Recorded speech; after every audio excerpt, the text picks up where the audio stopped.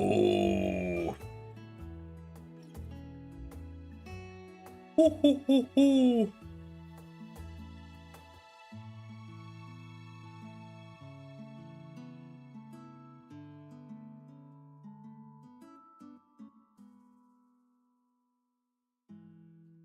My head hurts.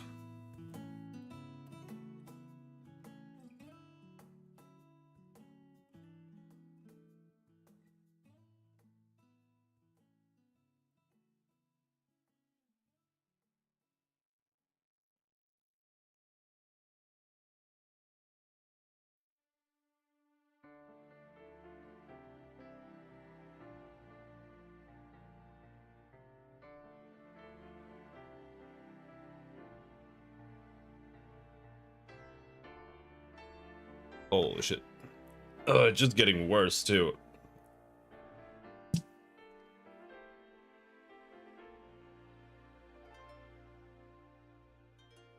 It works.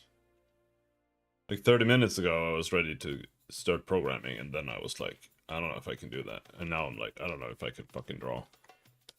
Oh boy. So what do we do? We just test some things here.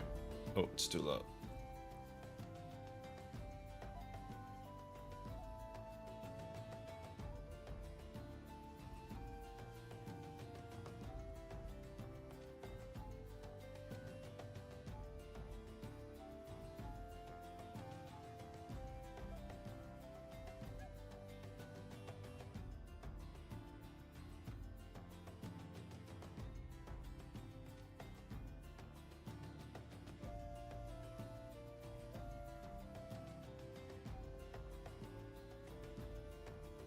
Alright, let's try some stuff.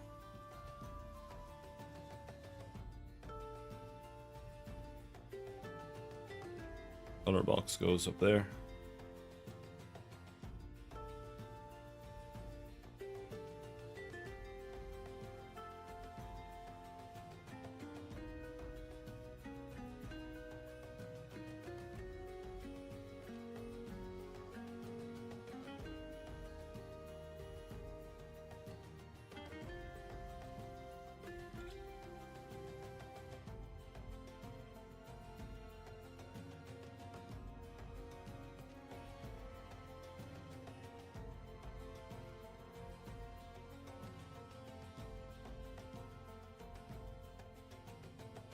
New layer.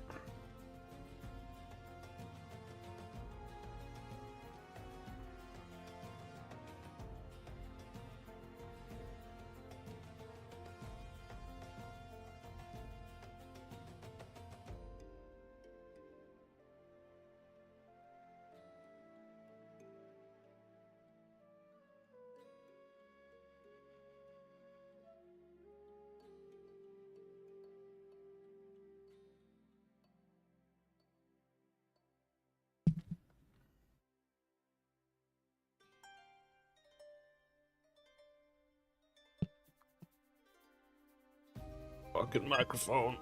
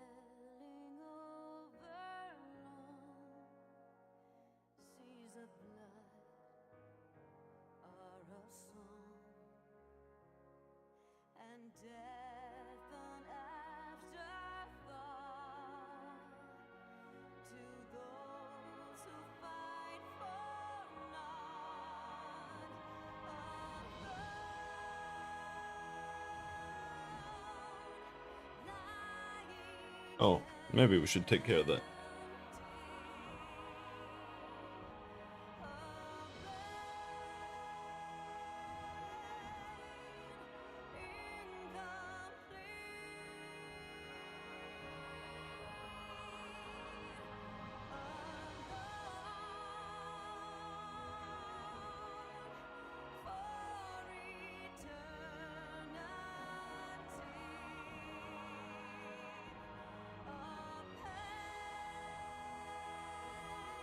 Open the window.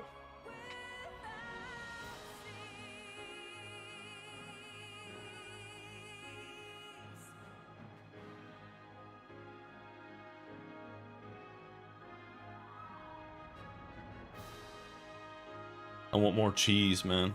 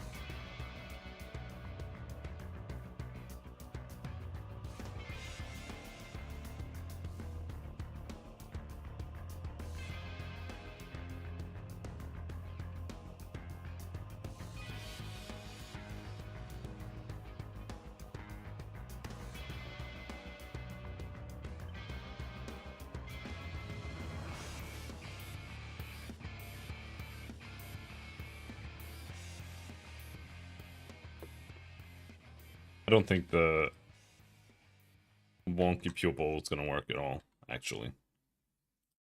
So let's just skip that whole plan.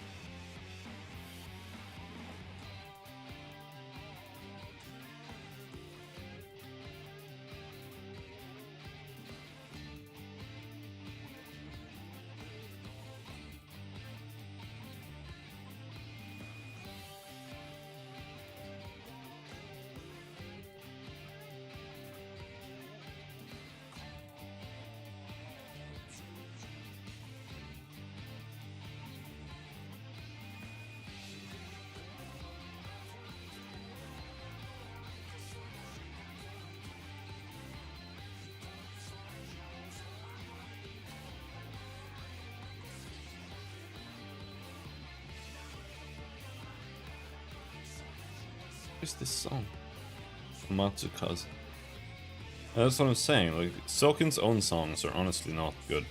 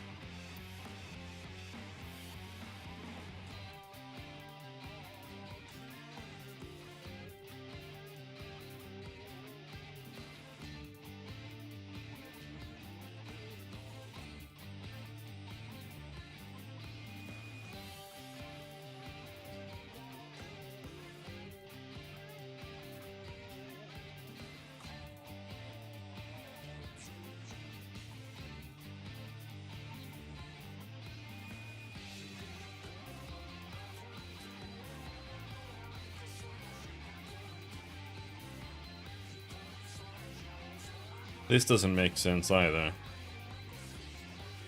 Not really.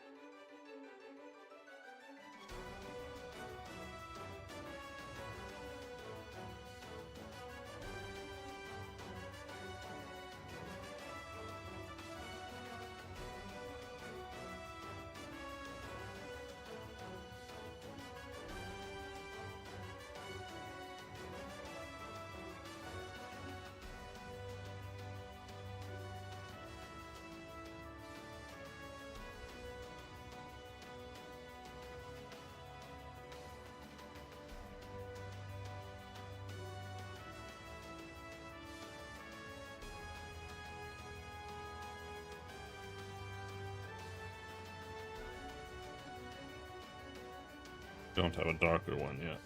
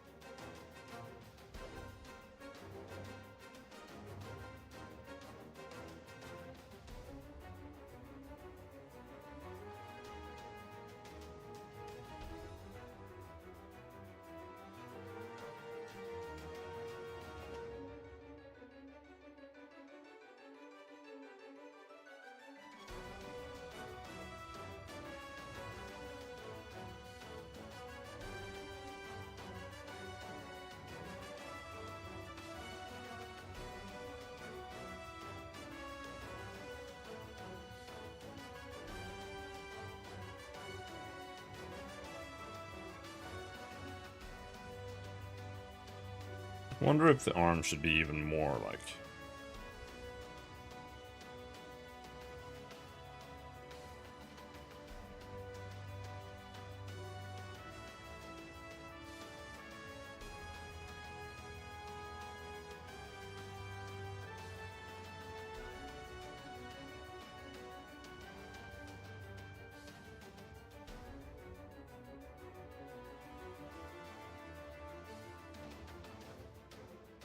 Nah. It is a little weird, though. That's the thing.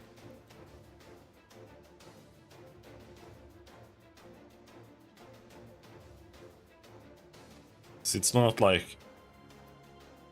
I don't feel like it quite fits.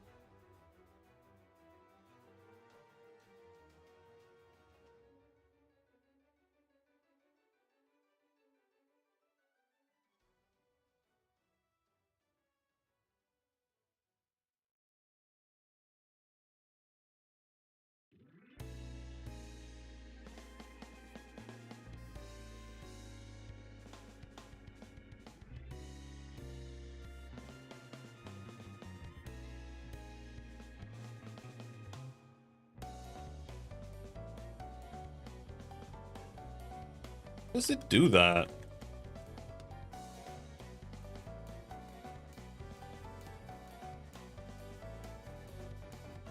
It's like it moves, but I undo and nothing happens, and it's like it never moved. Oh no, look. Look here. It has moved.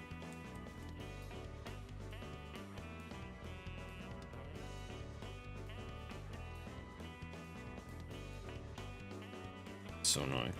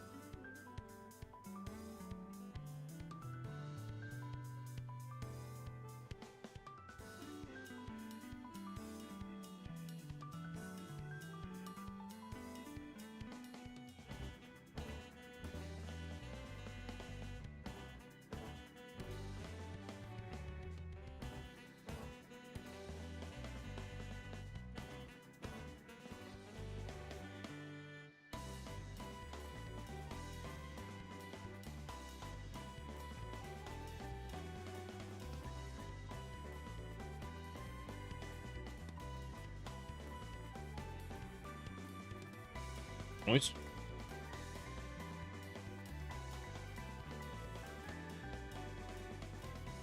Yeah, we're getting there.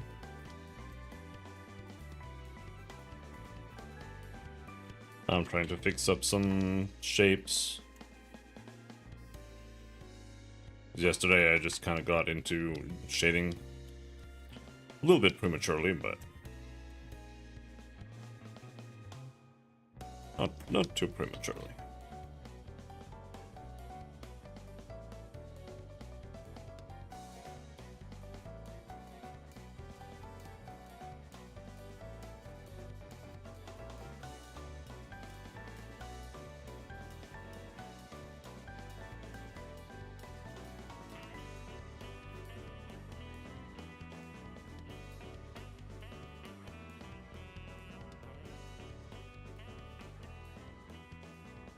Some crazy functionalities I have no idea exist. Like what? Like shifting the pixels?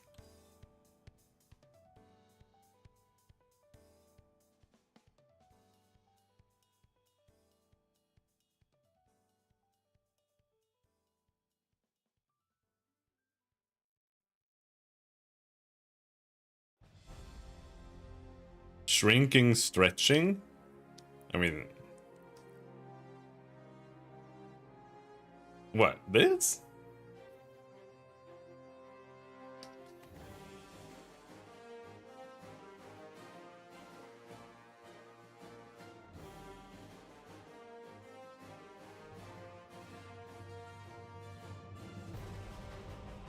Did it for the eyebrow?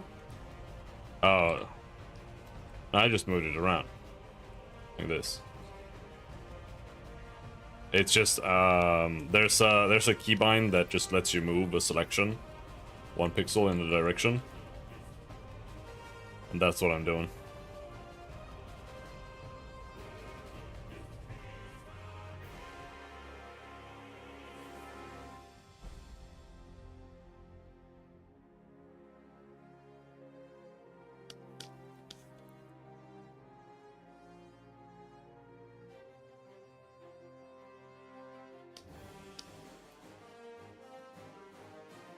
I just don't want it to look like a mole.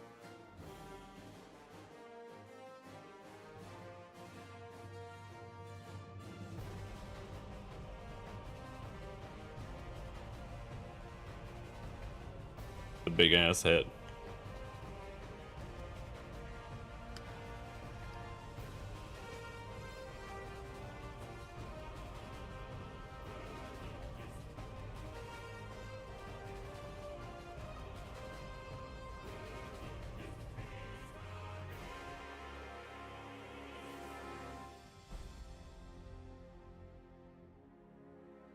I was afraid it was too long.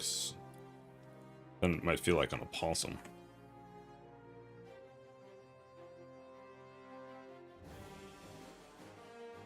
But I think it's okay.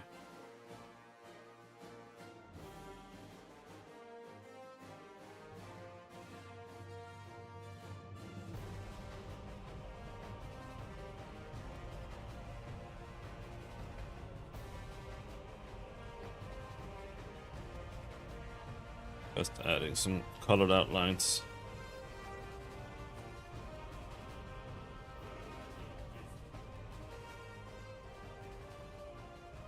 Yeah.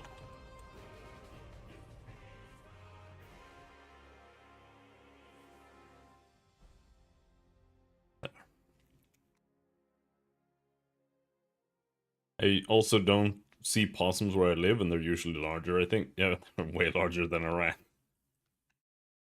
Easily. Possums are big.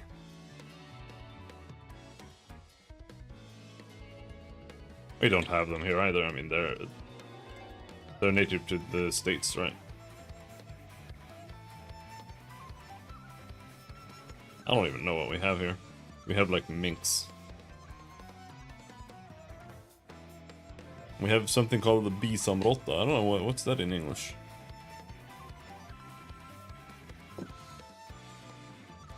Muskrat. We have muskrats.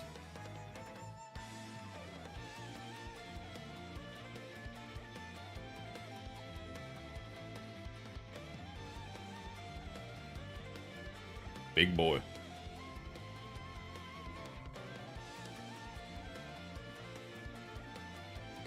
We have beavers too, but they're really rare. Killed all of them.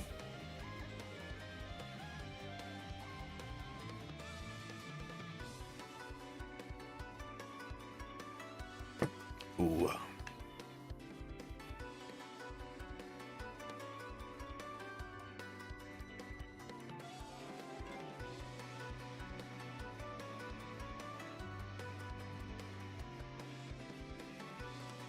I don't know if I should have this here.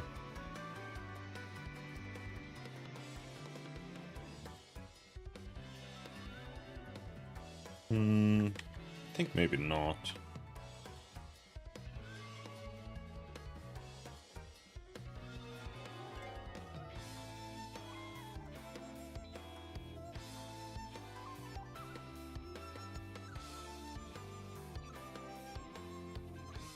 What's the point for the sprite?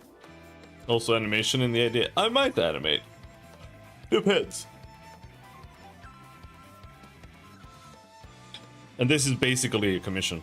One of our supporters, Semper Tantrum, has given us over time collectively $1,000 for the project for me to do this, so I'm doing this. This is basically his little rat slash profile picture that he uses like a little character.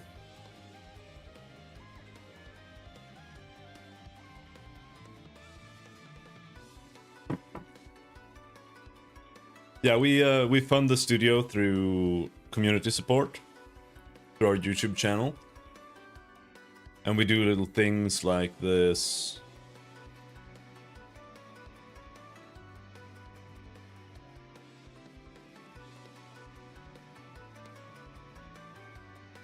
Thumbnails for YouTube series that people want to watch, that people can... We have something called Chatfish here, and the Chatfish is basically like everyone in chat is a little chatfish, and they're a little round and fat. And people can order chatfish, like customized chatfish from us, and our artists will draw them a little customized chatfish with like whatever clothes or whatever that they like. And then they can also buy on to thumbnails so that they can show up and be in the thumbnail and support us a bit extra. As you can see, here's the rat. Yeah, we're an indie startup game studio called Battle Damage Studios. There's the rat again. The rat's everywhere.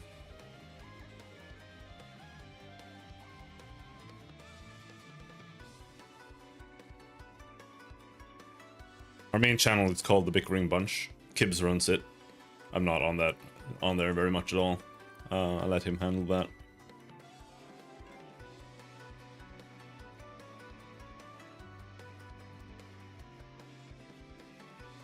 See, these are all thumbnails for series that we're doing.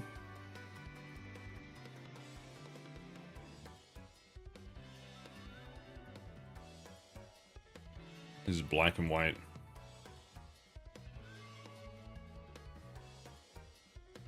It's far, far west.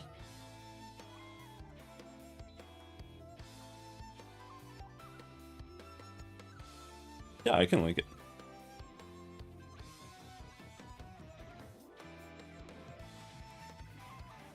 They mostly just do gaming content there. Here it is. Oh, shit. That was the wrong chat. Here. Actually, it might have been the right chat. I was gonna send it everywhere, but it did go to Twitch. That's where you are.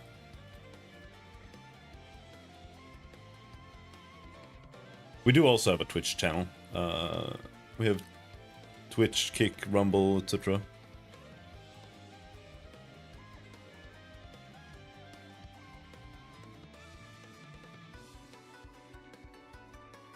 But everyone is on. Oh, help! Everyone is on YouTube.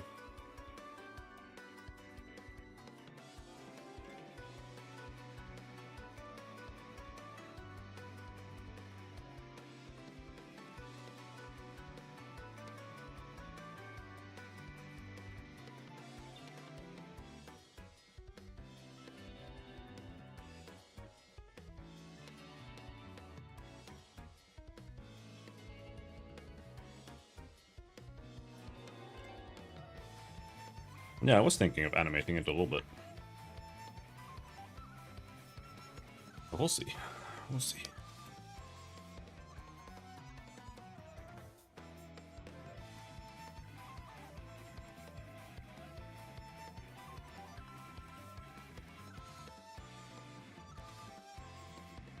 Yeah. That one just came about at some point. I don't know what they're doing.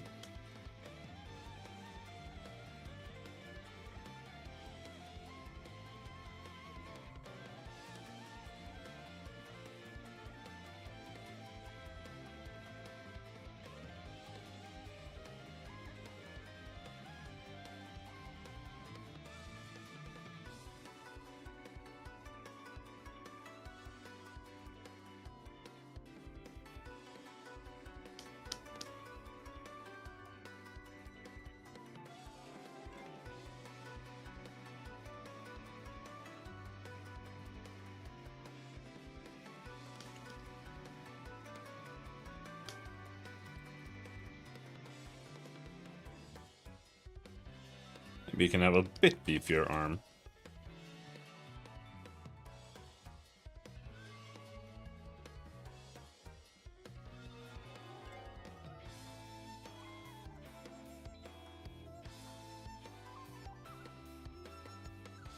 Or thinking also gets you more stale results. Yeah.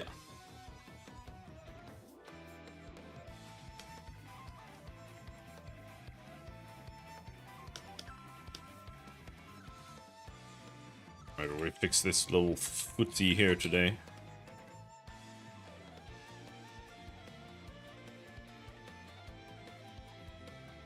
Just a rat foot look from the side. A rat leg.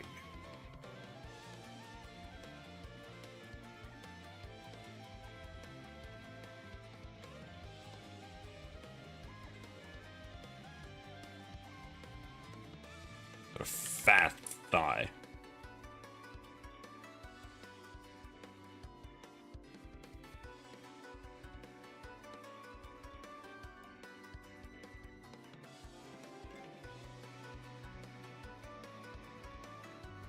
Something of the sort.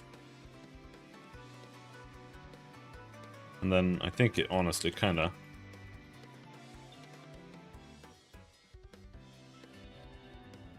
like that. This foot is too long though. Maybe something more like that.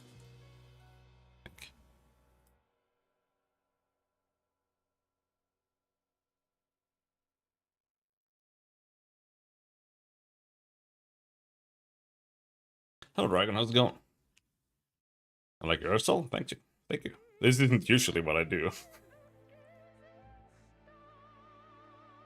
But Semper's little rat person is a little silly. Trying to tap into that.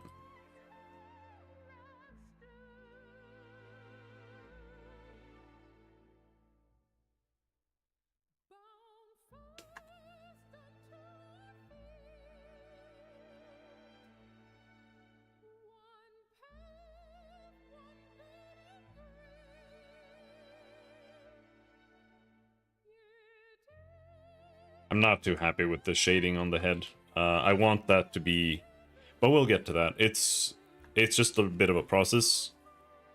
I think basically we need to figure out the like basic highlight layering, and after that I'm going to try adding like tufts of fur, shaded tufts of fur.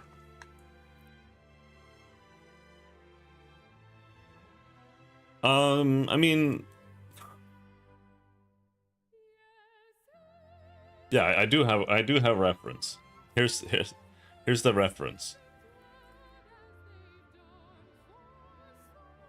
This is the reference.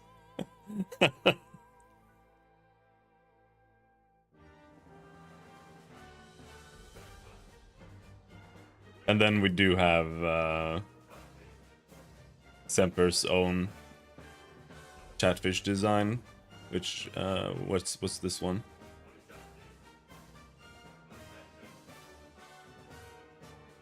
Where it shows up easily.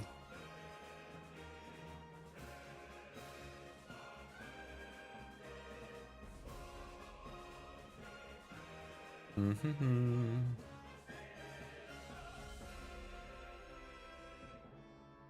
fine.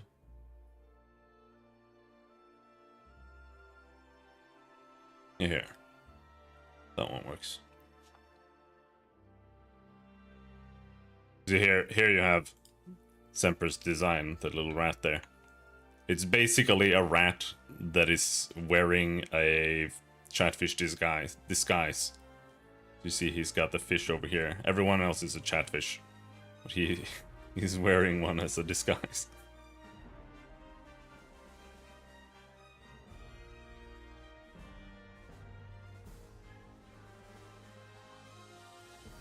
More FF14 soundtrack. Damn, I can't go back to MMOs. I don't want to. I don't want to go back to FF14. Like I really enjoyed my time in FF14, but I think the game is done. With Dawn Trail, they killed all of my desire to go back. So, like, we are playing it again on the channel, but that's just because people want us to go through the story, so we're doing that. But I'm not really playing it much otherwise.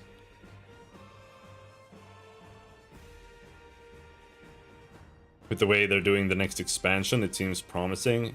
I don't think I'll go back. Like, honestly, the changes to, like, the classes, the modes and stuff, it was like, I don't even understand what they're doing. It just feels like they're adding, like, casual mode, and that's it. And for me, they destroyed the story in Dawn Trail. It didn't even start with Dawn Trail. They destroyed the story already in Endwalker's post patches, and I was like, okay, now I don't really want to watch it, or now I don't want to like pay attention to it anymore. I don't really care anymore. So I don't know. But that's why I'm enjoying Final Fantasy 16, because they're basically ripping off Final Fantasy 14's entire plotline, more or less. I haven't gotten that far yet, but I can tell it's like all the story beats. Endwalker's base finish is the saga finish. I disagree with that. I know people like saying that, but I disagree heavily, because it's like the subplot that finishes. Because the reality is that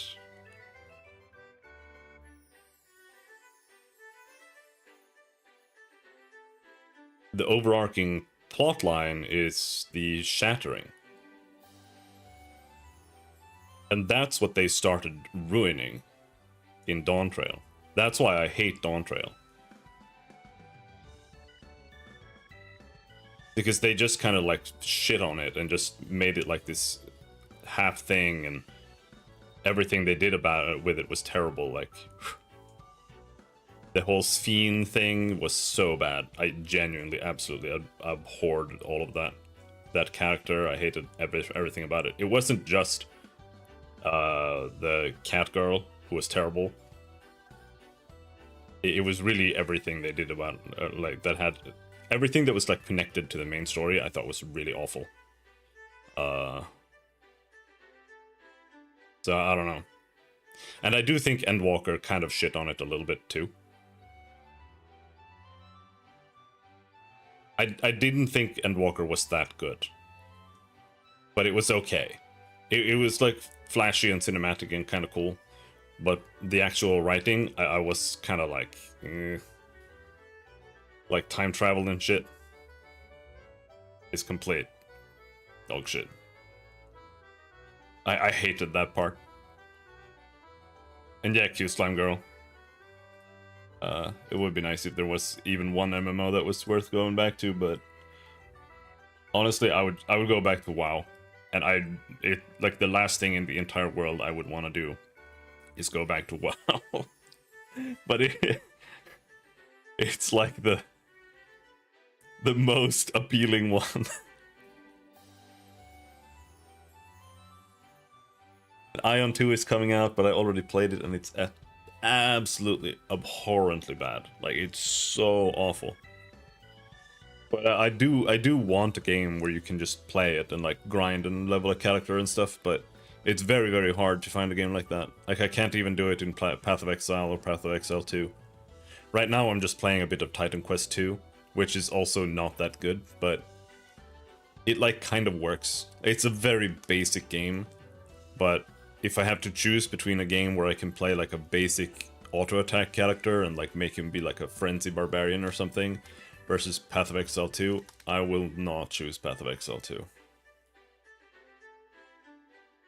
Hasaras? No, I can't do it.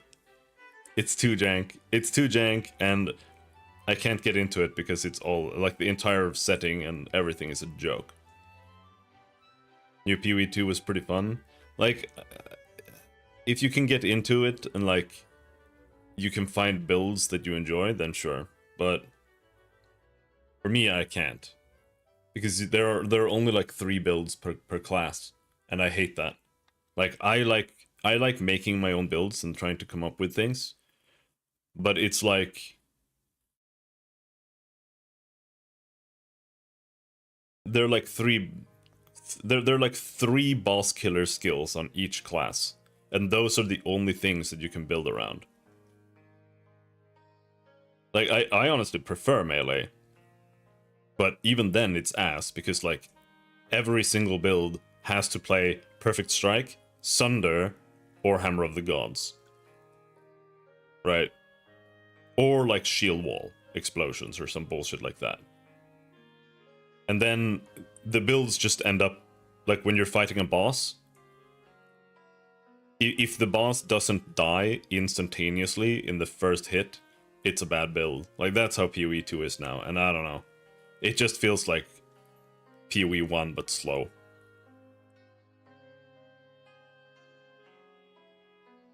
I got my OSRS account since launch. I mean, I didn't play since launch, I played since RuneScape 2. But I also quit with RuneScape 2.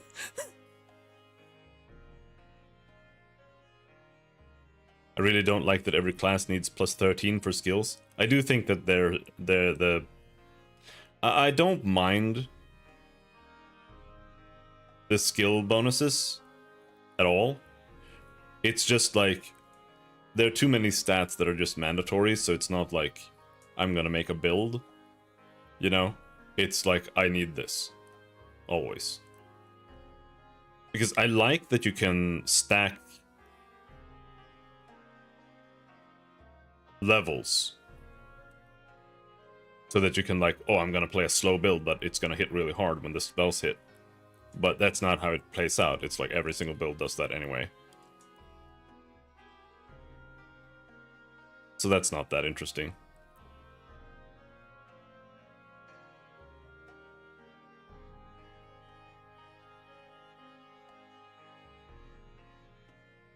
But yeah, I need the world to feel like it's interesting to me. That's why I like FF14. And that's why I can't get into RuneScape. Same thing with Ultima. The Ultima world is just silly. It's literally just a joke. The entire world and setting is just a joke on purpose.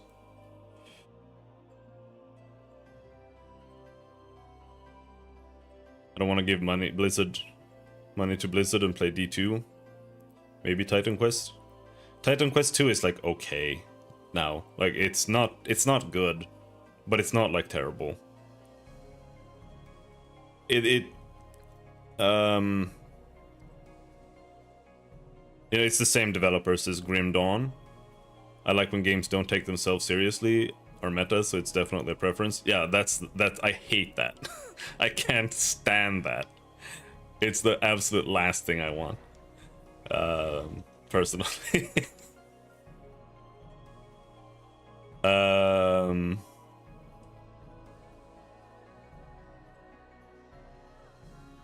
But yeah, Titan Quest 2 is okay, but it's a different type of game than Diablo or Path of Exile, where it's... They want the game to be more like, oh, explore-y, go around, like check things out or whatever, which doesn't really work for me, but it might work for someone else. Because it's like, I don't feel like it works. Because it's an ARPG, it's like about going around killing stuff, but then you just end up going around like aimlessly doing like 1,000 side quests, and it just becomes a bit of a drag.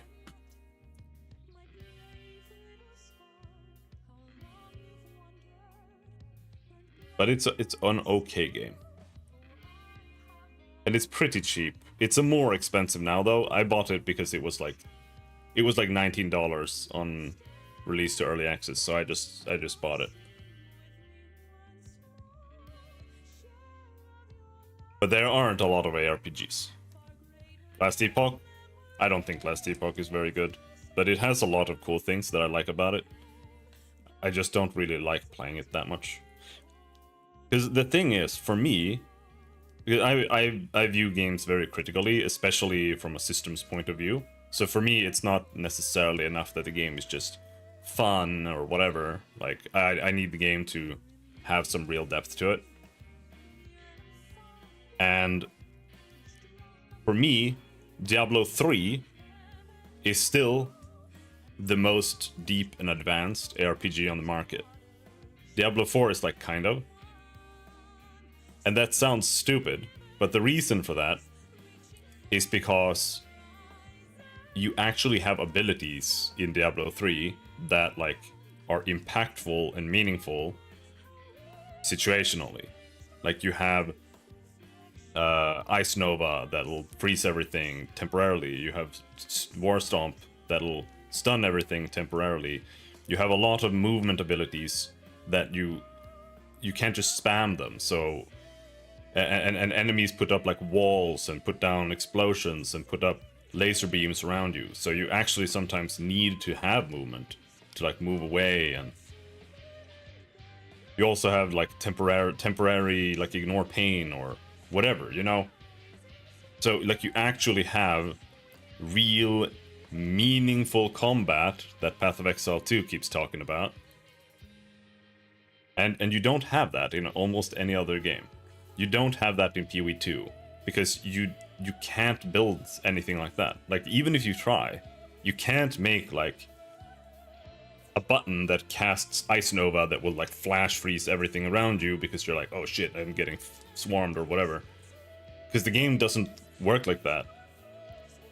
Mechanically and practically, because you're just supposed to obliterate everything instantly. You're not supposed to fight anything. You're just supposed to destroy it, which is terrible. And in Last Epoch, they have really cool systems for skills. Like, more so in Last Epoch than in Path of Exile, you can make your own character. Because you can just pick a class, you pick a specialization, and then you're like, oh, this skill looks cool. I like the theme of this skill. And then you turn that skill into your main skill. And like, I'm going to build around this skill. And you can do that with pretty much every single skill in the game. Even like healing hands or whatever. Like you can make a build around it. You can convert skills into other skills and have other function. It's really cool. I like it a lot. But at the end of the day, the game just plays like Path of Exile or Diablo 2. Like you don't go around like, oh, I need to stun here or I need to do this here. No, you just go around and kill everything instantly. So it's like, I kind of like the gear system in LE. It's alright. Your phone died again? What's wrong with your phone? Yeah, I'm talking about Last Epoch. The gear system in LE has like ups and downs.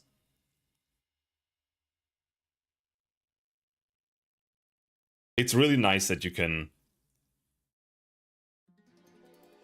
craft gear so easily, But it's also really bad that you can craft gear so easily, you know?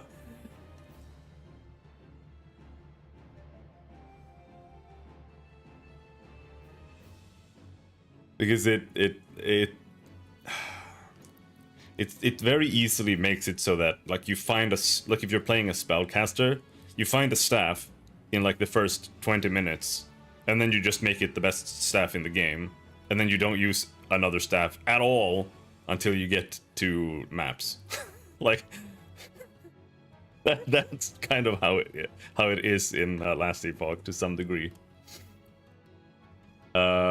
So that's like my issue with it, but I do like how flexible it is and whatever. But I do have that issue with it that like the setting is kind of bland, and time travel stuff is, I don't like it at all. It doesn't look that good. It's like it just feels kind of but I do think it has a lot of good ideas. And I also like the idol system. It's really good. It's like the charm system in Diablo 2 is atrocious.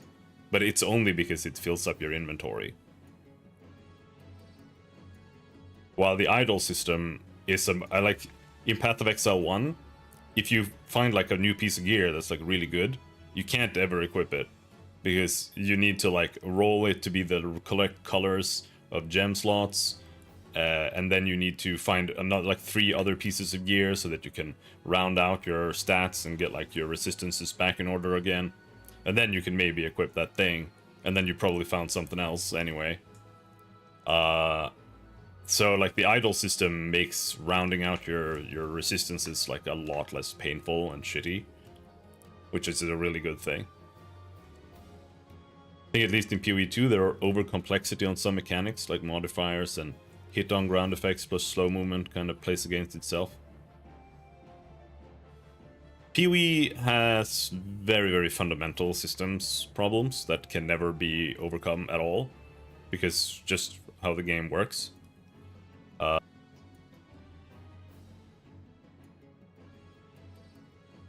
I do think like the map system, where you end up having like a list this long of things that are happening on the map, is just kind of annoying. But like the issue with PoE is that they can't ever balance it. It's literally impossible to balance. Because you have so much freedom to go and pick whatever you want. That means that you can never have a damage expectation for players. Like it's impossible to know how much damage is a player going to do at any certain point in the game, really. Because you can just go into defense a bit, or you can have like max damage or whatever. So are they gonna balance, like how are they gonna balance a boss? Are they gonna balance a boss against you having like literally only damage nodes on your entire tree? Because then it becomes damage sponge against someone who has some defenses. But then if they're balancing it for someone who has some defenses, then whoever only has attack is just gonna like instantly obliterate the boss. Especially in PoE2, when you don't even have to invest into health anymore, so you just always have some defenses. And it's just, I don't know. So because the game can swing between extremes so much between players, and also just because it's poorly balanced still, the game is just weird. Those are too common in PoE2. I don't necessarily think so, but I think that when there are slows, they're like insane. You know, like if you get chilled in the middle of a dodge roll, it's like that dodge roll is like 3 times as long. It's super weird. It almost feels like a bug.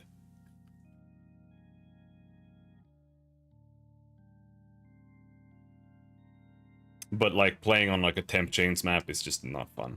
It's, I don't know. There are a lot of things like that they've always had in Path of Exile that's like anti-fun on purpose, just so that you have to build to cope with it. I don't really like that too much, to be honest. It's like life regen enemies. If you don't have like a node in your tree that says enemies like can't regen or enemies have 50% less health regen, then it's like, unless you have some ultra OP giga build, there's gonna be an enemy because you happen to fight like a fat enemy type who's a rare, who has life regen and extra health. And he's going to be completely unkillable. and that's just one example in PoE, right? And then it's like the temp chains map issue, where there are nodes on the tree now that say like reduced slow effect on you or reduced curse effect on you. So it's basically you need to have those nodes on every single character, and then it's like not interesting anymore either. It's just like you need there are some boxes you need to check. But that's why I don't really like Path of Exile from like an actual build crafting or like depths point of view, because I don't think it really has it. The passive skill tree is, it's like, it's a complete cosmetic thing. It's not like real build depth. The passive skill tree is just kind of, it's more like a puzzle challenge to make your character work like a normal character, you know. And then on top of that, you pick your build, which is like your skill loadout.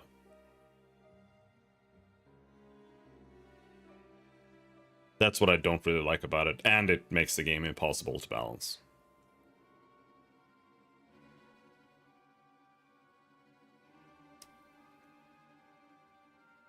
I do like crafting systems.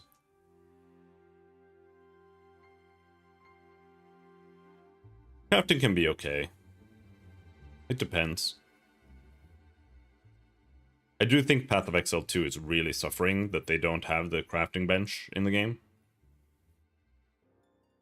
But that's mainly because it just makes gearing when you're leveling a character so inconsistent. But otherwise, I kind of prefer when gear mostly comes from loot. Which is like in Path of Exile 1, that's like not how the game works anymore.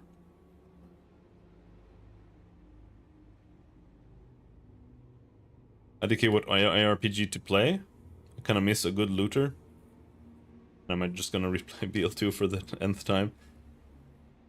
Yeah, there's a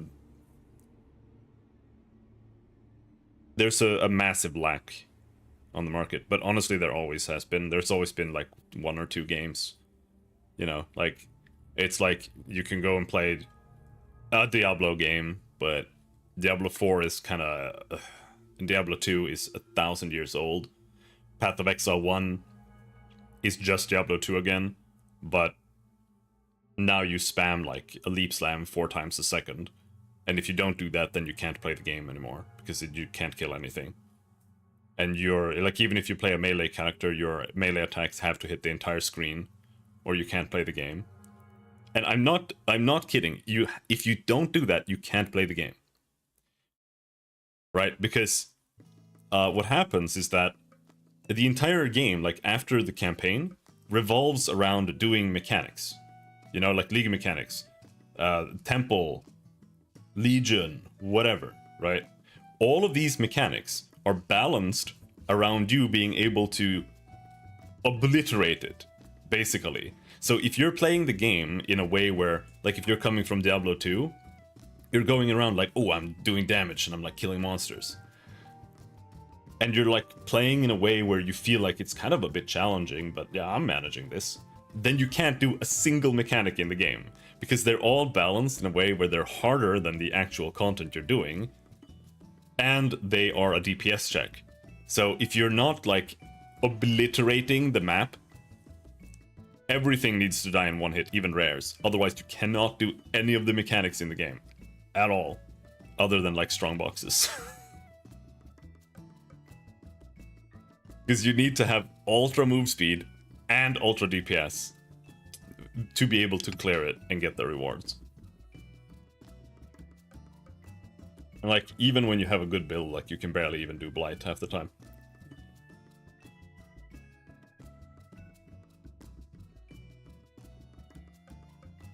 So yeah.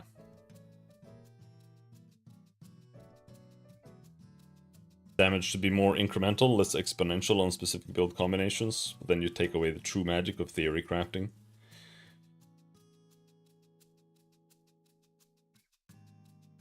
I don't think you need that much, to be honest. Like, I just think you need like a couple of choices and a couple of layers. I don't think you need as much as you have with the passive skill tree in Path of Exile. Because in PoE, it kind of just becomes like an abuse thing, almost. Like, you're like, oh, how many layers of like damage multipliers can I stack? And that's just what the entire game boils down to. Like, yeah, we can have, I can get crit here, and then I can get like this much shock chance over here, and then I can have like this item that like multiplies this, and then, oh, now I'm doing 1 billion damage. And then everyone else is doing like 1 million damage instead, or even like 100,000 damage. I don't know.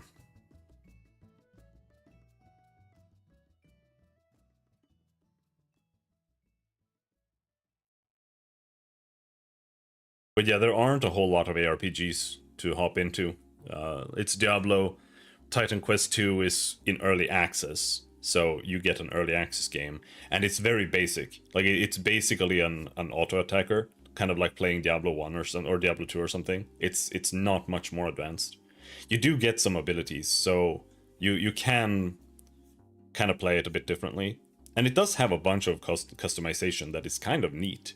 You can, like, if you're playing a warfare build, which is basically a warrior, there's like an AoE, a circular AoE slash, and you can take points into that changes into like a whirlwind attack, like Cyclone in PoE, or you can turn it into like a Rend from Diablo 3, where you hit enemies and then it applies like a bleed on all the enemies that also reduces their like resistance to, I think it's trauma damage or something, and then you can kind of combine that with other attacks that you make do more trauma damage and stuff.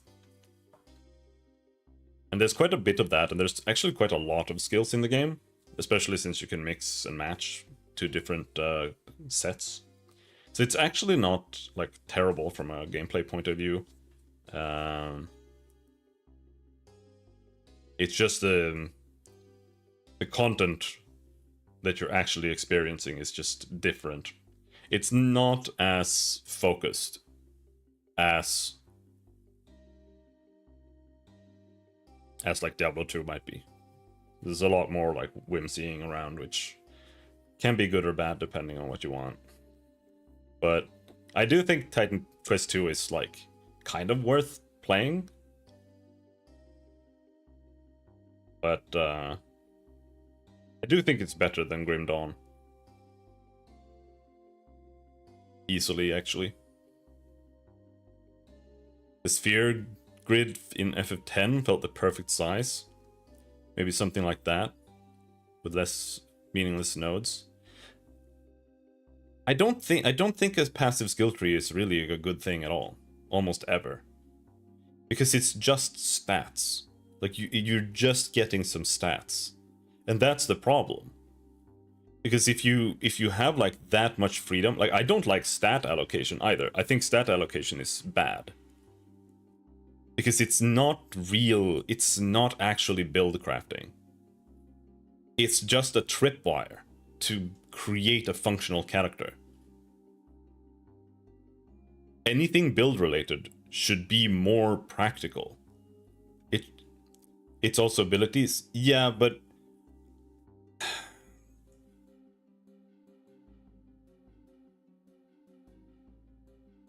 I guess maybe you could kind of do something like that. But like if we look at Final Fantasy X, within the context of FF10, it doesn't work. Because it just... The only two things that happen there is that either you play on the normal grid and then you're like, okay, I'm just going the tightest route. And then at most what you can do is you can like, oh, I don't feel like going and getting like haste or whatever, and I'll just continue going. Or you play on the expert grid, and then it just, like, you basically just turn a character into another character in the game. And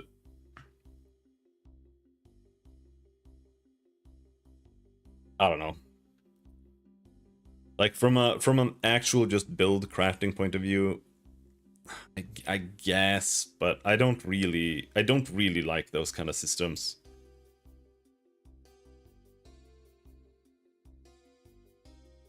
And also the like minor incremental like choices would just make it hard to feel if your character is growing at all. And it also makes it hard to like, because it's not very interesting. Like, oh, I need to pick a little bit more health now because I'm like getting a little weak. I don't think that that's an interesting choice. Or I need to get like some damage or like 5% crit chance and that kind of stuff. That's why I like Last Epoch, because there it's actual real practical changes to your gameplay. Like, you're making your ability do more of the thing you want it to do, or you're changing it into being something else that you want it to be, and it's like the character is actually changing and evolving and growing, directly linked to the practical gameplay aspect of the game. And there it is kind of like a skill tree too, but it's for each skill. And there, yeah, I think it makes a lot more sense there, and it feels a lot better. That was intended? Well, yeah.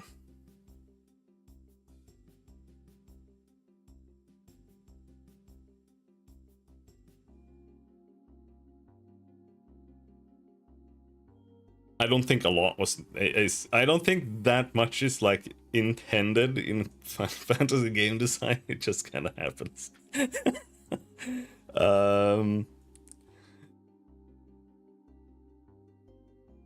But yeah, it's for me. I could see like some kind of skill tree, kind of, for a game like Final Fantasy X, for example. But I think it's more. I think it's better if it's like, okay, this is Auron's skill tree, right? And when you're trying to like choose where Auron should go, it should be more about like pushing Auron in a certain direction. Maybe you have like 4 directions you can take Auron. Oh, you want him to do more melee damage? You want to push him into like having limit break more often, or you want to push him into maybe being able to do like elemental attacks, or you know, something like that, so that you can choose and personalize him, instead of it just being like, yep, I'm gonna turn Auron into Waka. Hello Chano, how's it going? I think tactics really nails that. I think in theory you're right. In practice it doesn't, but that's because the game is just broken. Because almost none of the classes are viable in the game. But otherwise, kind of, yeah.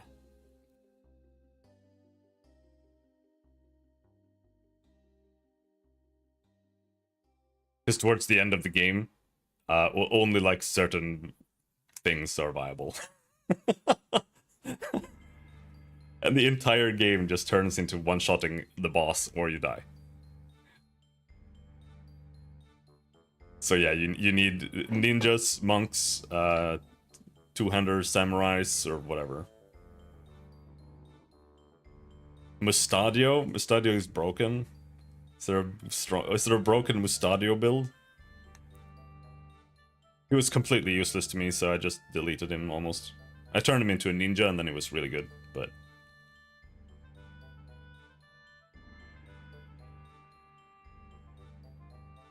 You can just use the machinist skills. Let's see, the issue for me is that...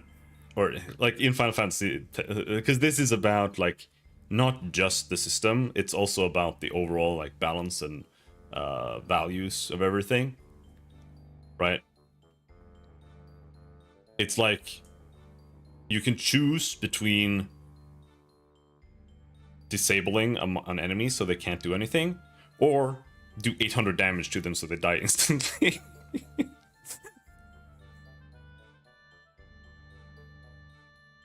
Which one are we gonna do?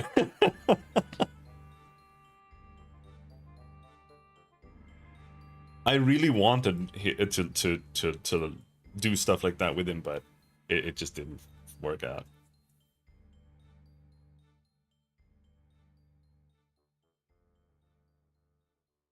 That's why I like some FF-ROM hacks. I haven't really tried much. Like, back in the day, I did try some for, like, FF16. I tried, or for FF6. I tried FF6 hard mode, but it was stupid. I got to the first forest outside of Narshe, and I used steel on a rabbit. And in that ROM hack, if you steal from an animal, it one-shots your entire party and game overs you. I was like, okay.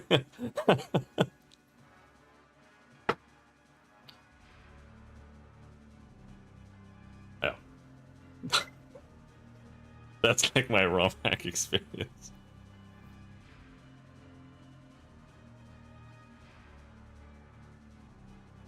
There's T Edition, which is a Japanese translated ROM hack. It's an actual quest system plus a ton of changes. In what game? Tactics?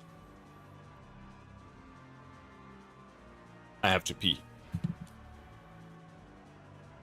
Oh, FF6. Oh, okay. Yeah. Yeah, like the thing with most modders is that they have the drive, but they don't know how to balance anything. Almost ever. Very, very rare that mods are like actually properly balanced. Happens sometimes.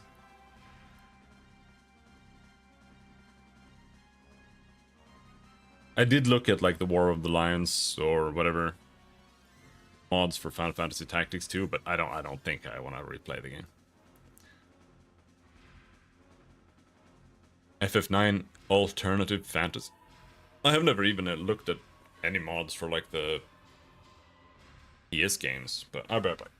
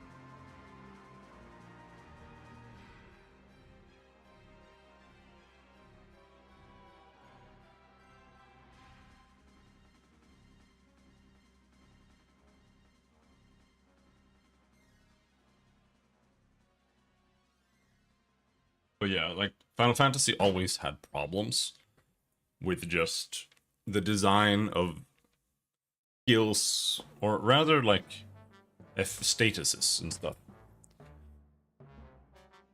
And that's always something I wanted to do differently and like actually have, or really that's what I look for in games.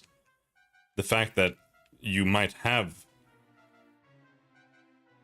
functionality that you can employ in combat that's like situational, which makes it interesting. Right? Like, I want to have a reason to apply a stun to an enemy. beyond just like, oh, he can't act for 2 turns.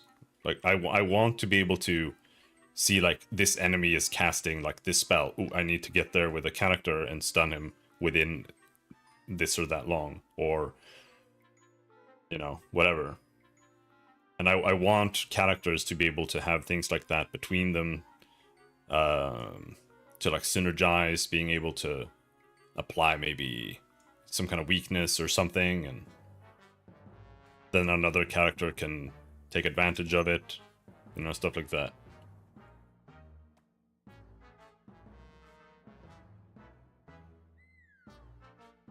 But the problem is that you can't have abilities like that in a mana system, because it breaks the game. Some mods make them situationally useful. Right. If the common enemy is harder, you feel like that's the right move. I feel like for the most, like in pretty much every scenario, just doing damage and killing the enemy is going to be the right move. But you can kind of make like some crowd controlling or like debuffing make some sense. But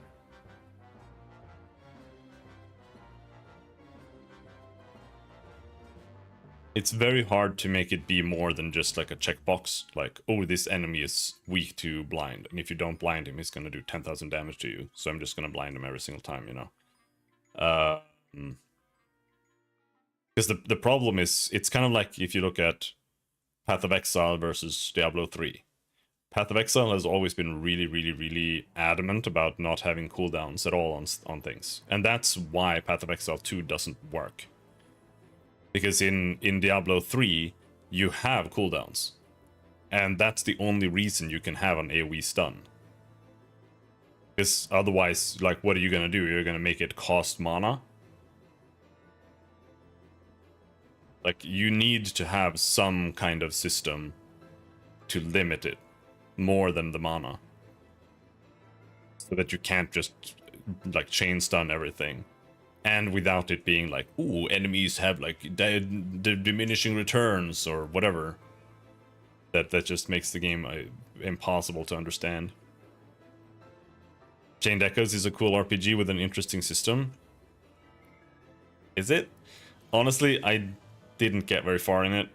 I just tried playing it and it just felt kind of silly and like exactly like Final Fantasy, and I kind of gave up. For me, Cosmic Star Heroine is like the one game with cool stuff in it. And Star Renegades, but they're both like shitty indie games.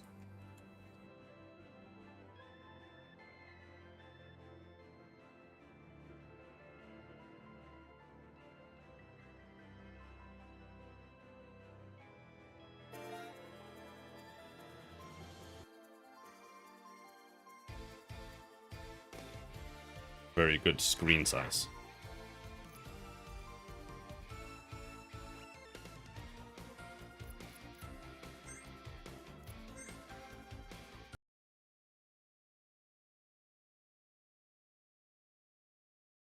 Crashed. Oh no, it doesn't have the built-in ability to resize.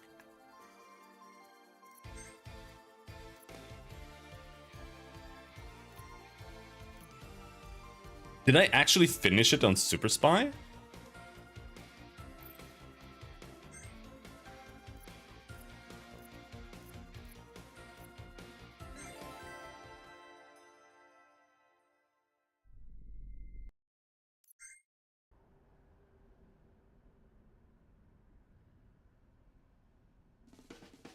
This game is made by the same people who made Cthulhu Saves the World, if you're familiar with that. Tutorial!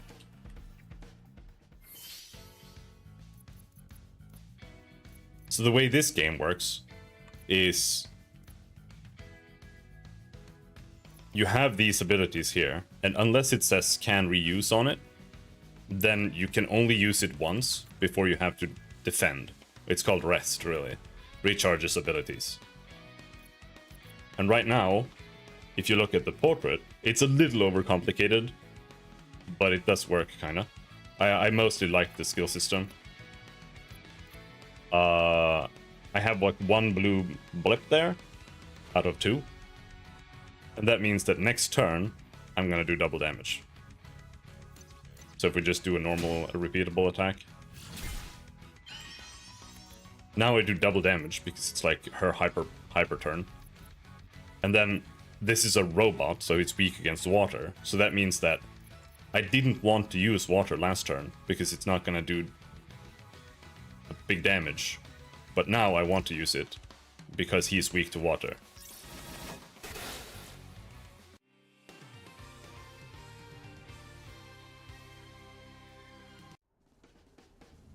And the game has a lot of stuff like that. It has like vulnerability status effects that make the next attack do like double damage. And then you want to line that up with like upcoming turns. Or you might need to like make sure that you're timing a heal for the right time or whatever.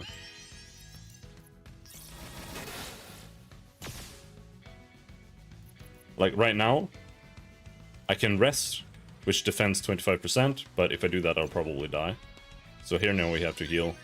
And like, it's not like a whole lot, but it's like, it actually makes you think and like actually make real choices that matter at the in the flow of combat. And later on, you get more party members as well. And I honestly think this is one of the best JRPG systems that have ever been made.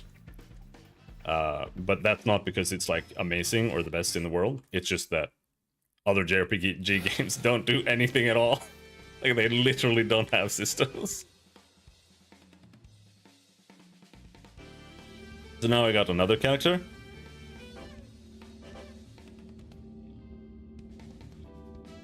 And she has like healing abilities and stuff.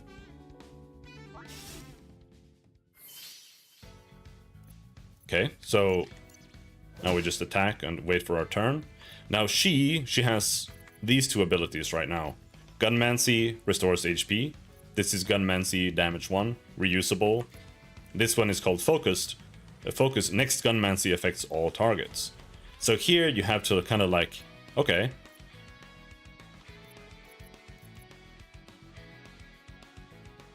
If I do this, I could AoE now, but then she won't have that AoE for when she reaches her Super Saiyan turn.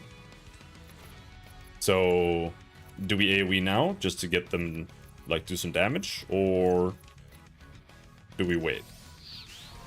I think I'll just wait.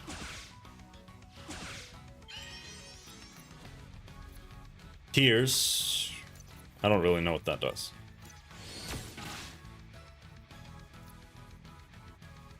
What if we pop, oh yeah, we pop Focus now. She needs to heal herself.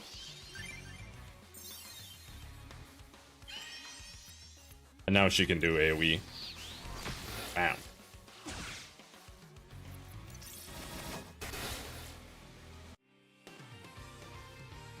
What's this game? This game is called Cosmic Star Heroine.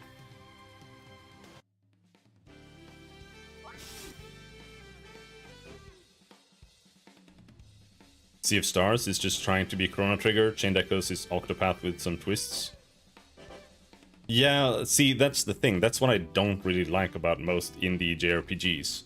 Because they don't do anything new for the most part. They're just like, oh yeah, we're Chrono Trigger again, but worse. Or we're Fire Emblem again, but worse. And they don't do anything new at all. And those games were like almost stale 20 years ago already. Like that's my issue.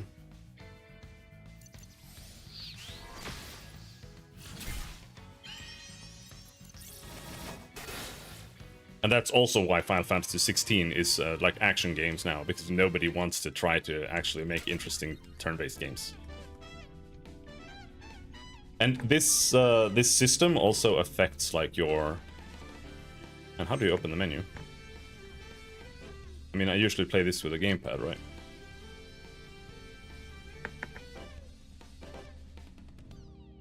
I actually don't know how to open the menu.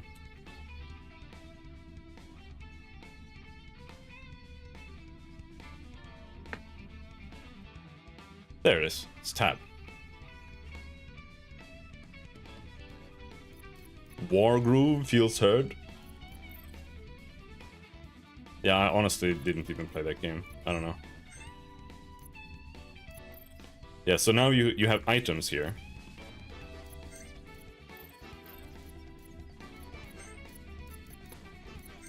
Oh, the items are for the entire party, right?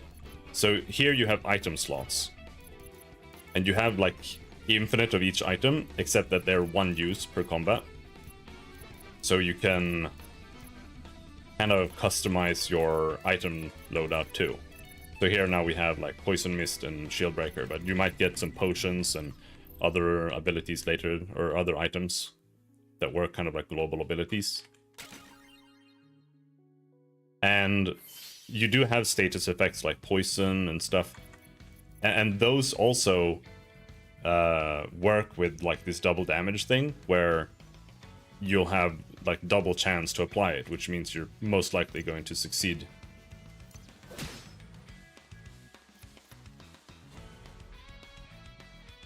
I like the systems in E33, but everything is kind of redundant if you can parry, because with the Pictos they made an FF9-like ability system. Each character has really specific class identity, routes, and mechanics. I did look at the game when everybody was playing it, and I do think it is kind of interesting.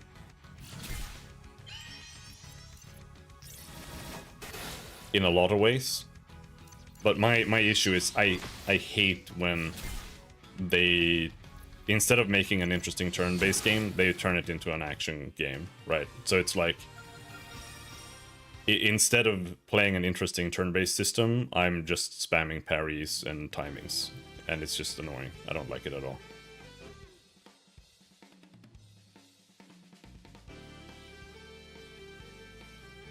I definitely think this game is worth playing, especially from a game design point of view. Okay, so now she has a new ability called Inspire. Boosts damage for one ally for 3 turns. So then the question is, okay, right now, next turn she has double damage, right? So if we boost her damage now, then she can do huge damage. And then we also have an item here called Shield Breaker, which inflicts vulnerable. So then we apply that to the big guy. If it succeeds, it did.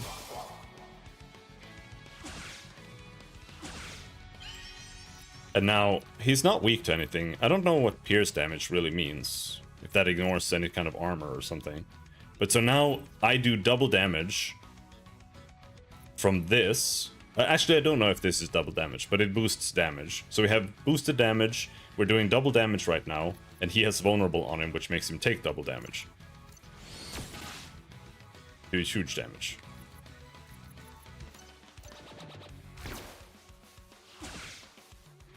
But now she's dead.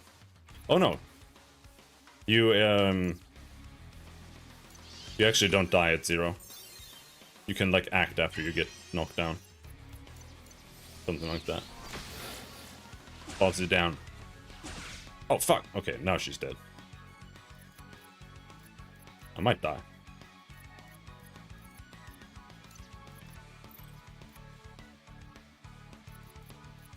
Reduces damage taken. Oh, shit. So I need to do AoE damage here. Which means we need to use the block now. So that we can use focus now. And hopefully we can survive. Yes, we killed them.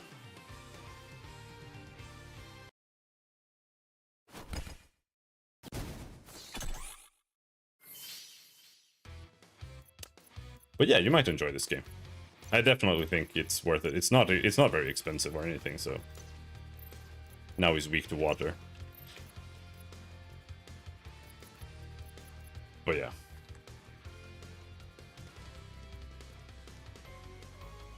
Oh, I was thinking of playing this maybe after Final Fantasy 16, but we'll see. And the other one is called Star Renegades. But this one is kind of bad. Like, it's genuinely not a good game. But from a game designer point of view, I think this game is very interesting for turn-based combat. It does it really quite well, in my opinion.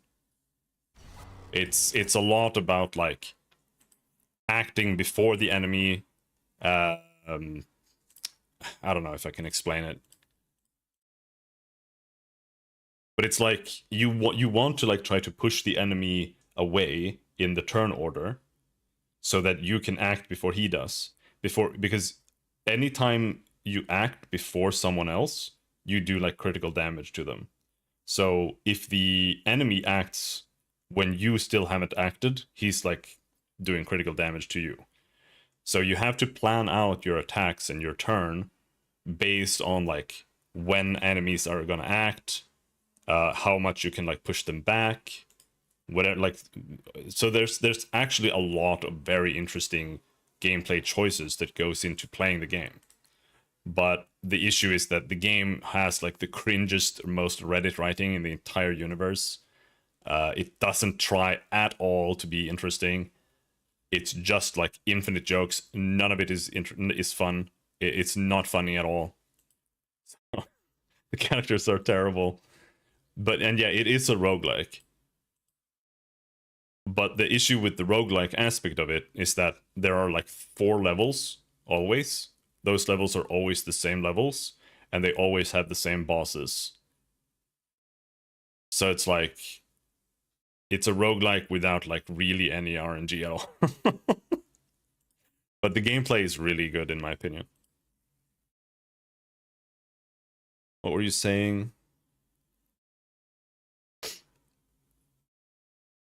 You can build a char in E33 that takes like 8 times damage but deals a shit ton. Yeah. Yeah. I actually did want to kind of play Expedition 33, but I just don't want to do... I don't want to do those things. I don't want to play the dodge game. It's just gonna make me mad. I just know it will, so I'm not gonna even bother.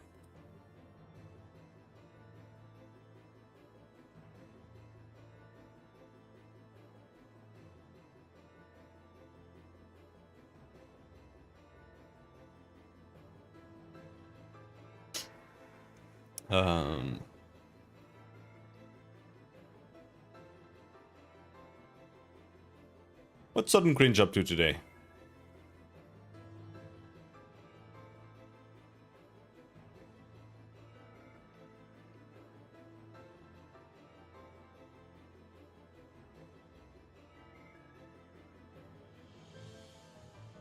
The story / cinematography / OST is really worth it. I watched most of it on Twitch, and yeah, it's not terrible. The music is definitely good. The story, I think I'm not entirely sold on if the story is actually good, but it's not bad either. I definitely don't think it's bad.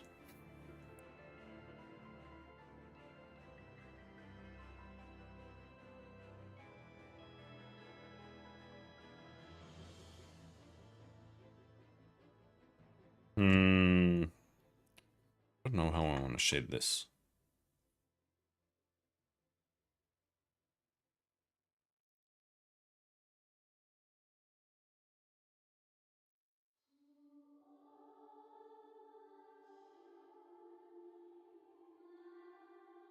I just thought it was maybe a bit just pretentious, to be perfectly honest, but it does seem better than most RPGs in terms of the writing.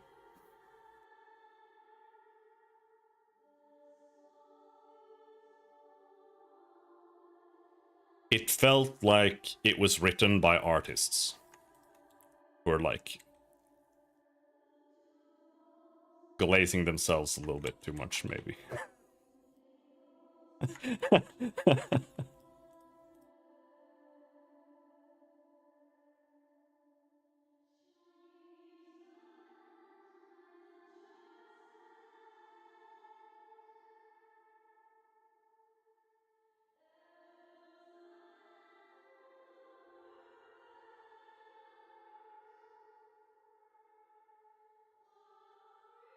A little bit.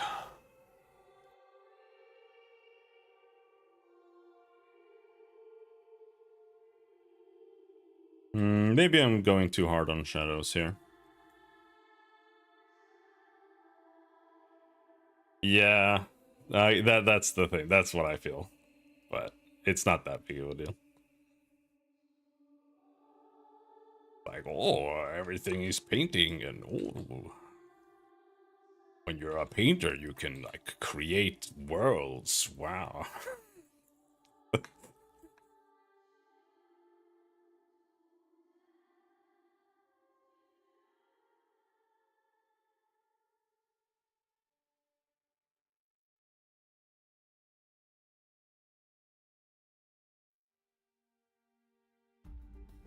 But at the time, I was also hate watching a bit, so it's. I will admit my bias.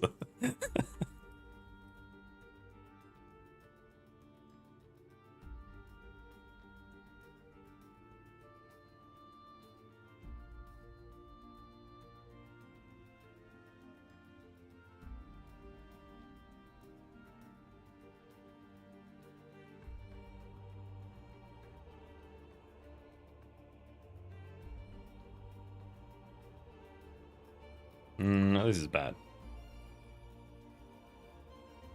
Actually, this needs to be kind of like this.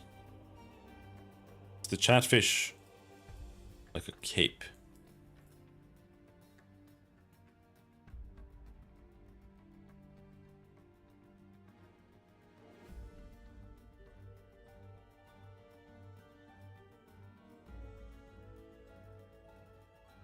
Right.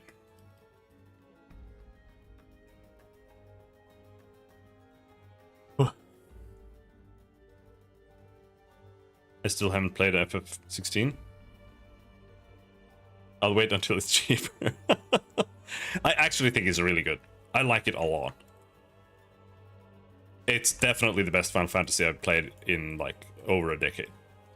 Except for, like, honestly, I almost think it's better than Final Fantasy 14. Because it's like, it's straight up ripping off the story beats of Final Fantasy 14. Like, in every way, right? But it does it in a way where I don't have to do fetch quests in A Realm Reborn. And it's just flashier because it's a single player game and not an MMO, right? I genuinely think it's a good game. But it is more like it's inspired by Devil May Cry. So it's like if you're going in expecting a Final Fantasy, you're not getting that. But if you're going in expecting like a more like casual version of Devil May Cry, that's what you're getting. And it's also 10 times cooler than any Devil May Cry game in terms of like just the experience. I really like it.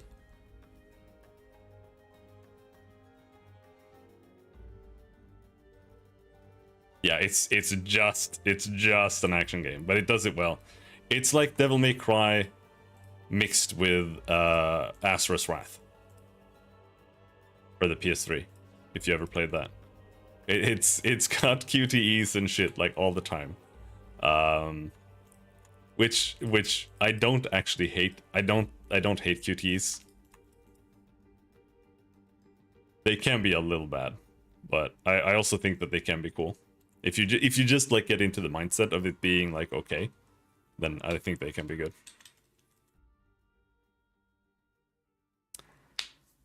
I also never played a DMC, and they're also on super sale on the bundle. DMC games are it can be hard. I think Devil May Cry, when it's good, are easily the best action games that have ever been made. But they're also like janky, shitty Capcom games. Like Devil May Cry 4 was like pushed out into release when it was like 40% done, right? So it's very noticeable. And like Devil May Cry 2 is a piece of shit. Like a genuine piece of shit. And DMC 1 isn't even like the other games. Like Devil May Cry 1 is a more basic action game, but it's more like a Resident Evil than like Devil May Cry 4 or 5 is. So like they're all like weird experimental games. It's a 3, it starts becoming a really, really hardcore action game, but it's kind of hard and weird to play, in my opinion. And that's why I think 4 is the best game for like new players, because you play a character that makes more sense than Dante in terms of like moveset and stuff. And it's just more polished in general. Even though you replay half the game. When you finish half the game, they switch your character. And then you have to replay the entire game again. Because they didn't have more of the game finished. Because Capcom forced them to release it. You want a really cool gem that I really want to replay? Legacy of Kain. The old 2D one. We played it on the Bickering Bunch channel. Kivs was not very... Kivs was not a big fan of the game.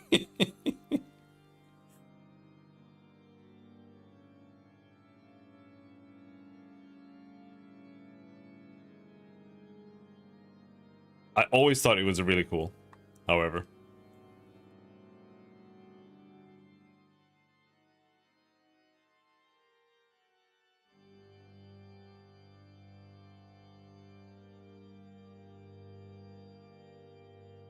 There's quite a bit of those Game Rush dev examples. Xenogears is one. Yeah.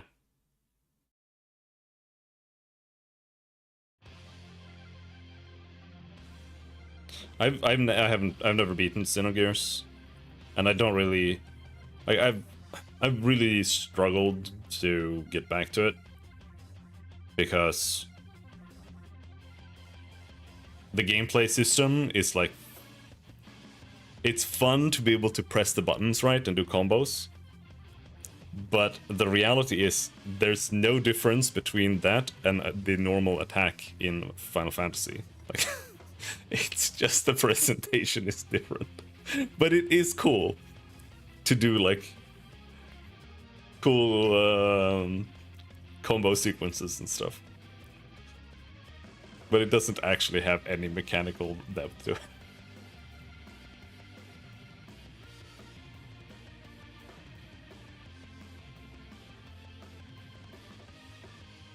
But yeah, and also the fact that people just say that Disc 2 turns to shit, which is makes it a bit hard to want to replay.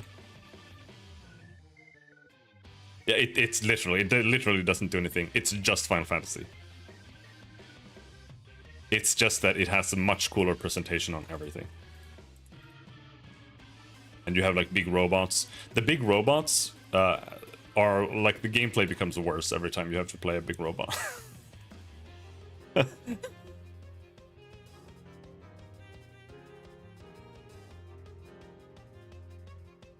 Because they don't have like combos, so instead you just actually do normal attacks. Like Final Fantasy.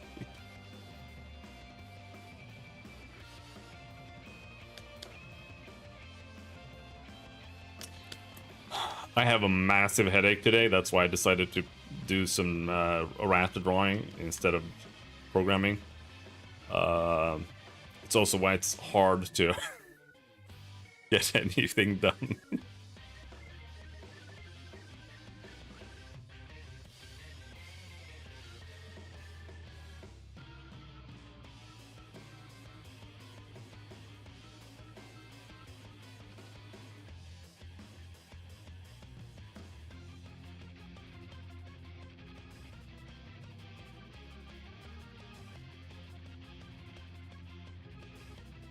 I mean, it's not that big of a deal to play through it, right?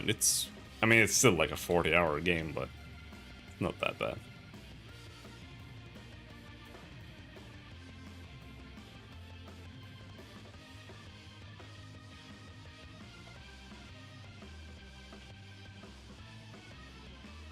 For me, it's also partially that the game series as a whole kind of collapsed.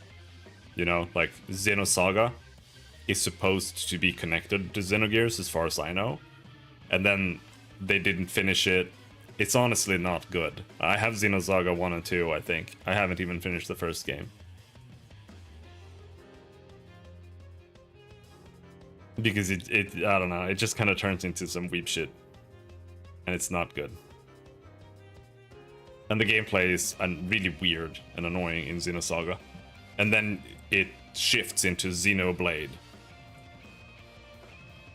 Right, that's what it's called.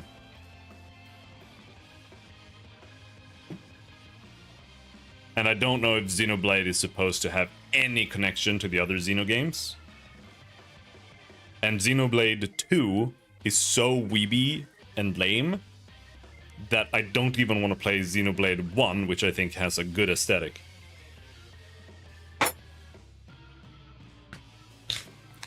Like, Xenoblade 2 and 3 made me not want to play Xenoblade 1.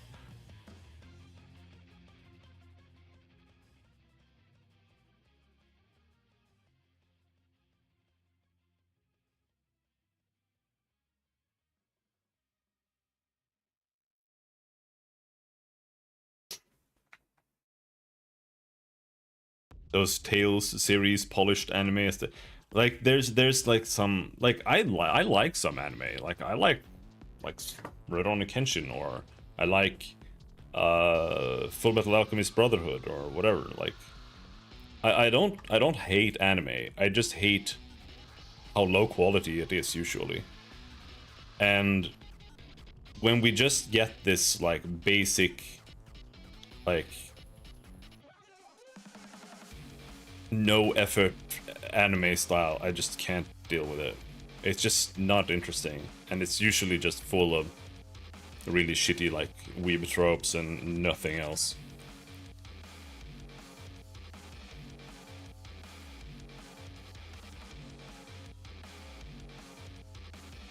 Like this is what I'm like. This I never want to see anything like this, and that's what Fire Emblem is now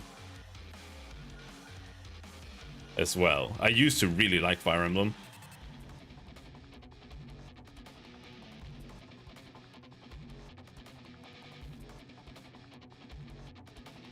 Like Fire Emblem went from this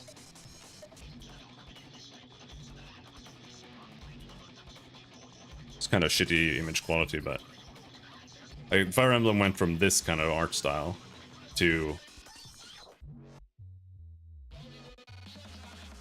which game is it?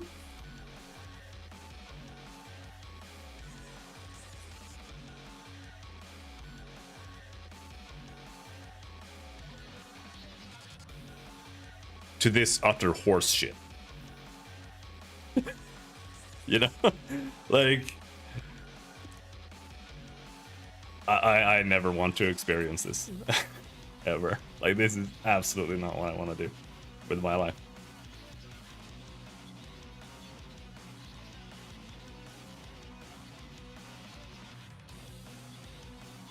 Because here it feels like they're actually trying, like they have self-respect.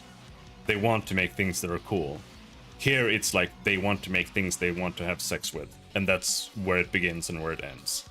That's the vibe I get.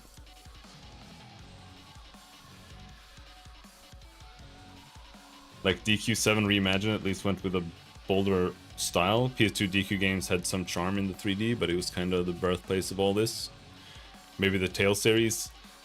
I think it's just anime that is the birthplace, because anime just started transitioning more into like more blob garbage. And DQ is just Toriyama, yeah. And Tales games have always been. But even Tales games, I don't think was like as bad. You know, like Tales of Fantasia. Like Tales of Fantasia, even back in the day, had a more old school anime style because it is old school. It's like a fucking Super Nintendo game, right? So like Tales wasn't always like that either. It's just that everything that's anime just has become just. It's like it's huffing its own farts and just becoming more of it, like everything that's annoying about it, like constantly. Like as far as we're going along, it's just like in an infinite feedback loop of everything I don't like about it, and everything I did like is just getting lost.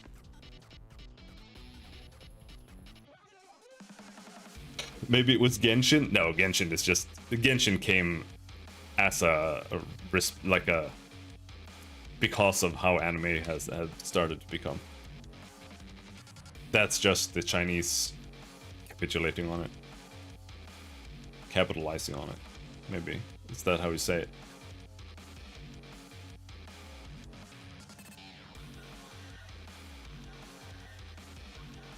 Oh yeah.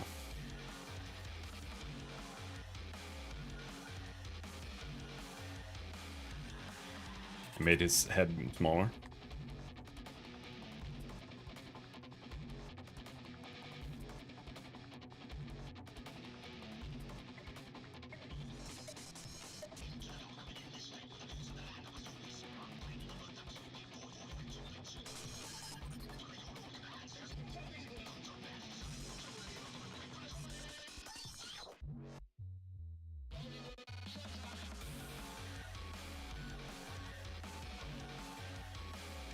Does he have a hole in his teeth?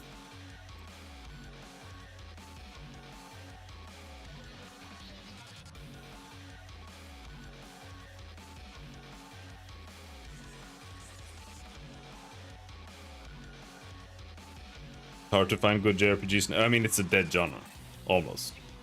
Quite frankly, like when Final Fantasy started abandoning it, everybody else did too. But even then, it was the JRPG genre was like a dead genre almost from the get-go, because Squaresoft killed it. Like, there's an actual reason why Final Fantasy was the only game that did like active combat in any way, because they copyrighted it. So you never got any games that tried to like do similar things. So you only ended up with like Final Fantasy and like Dragon Quest style games. I'm weirdly anticipating FF Resonance, despite being based on a gacha I used to play, because the dark fantasy pixel art and animation in the trailer interested me. Yeah, ATB is copyrighted, but it's copyrighted. It was copyrighted using a loophole, because you couldn't just copyright something like a system. So they copyrighted the active time battle system on cartridge. So it's connected to it being on a cartridge. And there's a lot of really shitty business practices like that from back in the day that actually hampered like games.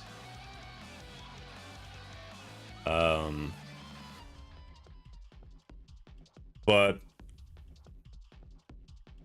I do find it kind of interesting, because JRPGs all spawn from Wizardry. Wizardry is the proto JRPG. It was super popular in Japan. Yeah. But what's interesting is that Wizardry is actually more advanced than JRPGs are.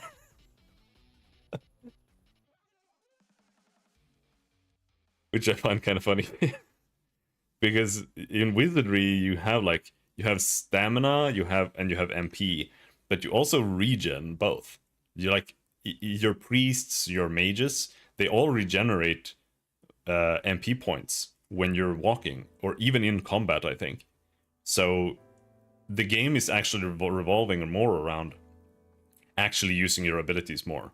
Well, JRPGs, almost all of them, revolve around like either you just spam your abilities and hope that there's like a rest spot or something, or you don't use anything at all and try to like make it to the boss with like full MP.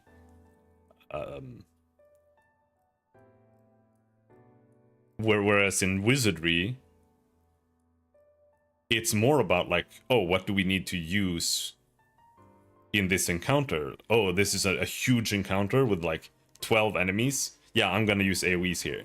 And then you use like a few AoEs so that you don't like pop your entire load. So that, okay, you actually have to do real resource management, because you're like, okay, if I use like 2 spells here, I'll be able to whittle them down, and then my warriors will be able to take care of them, and then for the next fight I will still have like some MP left, so that in case there's like a big monster, we can like debuff him or something like that.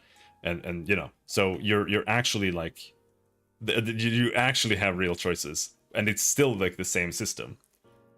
So I thought playing Wizardry 6, which was very interesting because of that, but the actual like story of the game and whatever is fucking awful. So I was gonna play 7, but how do you feel about Might and Magic?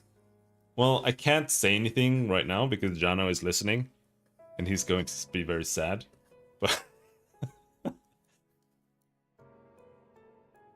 But no, I don't think Might and Magic is a good series. Like, if you can enjoy them, then that's fine. But they're not turn-based RPGs in the same way. With Might and Magic, what is it, 5? Or 4? Or is it 7? No, I don't remember. Which ones did I play? Might and Magic 4. Clouds of Zine. No, it's not 4.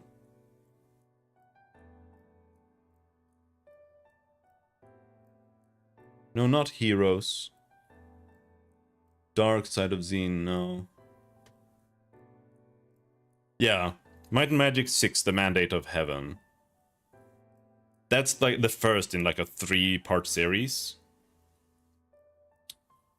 But if we're actually talking like the real Might and Magic, right?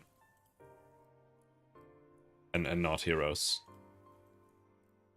Like, it's actually a real-time action game, not a turn-based game. Like, you're just walking around mashing like left click, and your character is just like attack, shoot arrows, and like shoot spells. Right? That's how the game is played. So it's not an actual turn-based system or game, really. Like, you can turn on turn-based mode, and sometimes that's preferential. Yeah.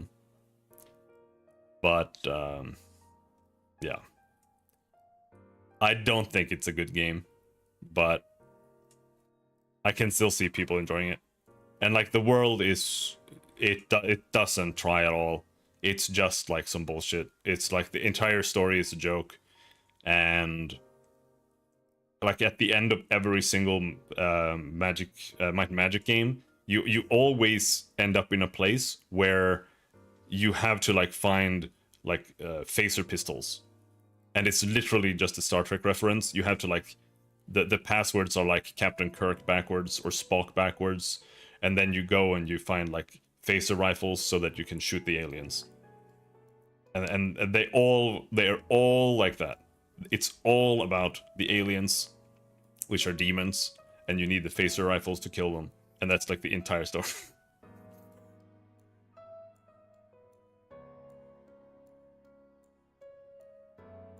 What about dungeon crawlers and their turn-based system? I mean, the Wizardry 6 is like the quintessential dungeon crawler, in my opinion. I haven't played 7 and 8, but I feel like every other dungeon crawler is just Wizardry, but worse, more or less. And there aren't really that many, to be perfectly frank. Like, you have old school ones like D&D games, like Menso Bransan or whatever. But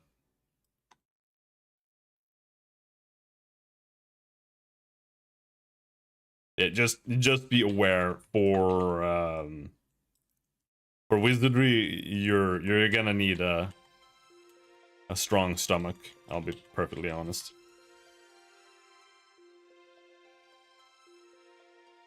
It's almost like you want to use a walkthrough when playing it. I only managed to like tolerate it because I was streaming it, and I still had to use a walkthrough now and then. I feel like in indie it's resurging. Barely. Like, I wish it was, because I actually kind of like them. But you only have like a very, very small handful of them. And it's like Amber Veil or whatever it's called. And it looks kind of mid. Most reviews also say it's kind of mid. Otherwise, it's pretty much just Etrian Odyssey. And you did have, what is it called? Stone. What is it called?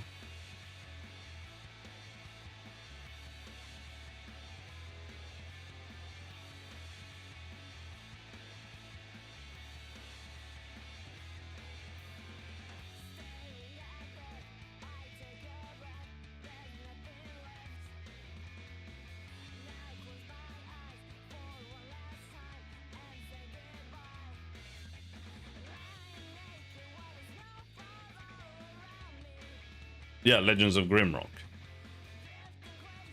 But Grimrock isn't turn-based either. That's why I tried playing it, but I was meaning to maybe play Etrian Odyssey sometime. But they are really weeby, but it doesn't really matter much. But my only concern is that I feel like the game isn't actually that deep, and I'm just gonna sit there doing like Final Fantasy gameplay for like 40 hours in a dungeon crawler. So I don't know. But that's how I feel like it's gonna end up.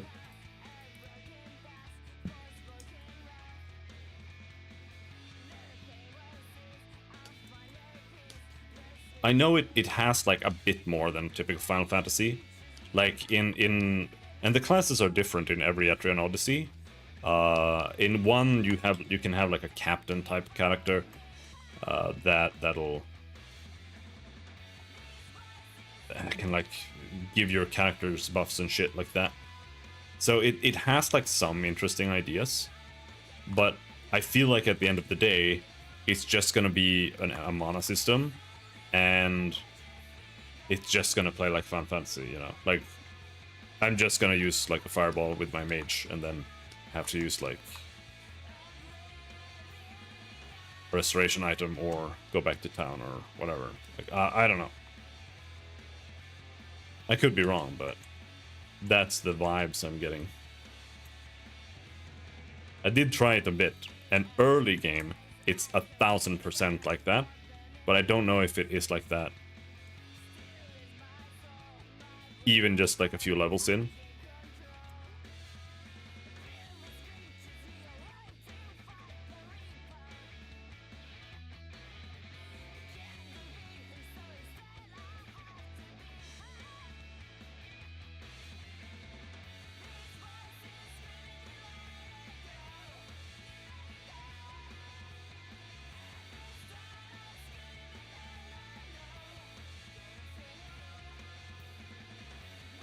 So,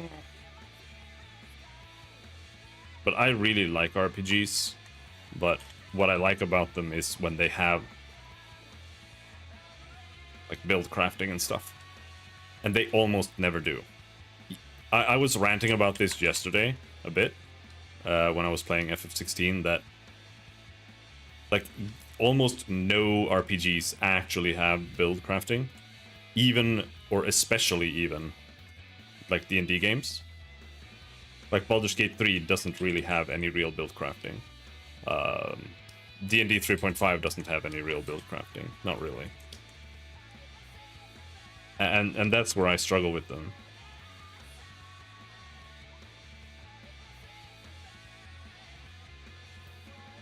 I'm looking at the Steam sale, looking for something.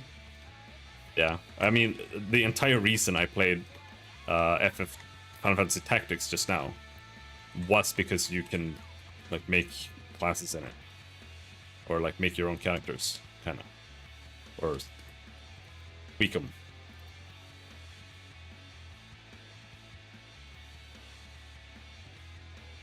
But it's really hard to find something.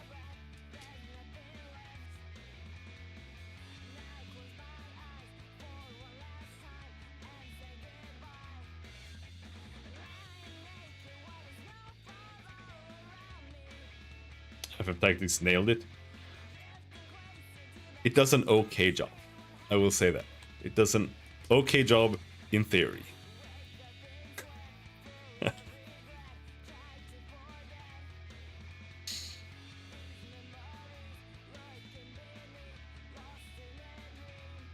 Zodiac system, absolutely horrific. Worst thing I've ever seen in my entire life.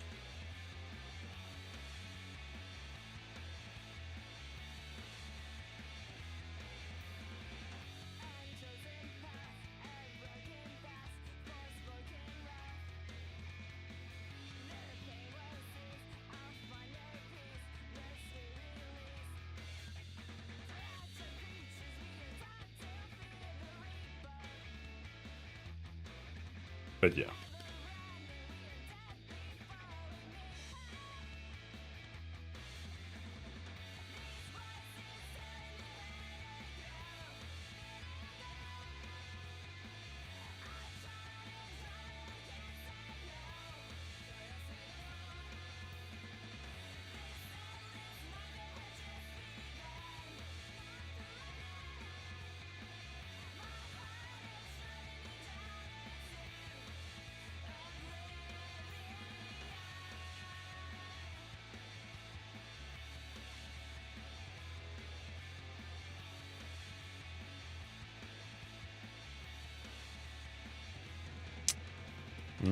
That's not great.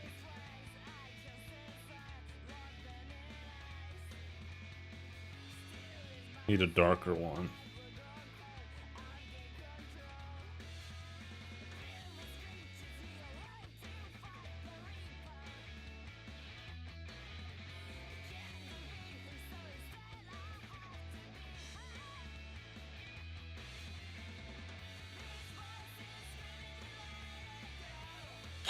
That doesn't really work either. But whatever. We'll get back to that.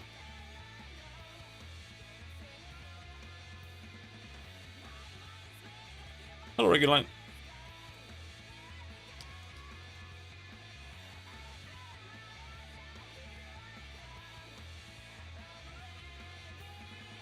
Is the color we're using there? Yeah. Might need a different color here.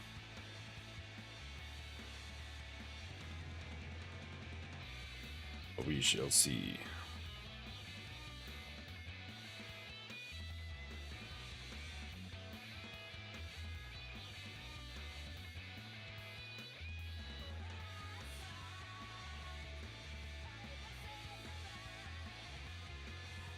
I think maybe this should probably be dark.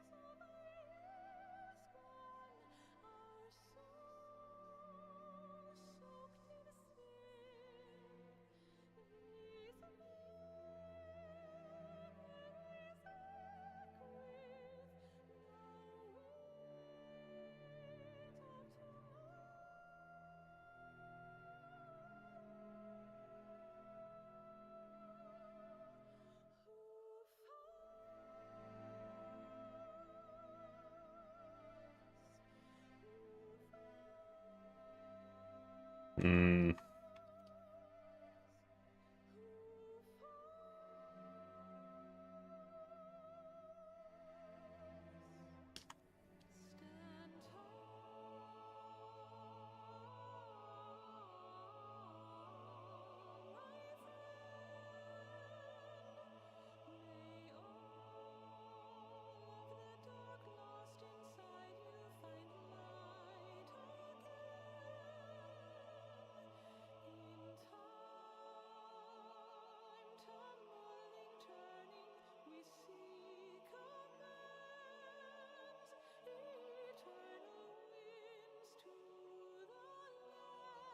Yeah, we were gonna work on the foot.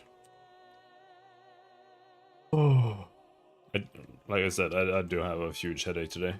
Well, I'm doing this so that I can try to get something done today.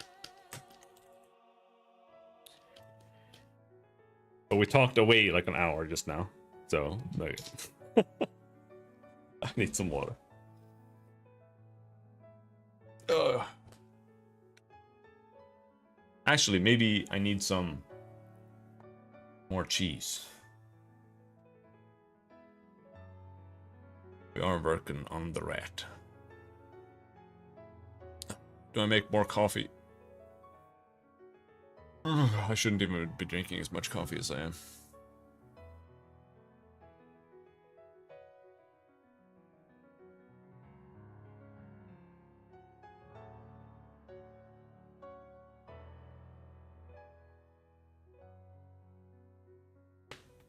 No crackers. Only hard, stinky, sweaty cheese. I bought 3 kgs of cheese. Expensive ass cheese. Oh, it was so expensive. Holy fuck. But it's so good. It's good, but it tastes bad, you know. But it's good. It's kind of like olives, but better. You know, like popping an olive is like, holy shit, this tastes awful. But I want another one. You know?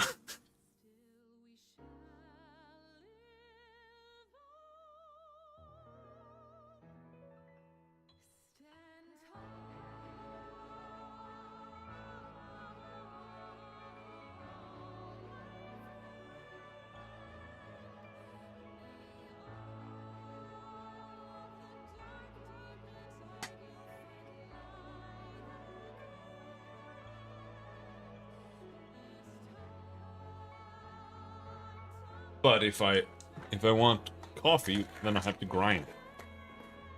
I mean, I do have some pre-ground too, but I'm now a hipster.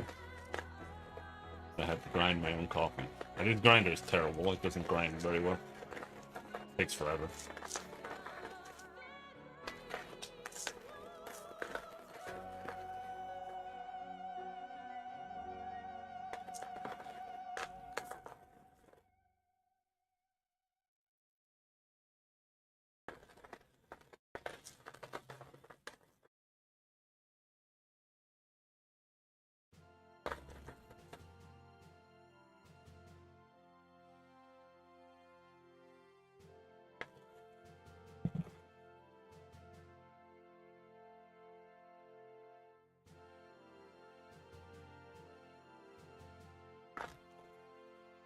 Not a pepper grinder.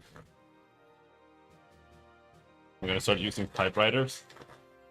No, I hate that sound. That's why I still use membrane keyboards. You want pajamas too?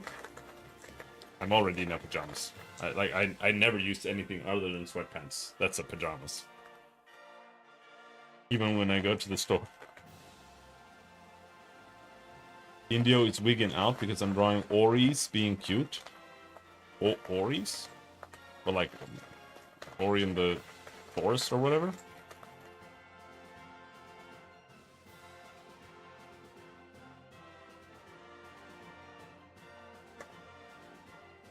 Oris is Indio's OC. Oh, okay. I understand.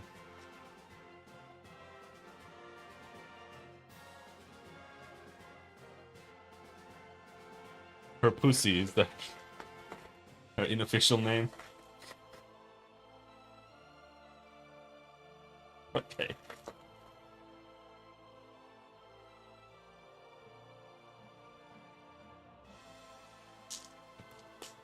That's enough for one pot. Because purple. Yeah. It's purple.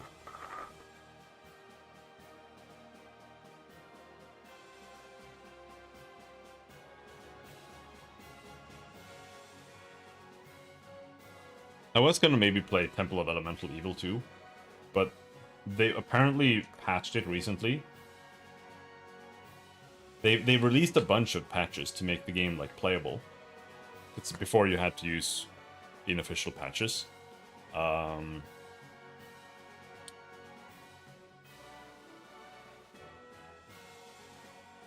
But the latest version isn't on GOG yet, and I only have the GOG version.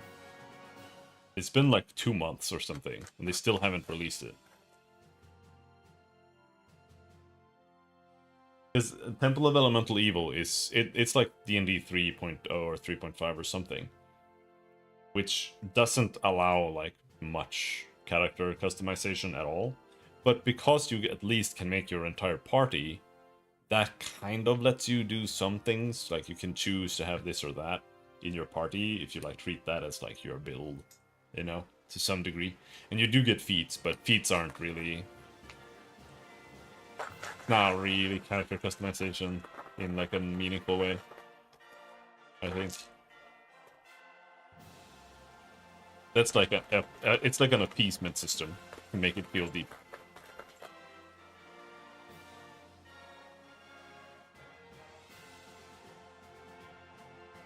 Return to Temple of Elemental Evil? Is that a thing? Well, I don't know if it's 3.0 or 3.5. It's a little bit like it could be either.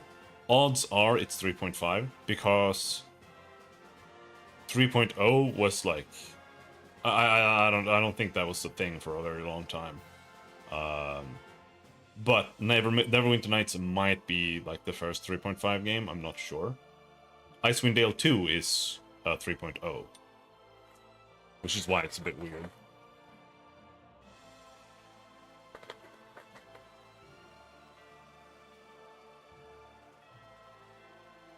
It is 3.0.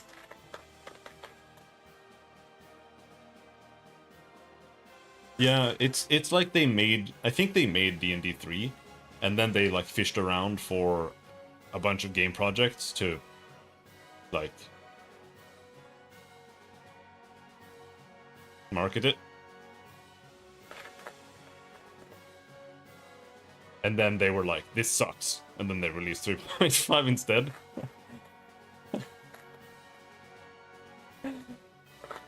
I guess. But honestly, I don't know. I don't know. Like, I almost think 3.0 is maybe better than 3.5. I'm not sure. But I still think AD&D is better than 3.5.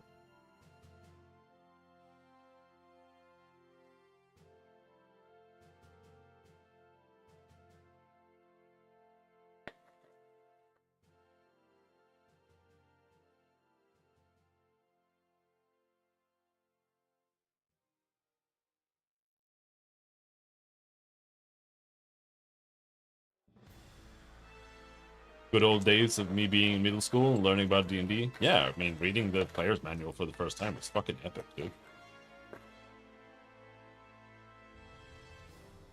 I'm just waiting for the coffee to boil. I'm still grinding this thing. Taking forever. And 3.5 was super cool. Like, feats were cool. Like, holy shit. I get to actually, like, edit my, like, oh, my character isn't just, like, 4 or 6 numbers. Holy shit, we can do something. But now I know better. Now, now I know better. I know how it works. You get to level 4 and then you pick weapon focus. I thought Warforged were cool. I thought Warforged were lame. To me, like when they started introducing stuff like Warforged, even like new Tieflings, like the Dragon people, that's when I was like, what is this fucking New Age bullshit? But I think when you were old enough to actually start getting into D&D, like those things were already there. But they did not exist back in the day. Not even a little bit.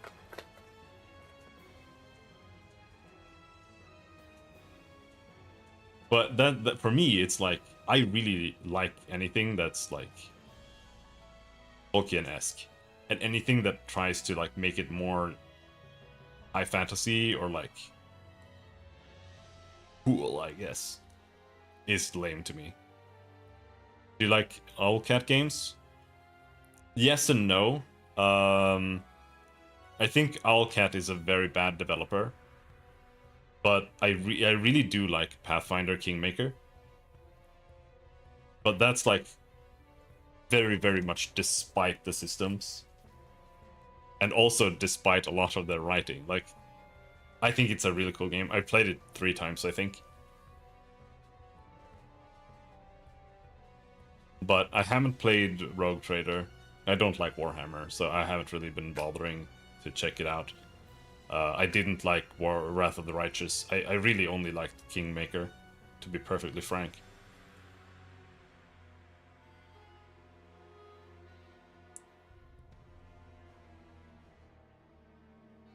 And then it's Pathfinder, right?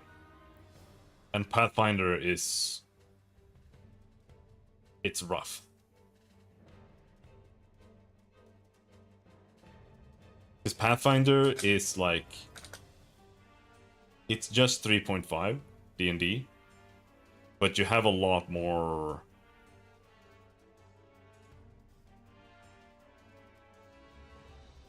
choice.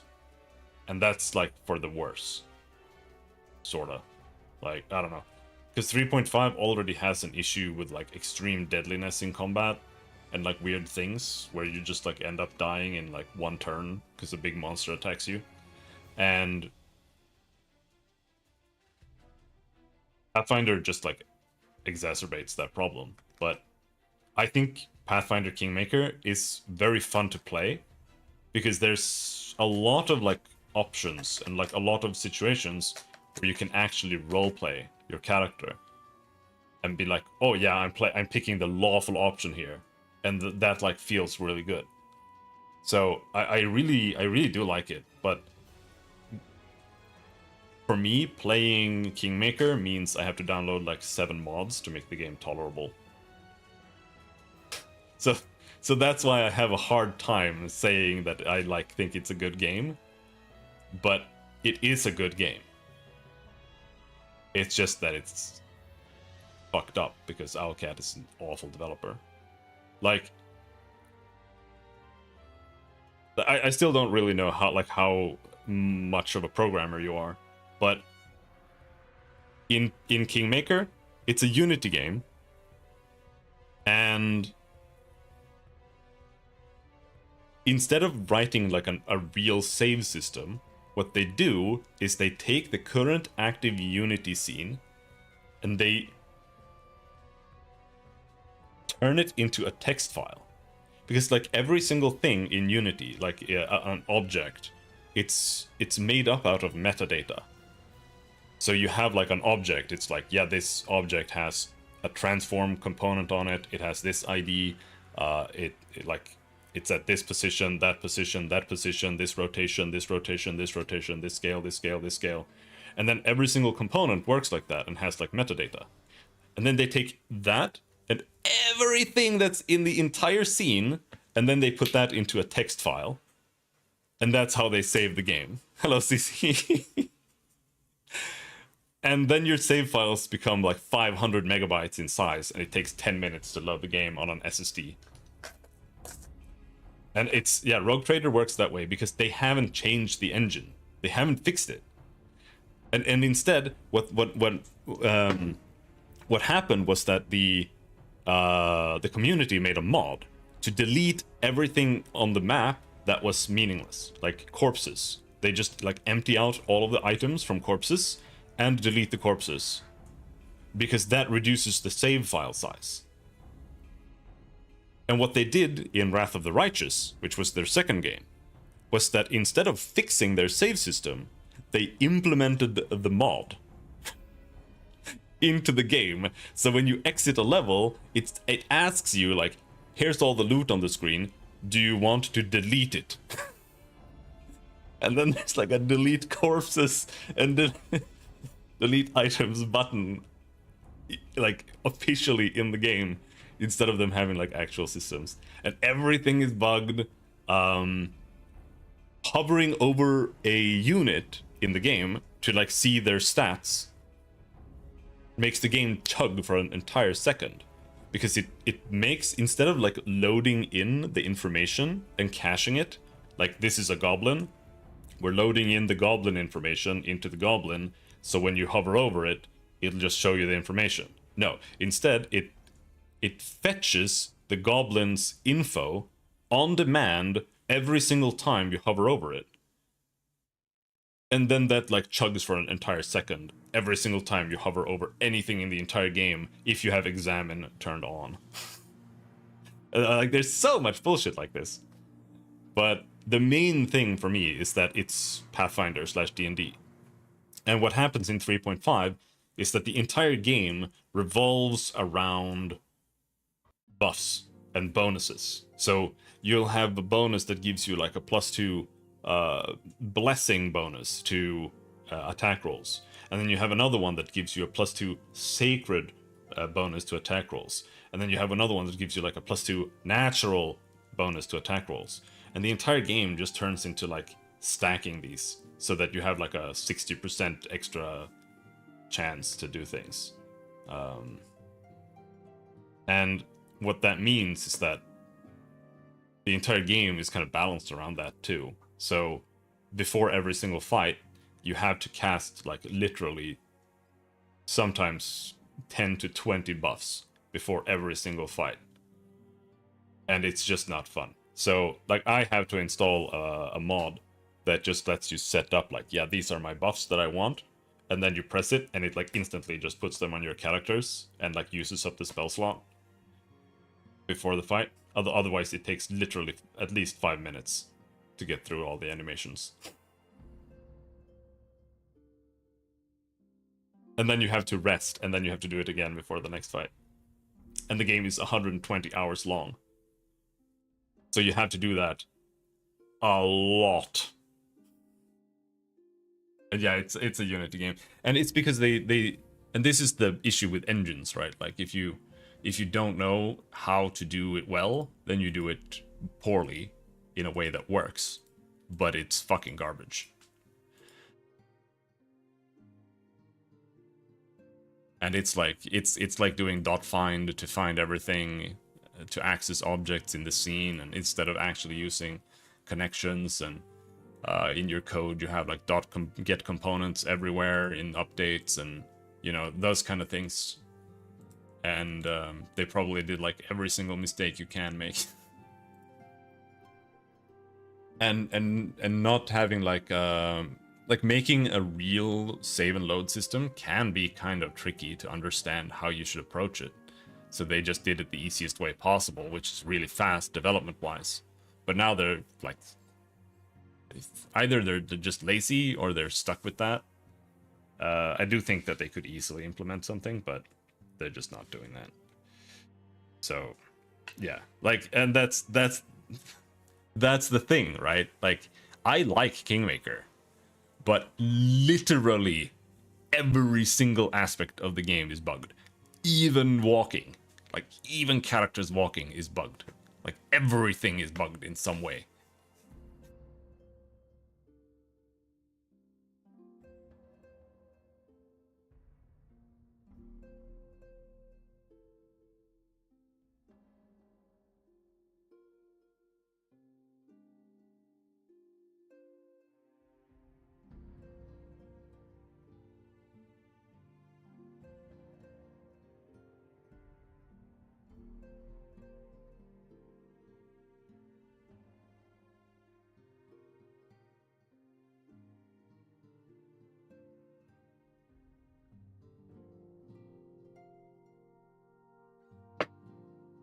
But if you were to ask me what the best CRPGs ever made are, I would say Baldur's Gate 2, Icewind Dale 2, in my opinion, Torment Tides of Numenera and Pathfinder Kingmaker.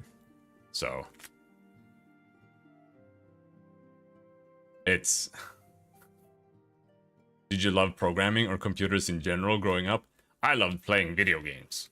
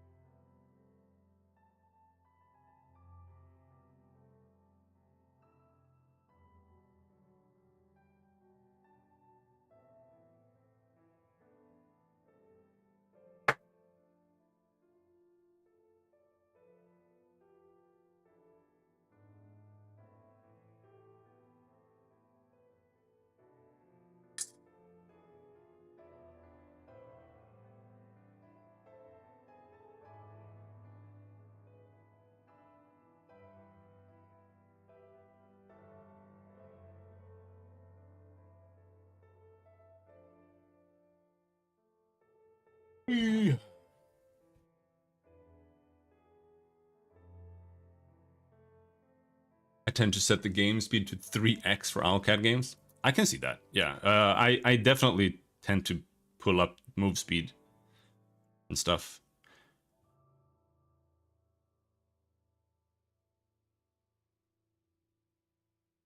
Besides, the programming in general is way too broad of a field. Do you like web app programming, video game programming? Are you an architecture guy, algorithm guy, etc.? Do you ever play video games? Yeah, play video games every single day on my stream.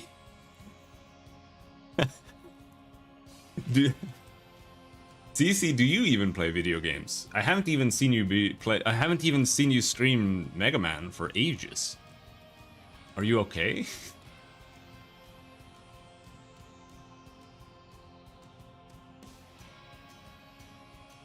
Is Mega Man like over?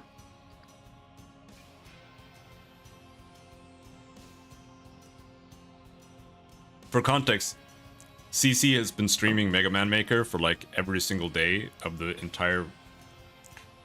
in his entire life for like several years, it feels like.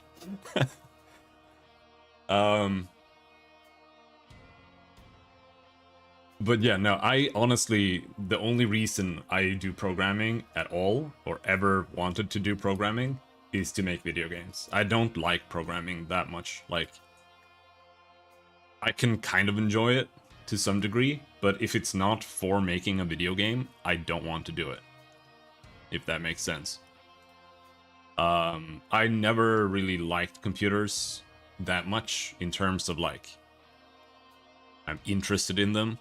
The only reason I ever learned anything that has to do with computers at all is because of video games. Like, I learned how to use MS-DOS because I wanted to play video games. I learned how to set up like IRQ shit and whatever for sound cards when I was a kid because I wanted to play some video games. I learned how to emulate because I wanted to play video games. It's all because I wanted to play video games. Just got busy with my job since the New Year's rolled around. Planning on getting back into it soon here. I've got some new games lined up to try out. I want to play Blasphemous, The Messenger. Both of which I heard were inspired by Mech Man.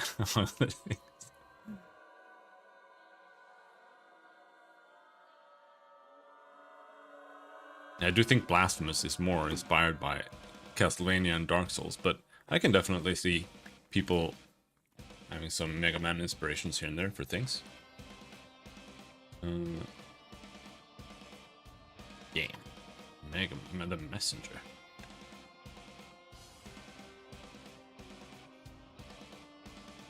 I've never even seen this game.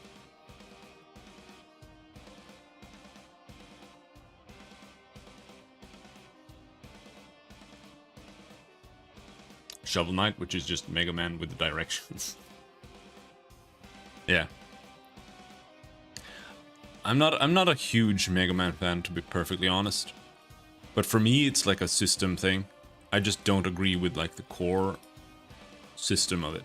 My favorite Mega Man is Mega Man X. Is it 4?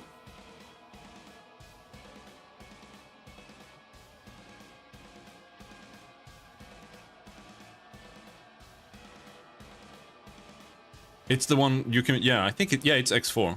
X4 is my favorite Mega Man. But that's because you can play Zero. And Zero unlocks like a bunch of new abilities that you can use, and they don't cost resources to use. So he learns like an uppercut, or he learns like a dash attack and shit. And it makes the gameplay more fun, right?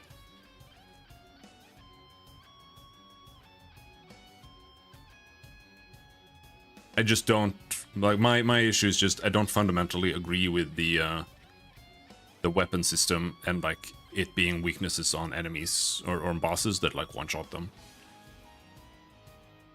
And that's the only thing I would personally need change to enjoy Mega Man. Otherwise, I wouldn't mind them at all. Like I would like it to be more like Mega Man unlocks new cool abilities that help you fight a boss instead of it being like it one-shots the boss.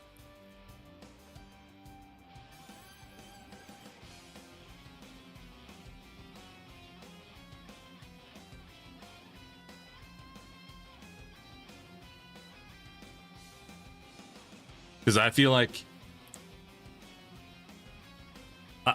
when I play Mega Man, I have to do like a Buster challenge. And then it's like, okay, so I'm getting a bunch of weapons that I'm never gonna use. Because I'm only doing the Buster.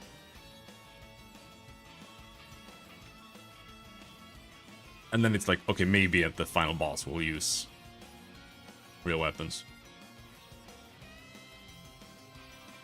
X4 got a fan remake recently to make it play like X1. I honestly... Does it even play that different if you're playing X? Doesn't he play pretty similar?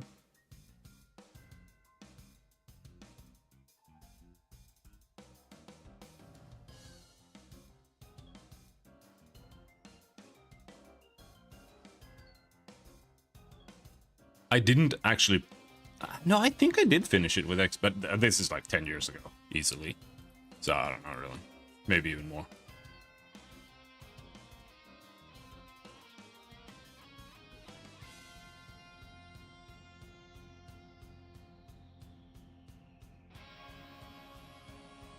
To me, I see pixels and my brain gets happy juice. That's good. I envy that.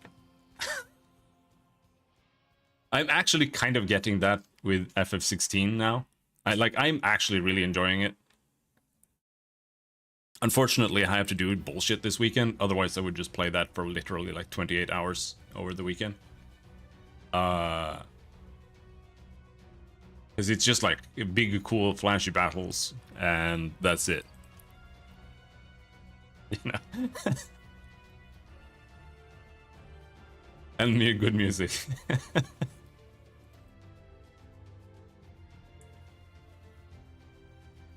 But anyway, maybe the cheese I made was a little bit too big. I don't know. It's a little big.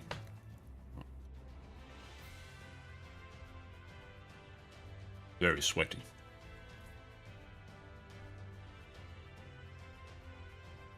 Do you think we can manage to draw some more stuff? What happened to his foot? I didn't get to it. I've been meaning to.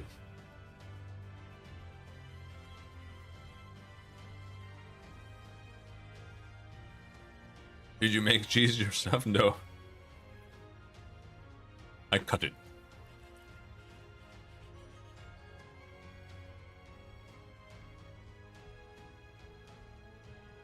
With a knife.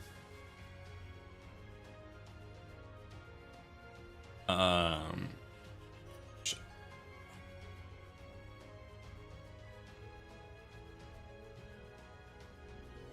Oh, but yeah.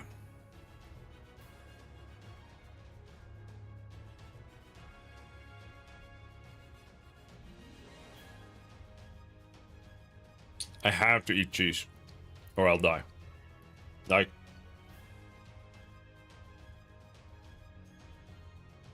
I don't know, like almost a month ago or something. Because I have trouble with like my health a lot. I just feel shitty all the time. Like I had some thyroid issues a while,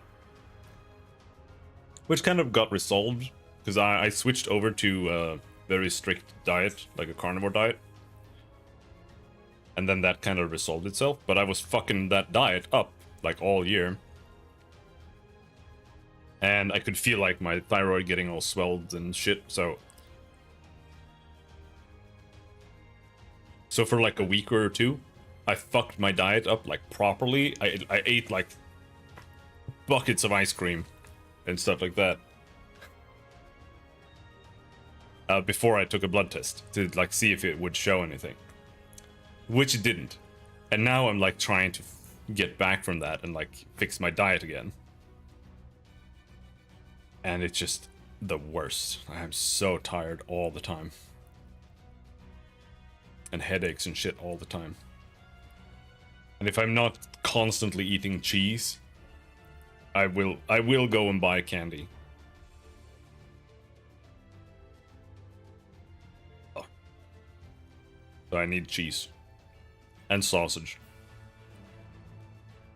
Fried sausage.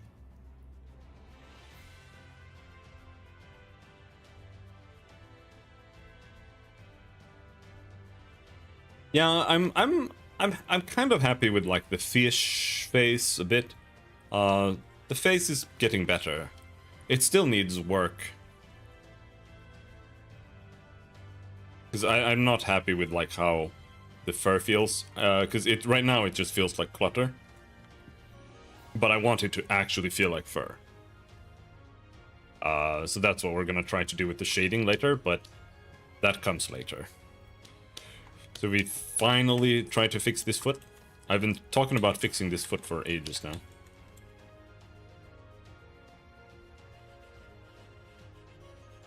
So he's gonna have like one little toe here. Something. You can see he's got toes there.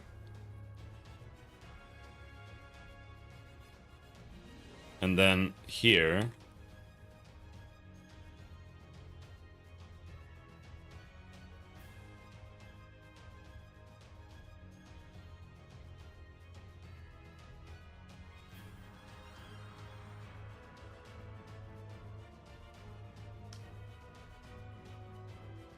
Hyper-realistic rat feet?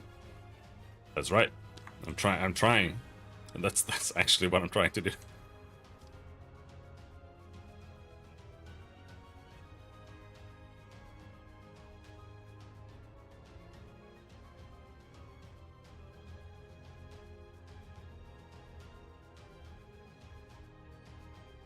Some degree. I don't know if that's good.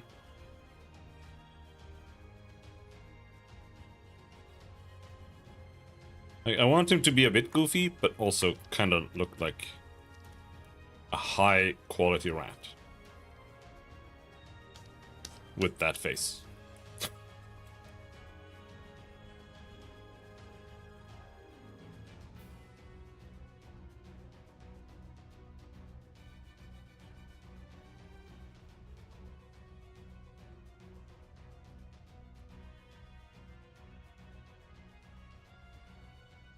I think maybe this toe needs to be pointing more outwards.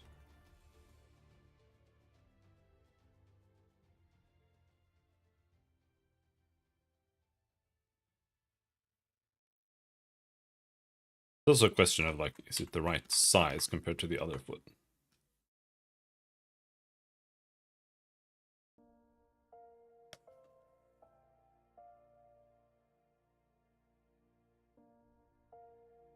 I miss Final Fantasy 14. I'm actually playing it a little bit. Now that I have a sub anyway, since we're playing it on the Bickering Bunch. But I haven't been doing much. Just kind of like leveling a class or something when I go before I go to bed. Because I'm out of Chinese television. I don't know. I don't have any Chinese television right now. Which is very sad.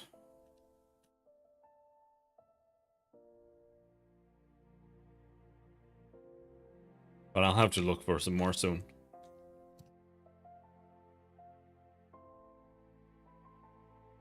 Move on to the Japanese/Korean TV. Ugh. I've tried. Korean TV is really rough, to be perfectly frank. I did watch some Japanese TV shows that were pretty good. But they're also kind of rough, I would say. I think this looks stupid.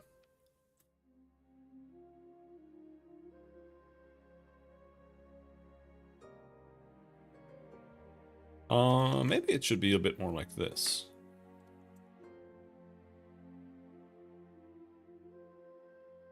I would recommend Ryomaden. There's a TV show called Ryomaden, which was really good.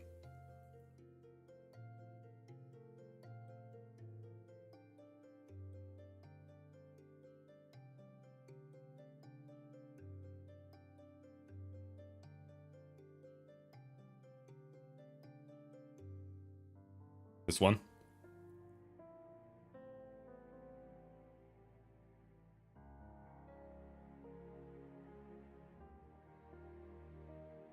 It's about the Meiji Restoration, which is basically the end of the samurai. It was very well done, and it was actually a very interesting historical period. It was really interesting to watch. And it wasn't too, because my issue with Japanese television is that they do, like, overacting constantly. They do, like, oh, you know, like, those kind of facial expressions constantly, and they're like, whoa, you know. It's like watching Kamen Rider. All of it. And this show was not like that, which was why I liked it.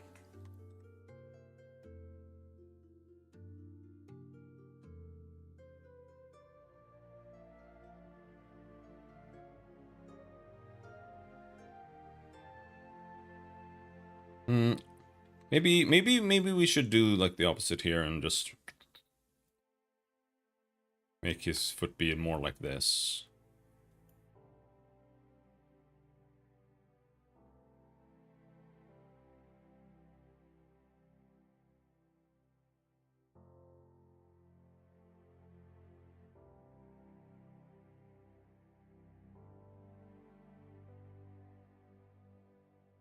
That doesn't work that well.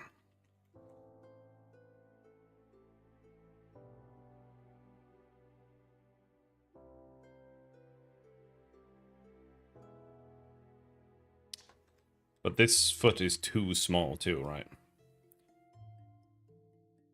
Like compared to that, it needs to be like this big. Something. Now it's got huge demon talons.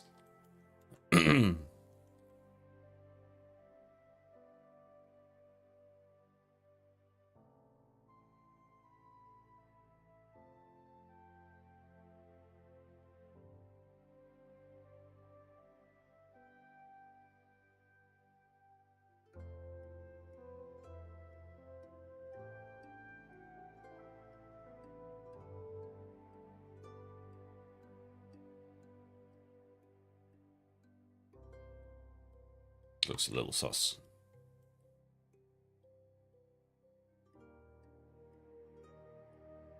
And maybe make it like curl inwards here.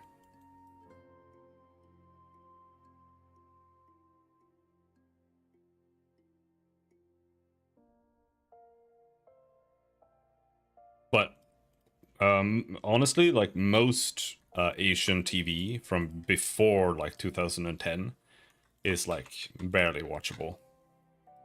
Like with Japan, it's a little interesting because it's like anime before 2010 is kind of watchable to some degree, and then everything after is like unwatchable. But when it comes to live action, it's the complete opposite.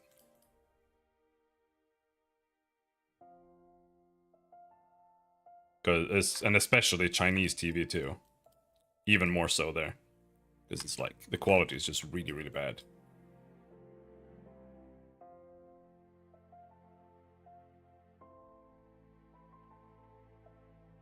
For all of the Chinese television aficionados in chat right now.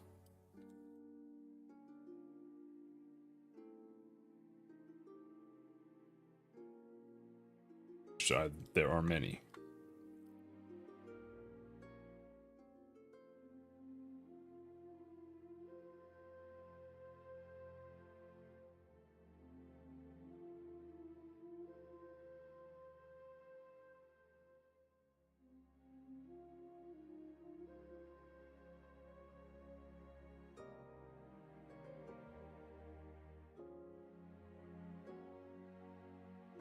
This is very hard. We need to figure out like a good angle for the little toes. I don't like this.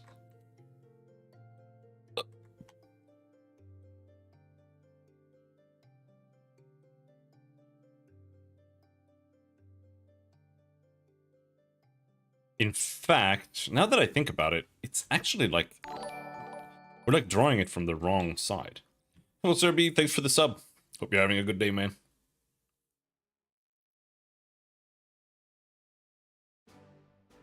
Because we're kind of seeing him from the front a little bit. So this foot should be kind of semi from the front too. At least more than it is now.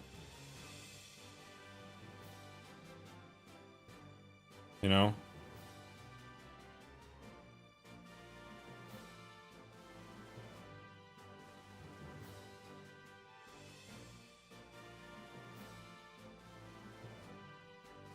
Something more like this. Maybe. And then it needs another toe here too, because we can now see the other one at the back.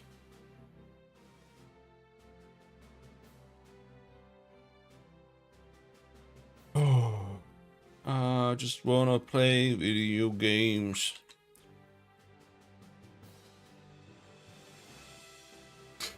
All the time and every day.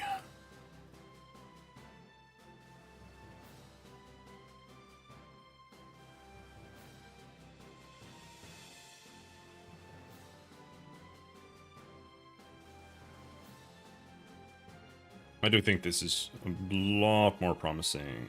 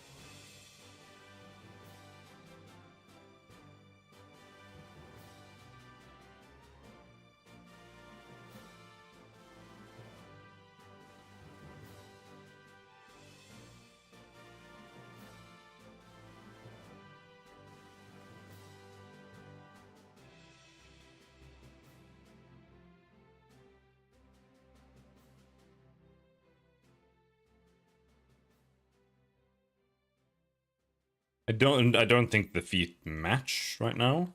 Still. In size or in shape, really.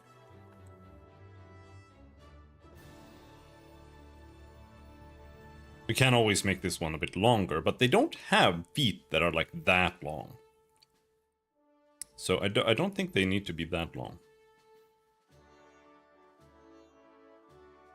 I think some shading might be needed here to make this make sense.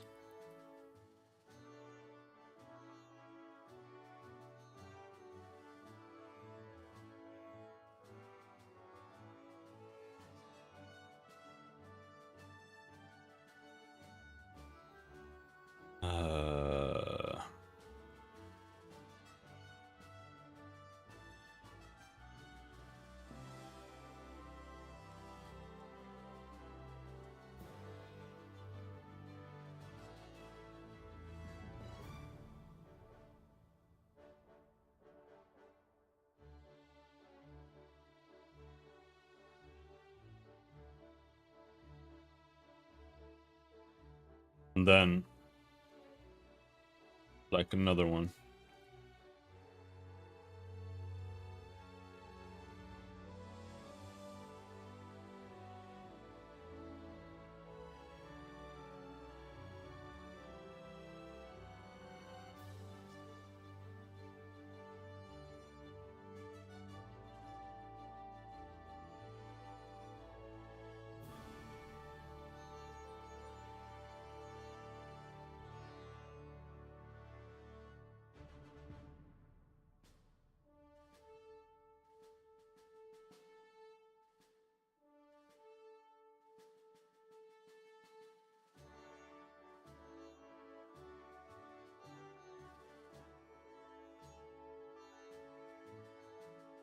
Maybe we move this one further down a bit.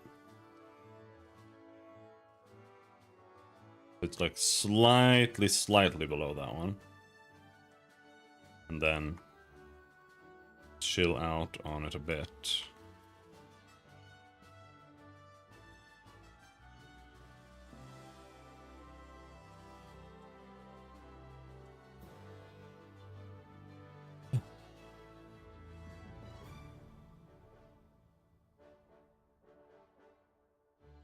Maybe this can work.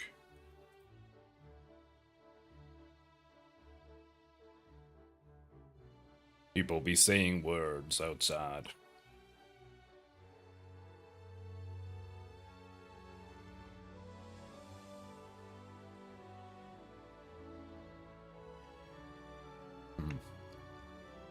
Apologies.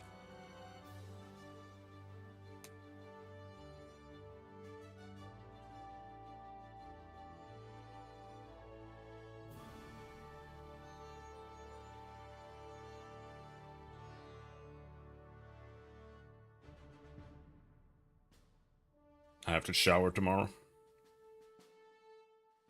Not a good day. Not a good day.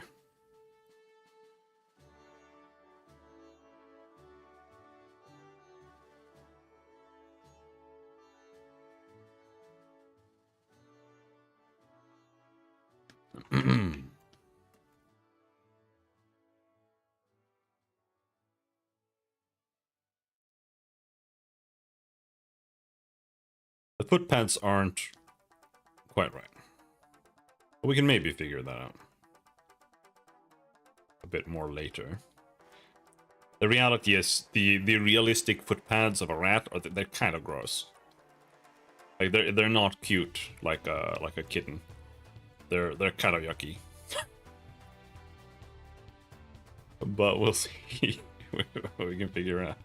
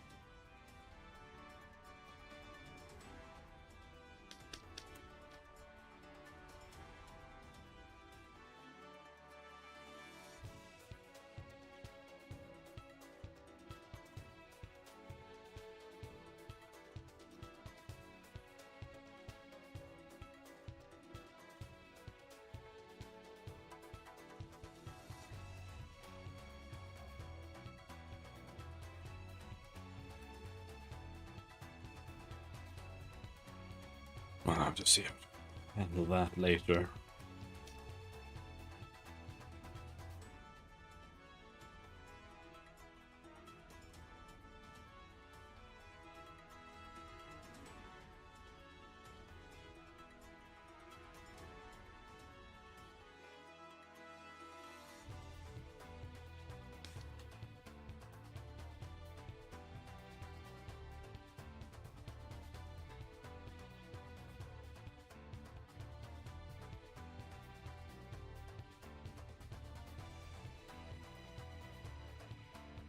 Yeah, this is what I'm worried about.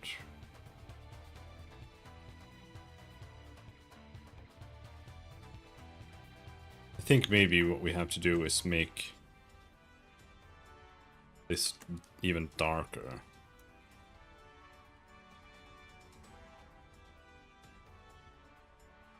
In fact, I might just use the black outline on that side. We'll see.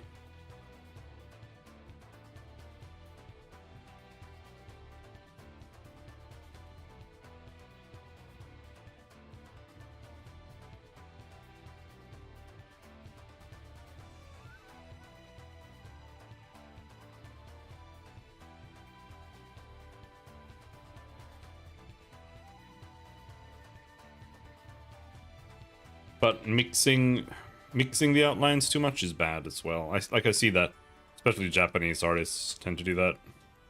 They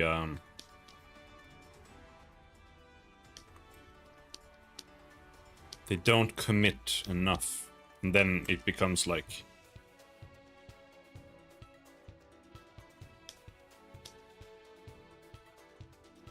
not good.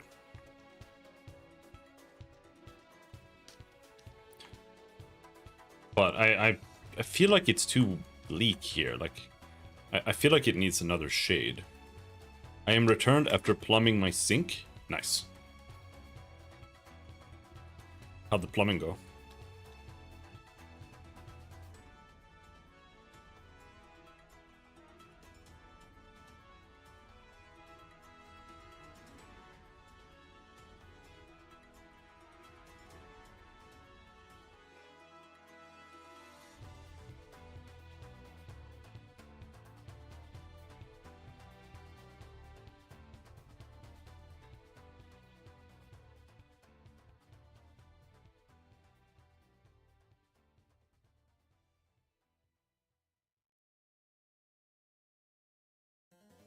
But I feel like the contrast is bad here. Like, the foot compared to the outlines the contrast is too low. But at the same time, if I ease up the contrast of the outline, then it melds with the background.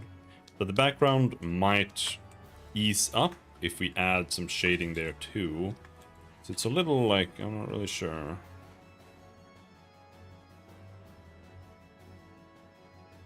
I do think the knee here should have some highlighting though.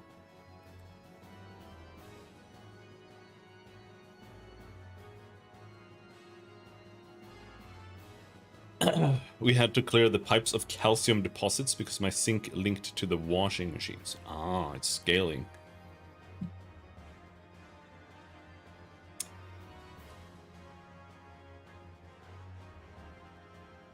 I understand. My kitchen sink gunks up all the time. I have two. I have the one where you're supposed to do the dishes. I never do the dishes, so I don't use it. And then I have the one where, you know, you just do everything else. And the one where you're supposed to do the dishes, that one gets clogged up constantly, even though I never use it. So, I just bought like a pipe cleaner, like a very small pipe cleaner that just goes down there, so I can just like, and then it fixes itself. Too annoying to screw open the pipes and shit. I don't want to do that.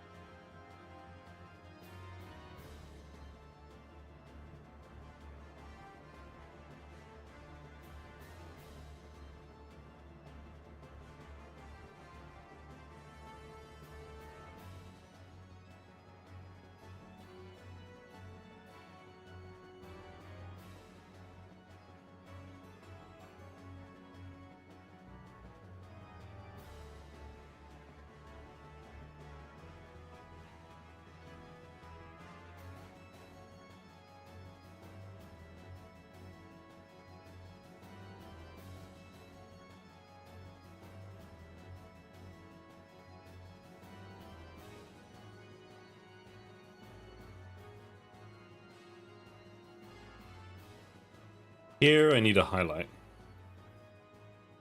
I think. Go here.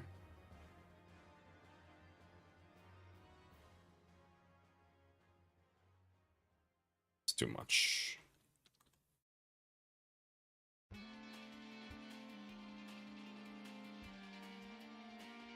Some colors are really annoying to highlight. Because the color that you end up with is just like a dirty color. It usually happens mostly around the yellows, in my opinion. Oh my god.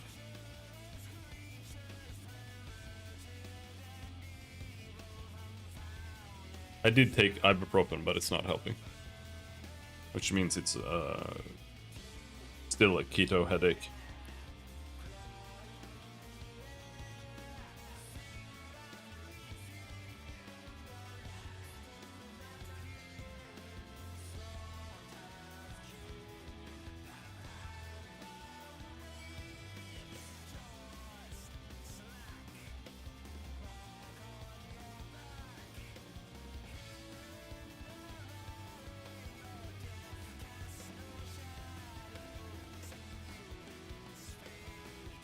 Have you tried not having headaches? No, I've never tried that one. I don't believe in that.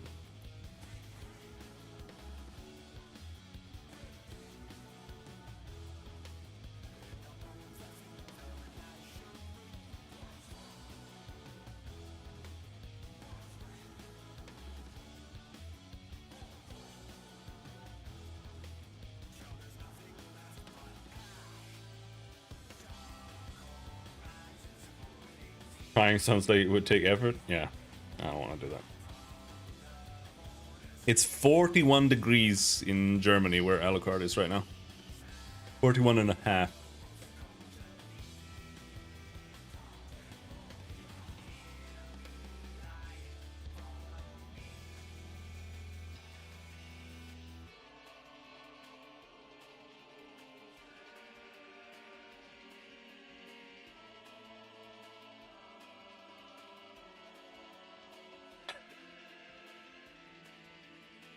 Everyone I know in Europe is suffering and dying right now. It's super funny. Because over here it's like it's gonna rain soon. It's 17 degrees Celsius outside. I have the window open and, you know, just chilling.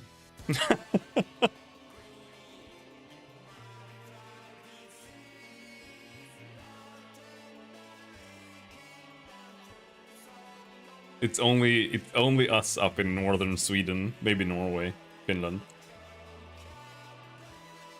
who are like surviving.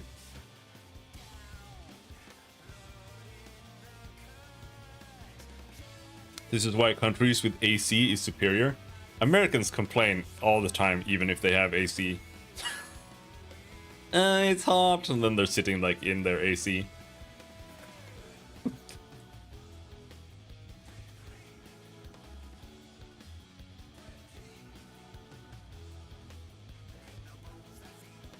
Just had the pleasure of leaving my AC'd house to drive back to work to give one thing to a client. You see, even Jano has an AC.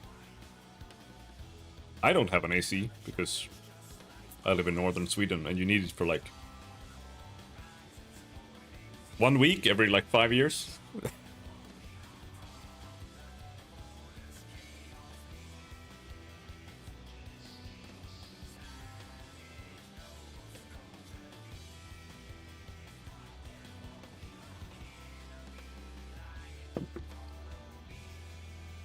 Scoot over, I'm moving in.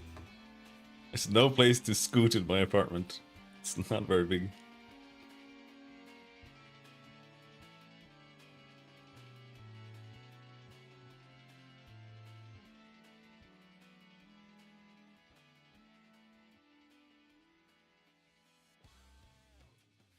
Oh my god.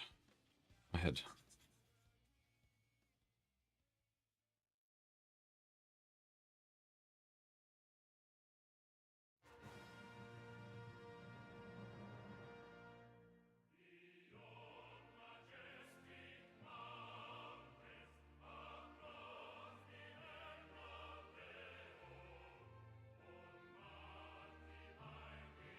Pixels.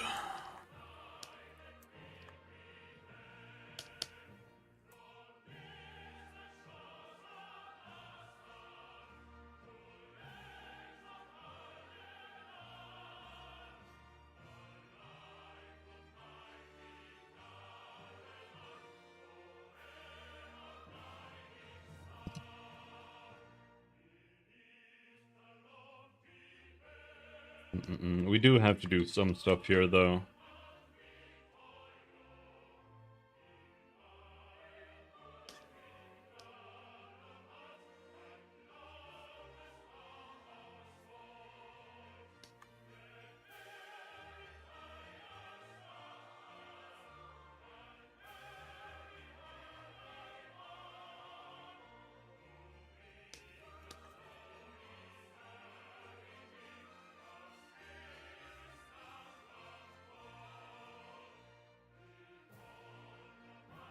It is like one thing that I struggle with a little bit still. I've barely been doing art for like years at this point, unfortunately. But one thing I struggle with is avoiding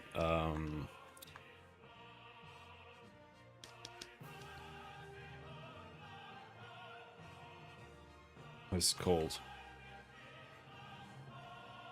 Avoiding having like stray pixels, because what you don't want is like this, like a single pixel. It can look good, but typically you want clusters, and a cluster is, I would say, generally speaking, at least 4 pixels connected. If you just have 2, then you end up with something like this, and it makes it feel grainy when you zoom out, which isn't good. It can look good sometimes, but usually it doesn't. It makes it not look very clean. And most shapes smaller than 4, like something like this, or even just this, or 2 even, they usually feel kind of weird and sharp. And they stand out in a way that isn't good. But it's not always so easy to, like, adhere to this.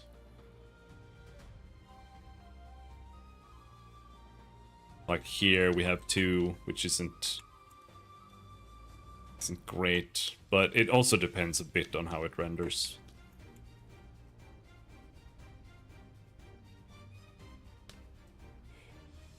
And you can use diagonals like this to kind of blend it. That's an actual decent use case for it.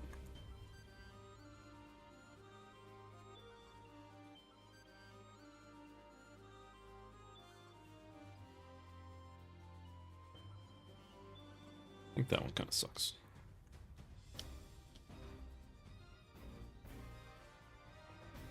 Now, like I said, here I am a bit worried that contrast is kind of off. But it might be a very easy solution.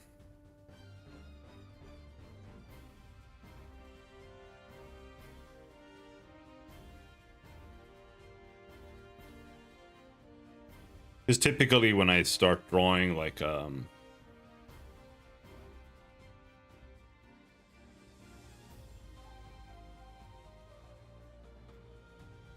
might need another color to be frank.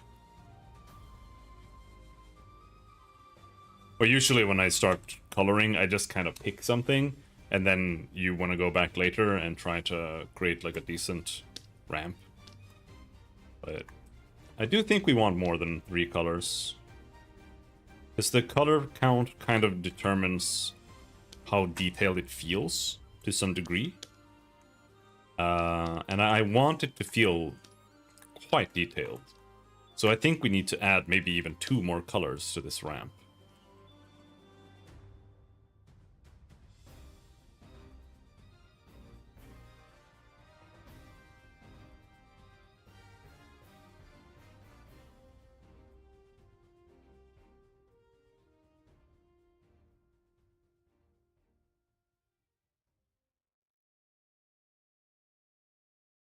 So if we just do something to make this one way darker.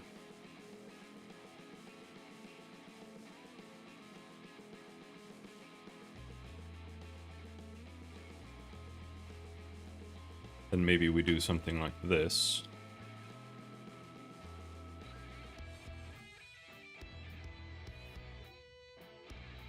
Maybe we do this. We are working on a very low saturation, which is kind of difficult, actually.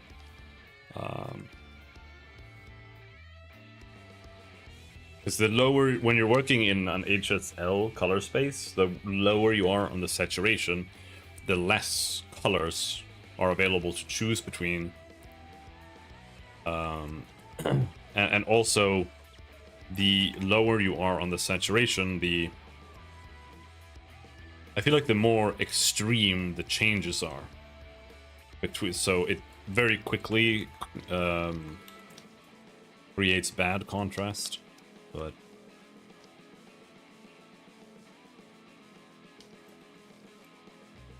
so now what we want to do here is see if we can maybe replace some of this, which means we change which colors are what. So then we now have this there. Then here is this.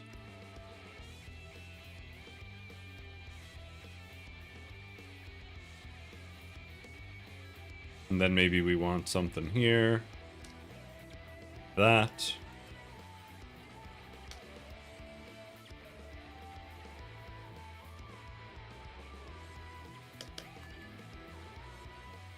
And then maybe there's some room to have like darker spots here. Or maybe even make this color be less dark.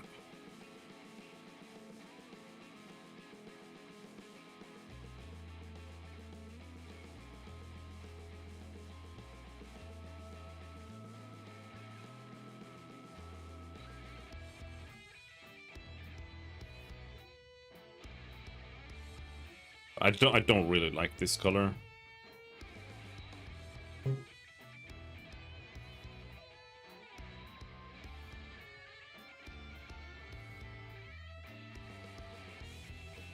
It's a little bit brighter now. FF tonight? Unless my headache gets way worse, yeah.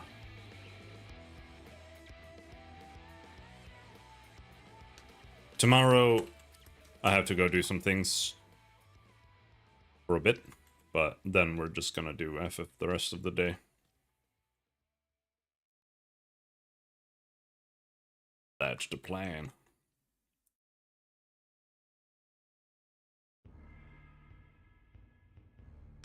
To be clear, FF16. Since we're also doing FF14 on the Big Green Bunch, we'll be doing FF16.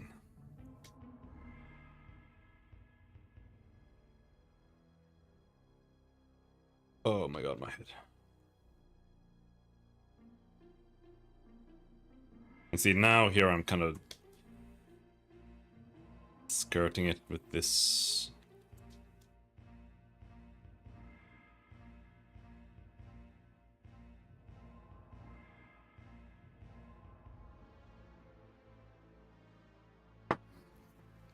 And yeah, like I was saying, I'm really thoroughly enjoying FF16. Like we're gonna try to skip side quests because they're pissing me off.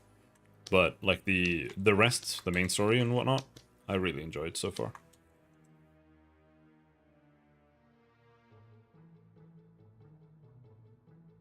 It's honestly one of the better games I've played in a long time, I feel like.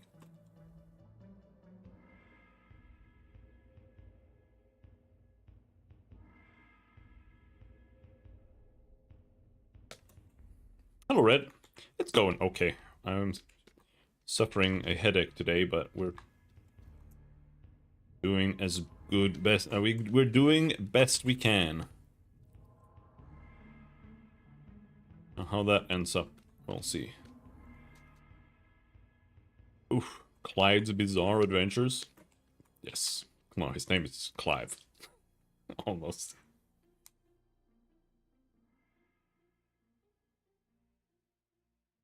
I want some fuss here.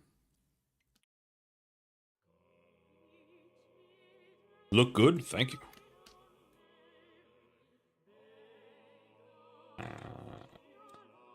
I just want his elbow to have like something that sticks out here. I just know him as the FF16 mount guy. Mount guy? What, from FF14?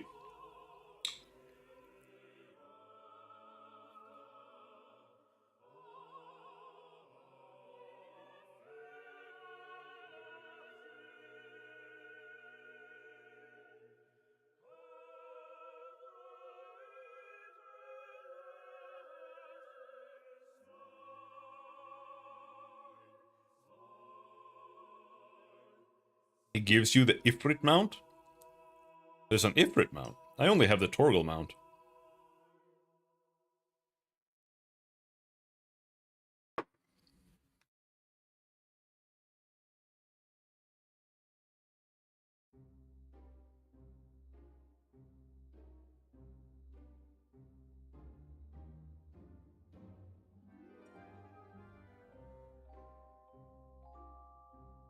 It was an event? Alright, I see. So was the... Yeah, I mean, of course, but... I thought I had the... I thought I had it, but apparently there's another one. Or maybe I just didn't finish it, I don't know. I didn't really care that much at that point.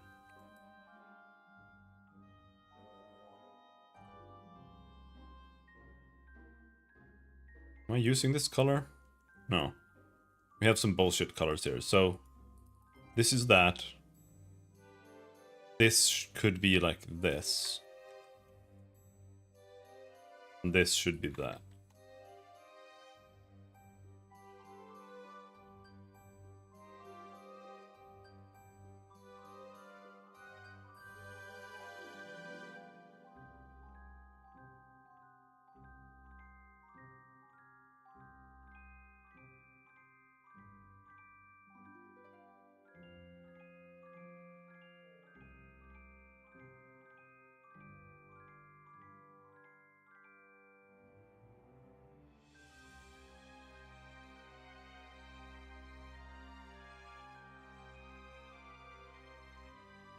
Semperizzo's Skaven, right? Like that's what he is. He's a Skaven rat.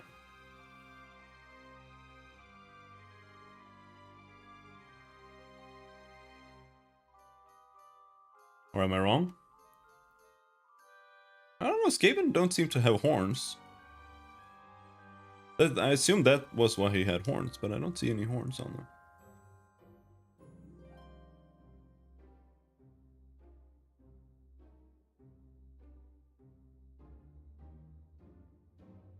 Some do. Okay. Skaven with horns. Yeah, that one has horns. Okay.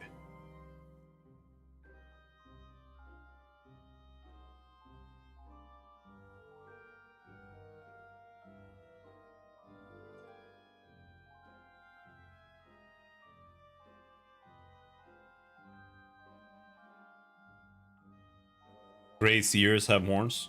Alright. Could his nose be bigger?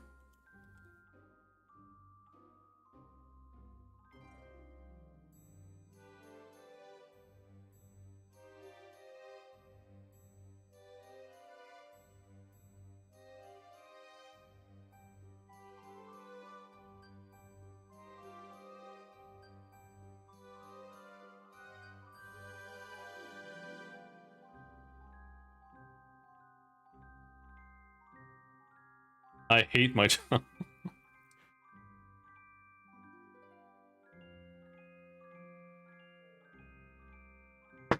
You know what? I have news for you, Despis.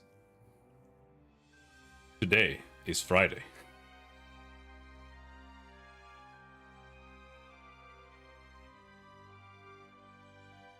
This is way too much fucking cheese.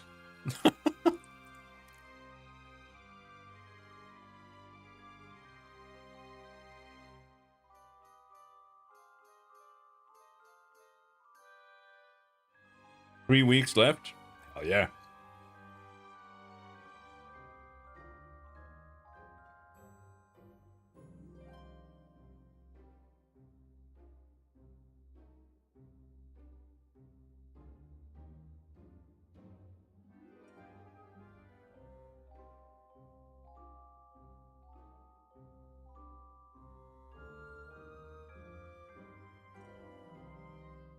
And this is bad.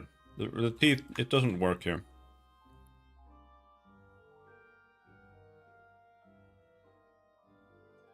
Really sure.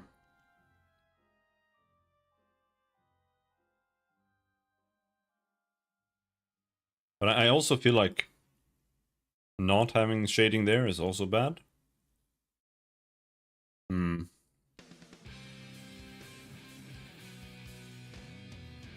Maybe it needs more colors here too.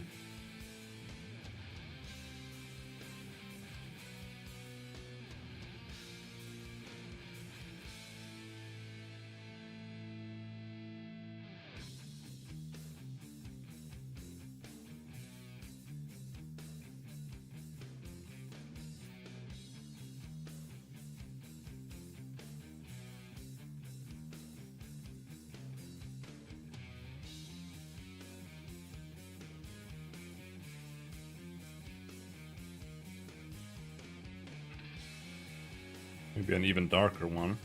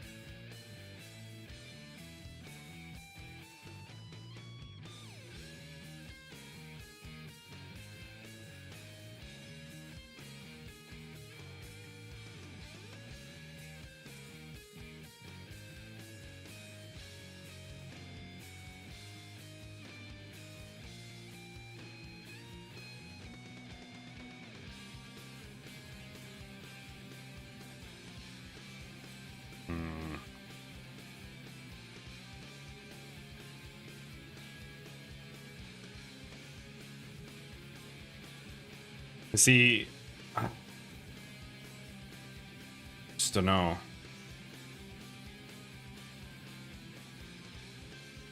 Kinda shitty.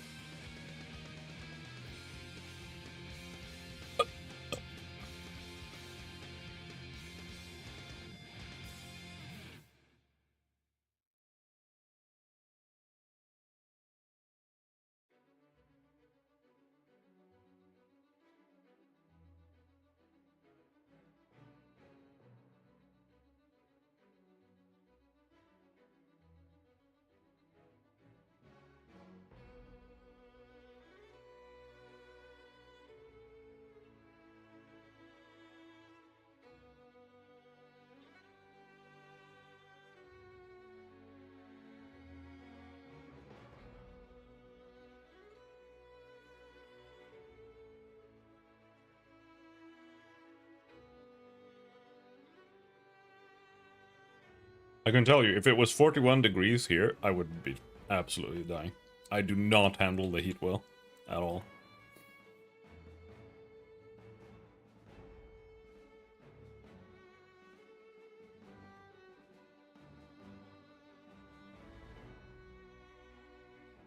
I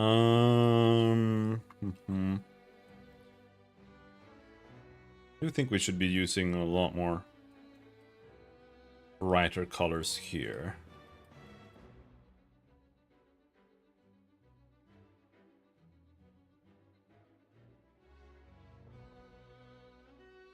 But here I also needed to feel a little bit like there's some fur.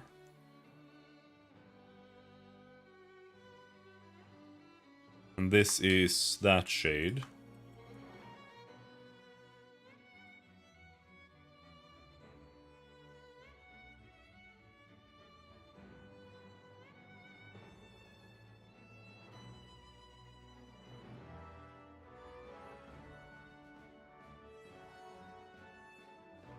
Should we do it like this?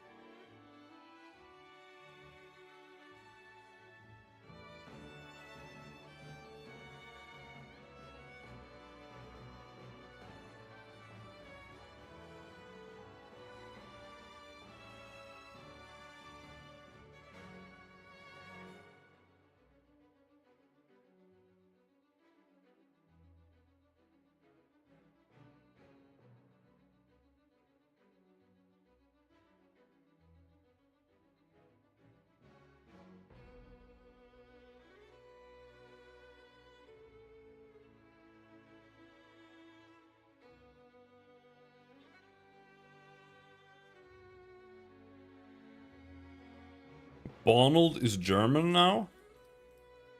Huh?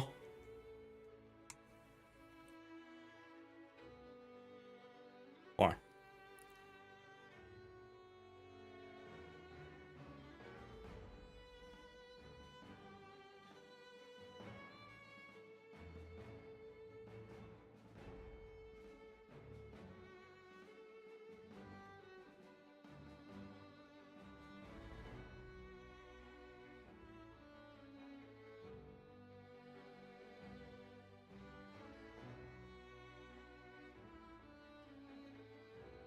That's the one I'm using there, and then with a mix of that.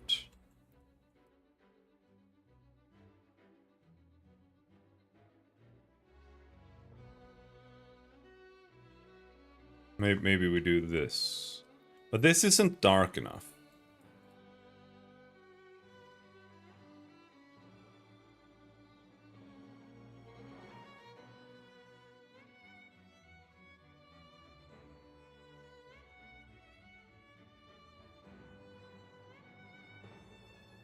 I think we'll actually have to go back. And then just make like a slightly darker version of this that's brighter than this.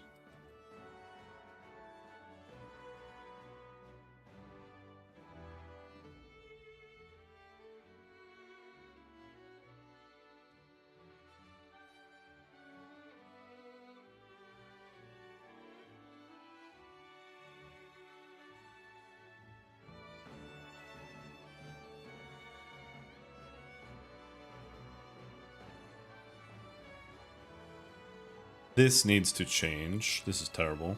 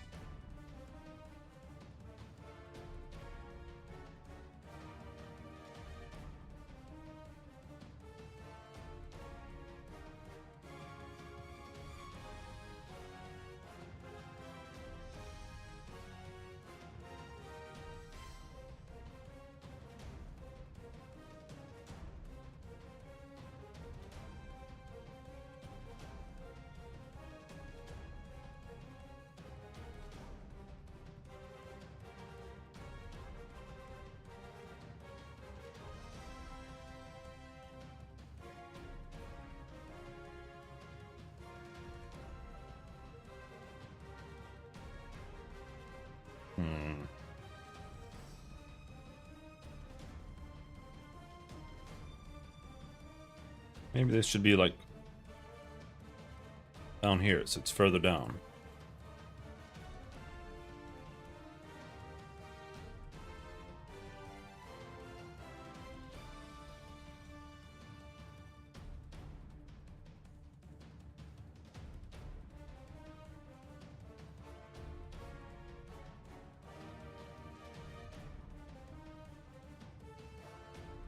I kind of like this part, but if we move it.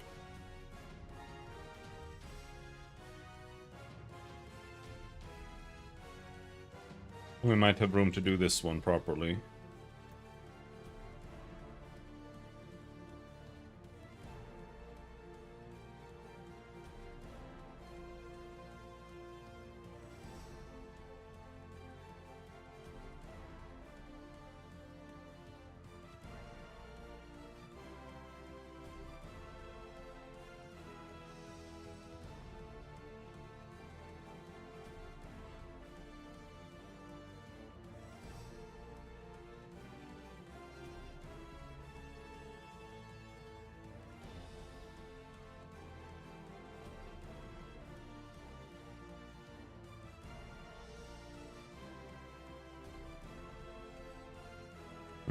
I almost feel like this is too much.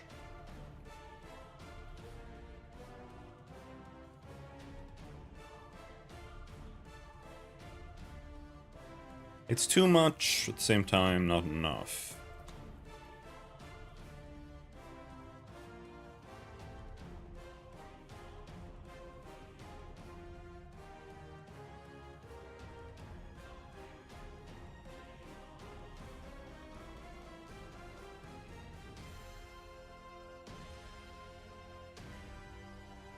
And this color, I think, is probably...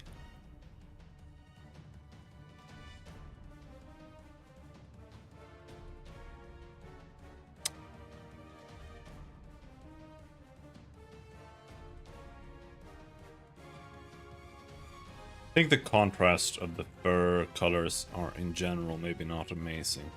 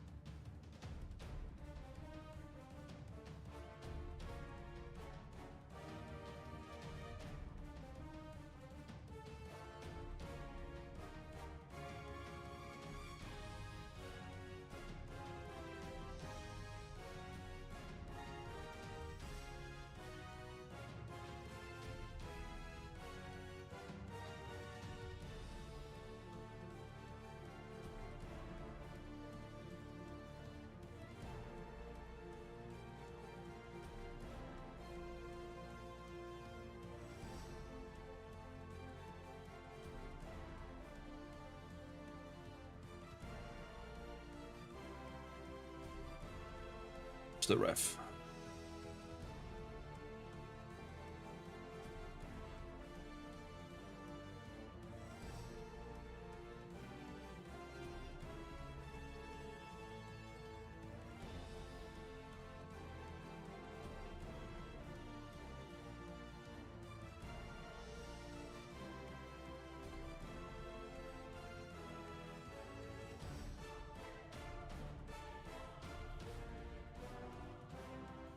I missed F14.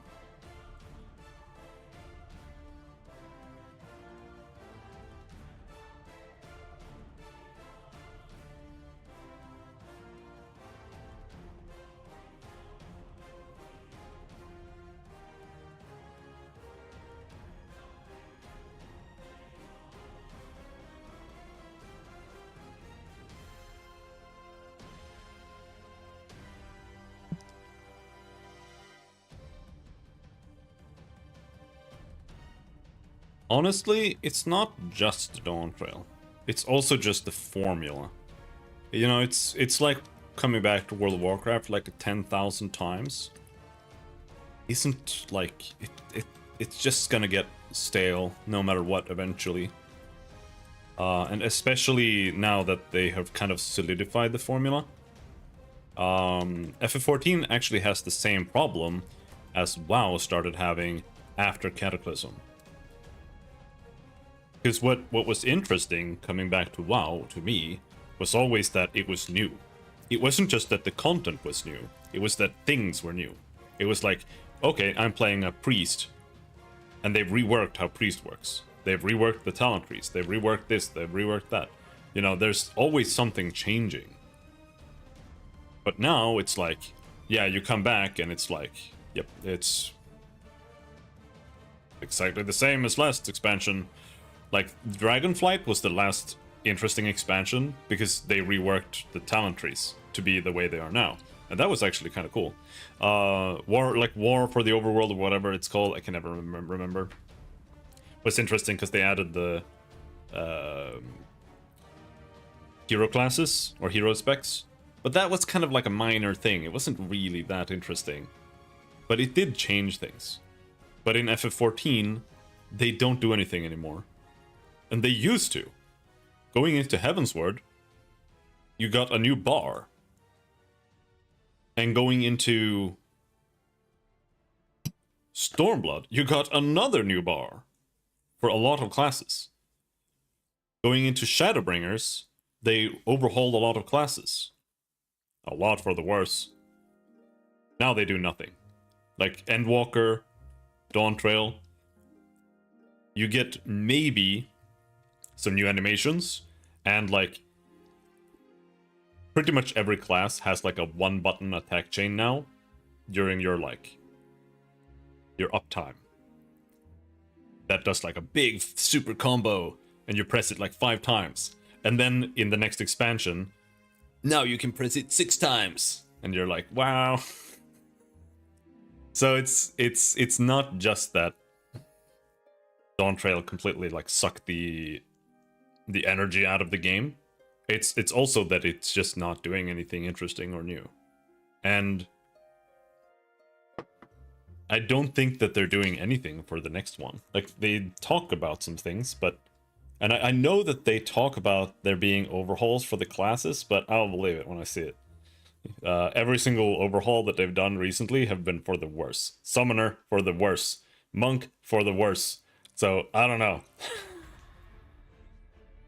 We'll see. Dark Knight for the worse.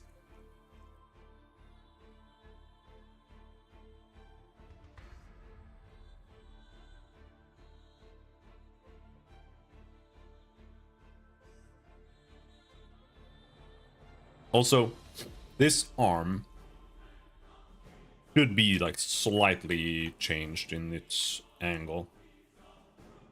Not just because it is different in the image, but just because I think that would look better.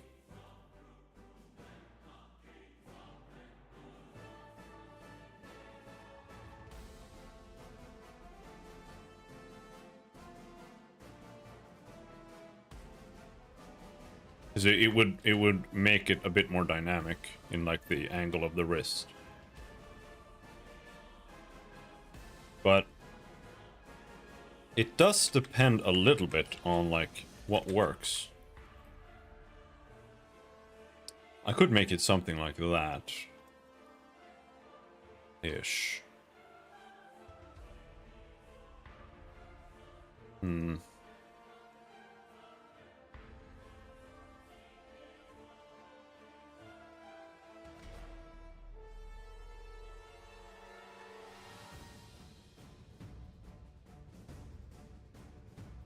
And also that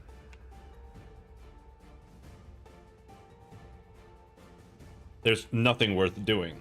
Because what I like doing in MMOs is leveling, to be perfectly honest. But in Final Fantasy XIV, the leveling experience is the same as in WoW. You sit in town and just spam dungeons. And there's nothing else that's worth doing in the entire game.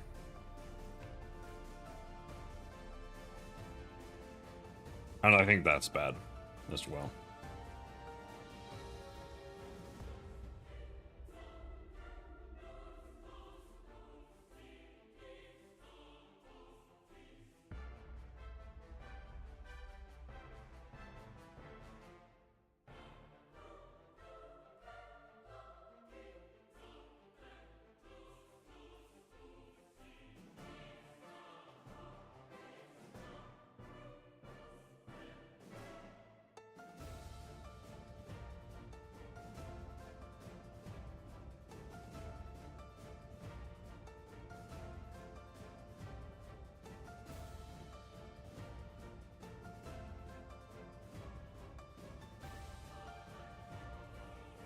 Yeah, let's just do something here. I feel sick. That's why it's like, oh, I want to do this thing here, but I feel ill, and it's like, oh, it's too much effort to do it right now, but we gotta do something.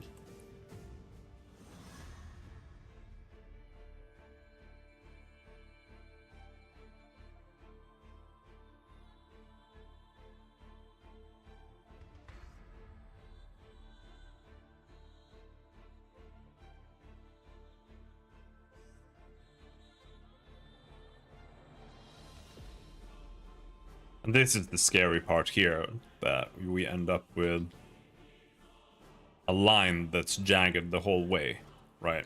But it was that already, but now it's a bit more even.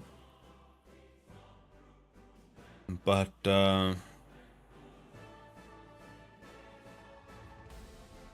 we'll figure something out. Just, I want there to be possibility of having like a very slight curve here.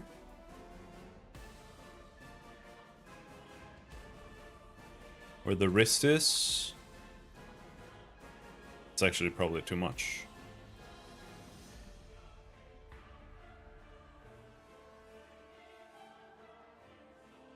Oh.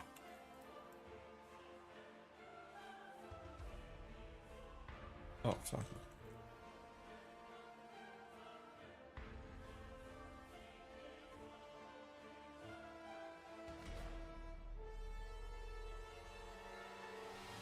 I'm trying to adhere to the hand in the reference that Semper sent me, just because I don't know how to draw hands otherwise.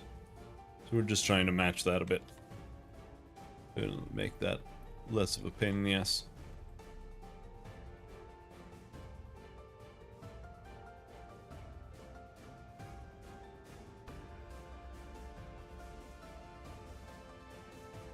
And then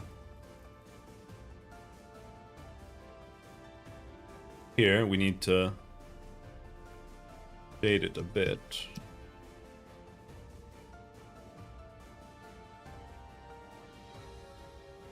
And then here you can see the wrist a bit, like it's got these little things here.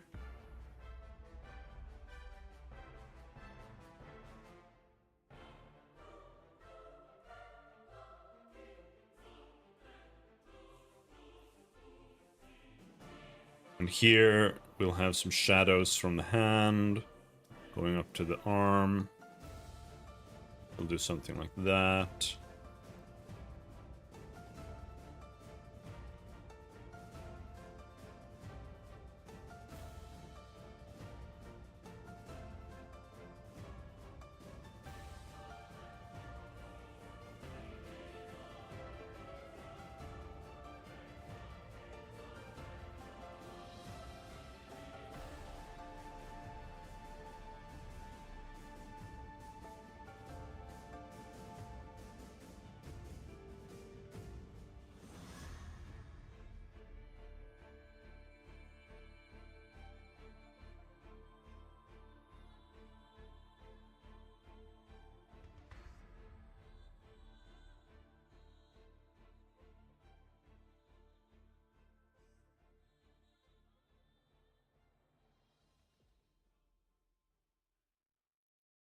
But then we'll have to Because it's not so simple as just casting a shadow here. Because the shadow needs depth. We'll need to maybe make, like, darker shadows over here. Because the arm has curvature, right? So we need to actually show that in the shadows too.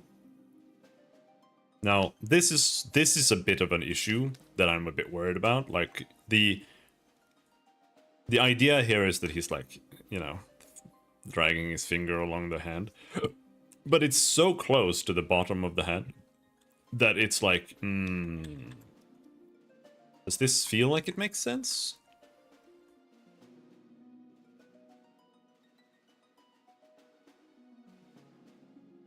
Not necessarily entirely, I think.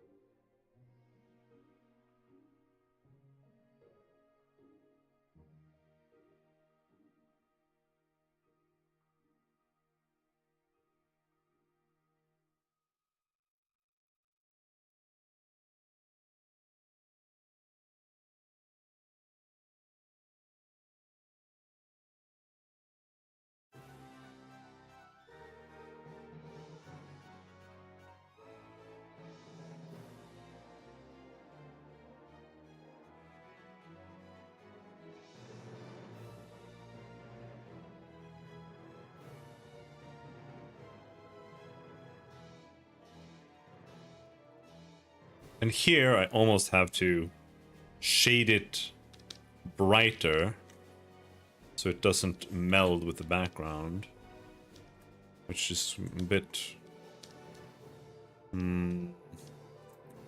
doesn't quite work.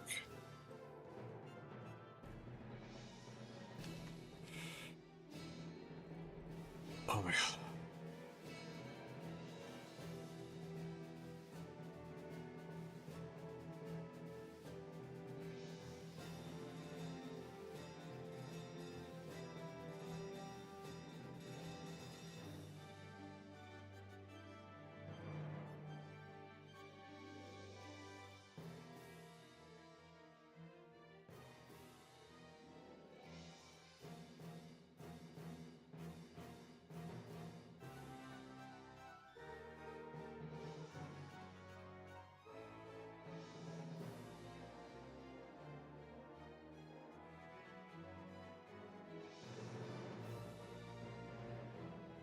Still waiting to know if I get to buy the steam machine or no. It's funny that you have to wait for stuff like that.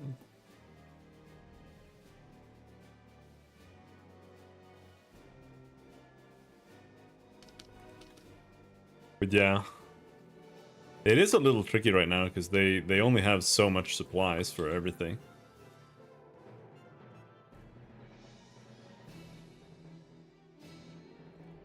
These transistors and all kinds of stuff is all fucked.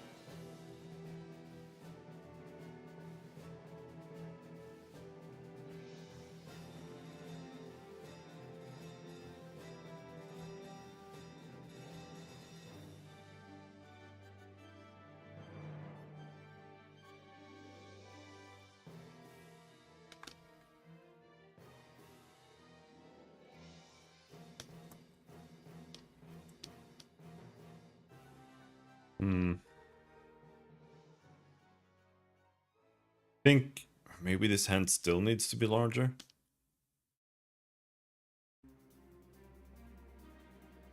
Sure. Oh, yeah.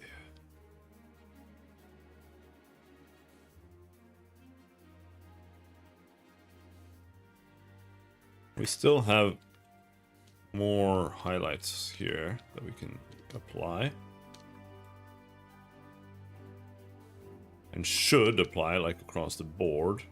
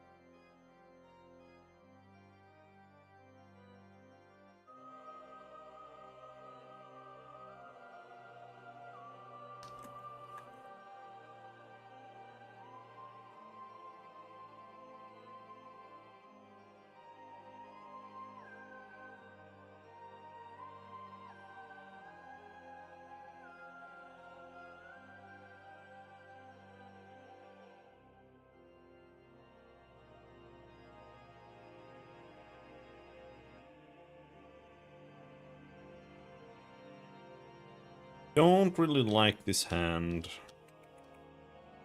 Oof.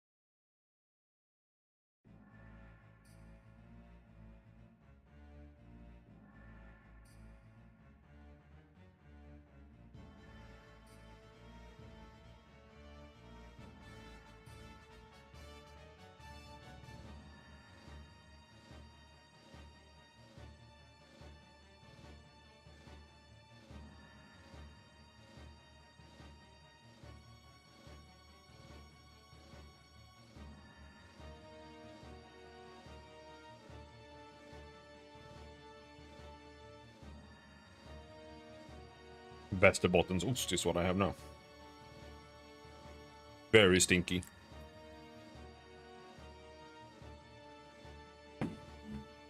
I'll be right back.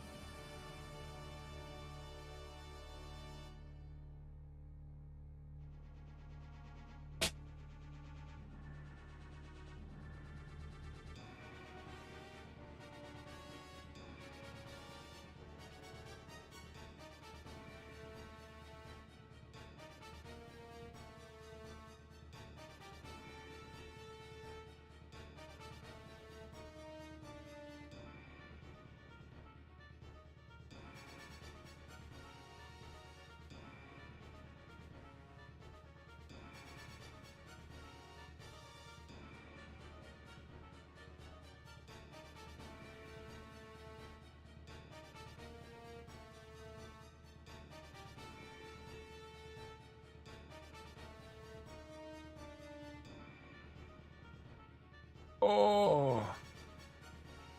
I don't know if I'll be able to stream tonight, but we'll see. It's just getting worse. Ooh.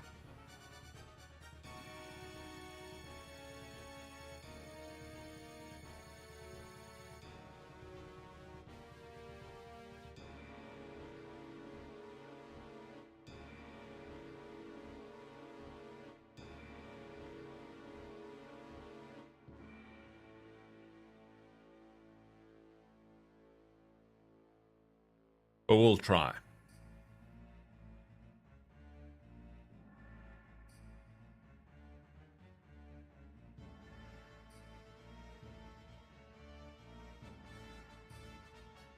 Try.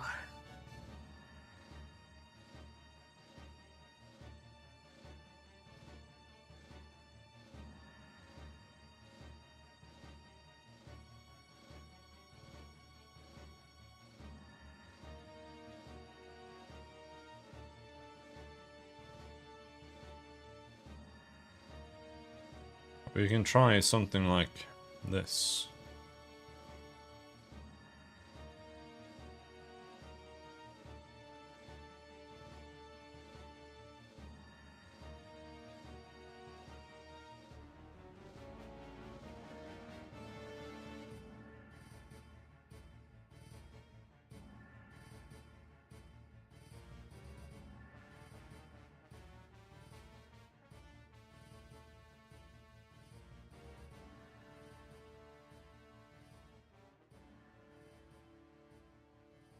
But I also think that they should be redder.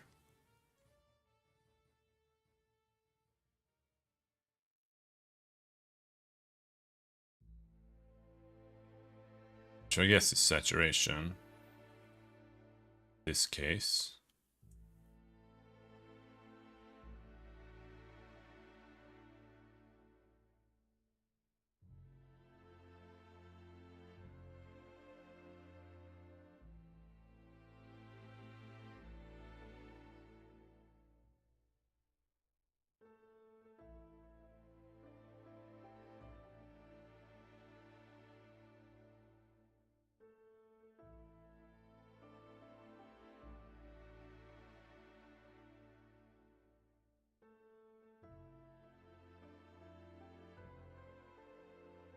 Really, it's pink. Pink that we want them to be.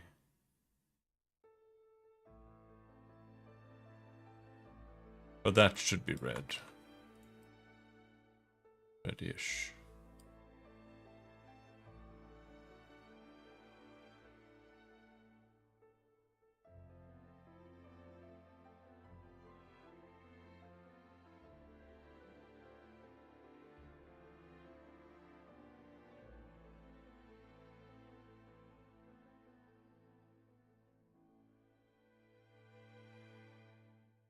He looks atrocious and fleeing. Don't let Semper hear that.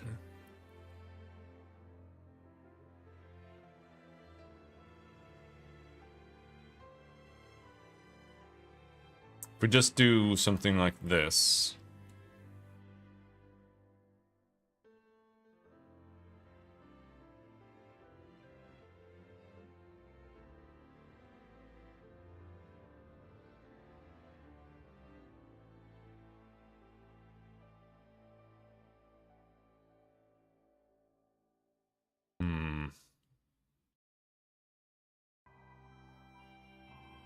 Maybe we just do something like that.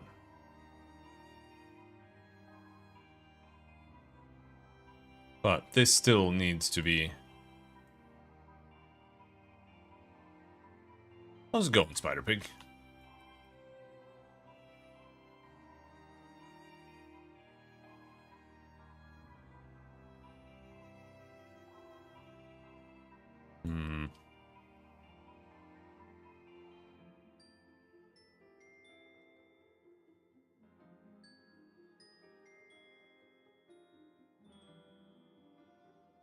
Now we're getting, because the thing is, now the contrast is wrong for the outline.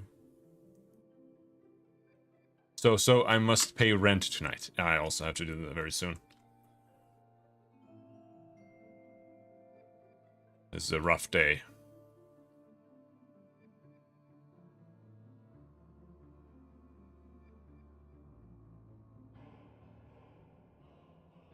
Nobody is ready for it.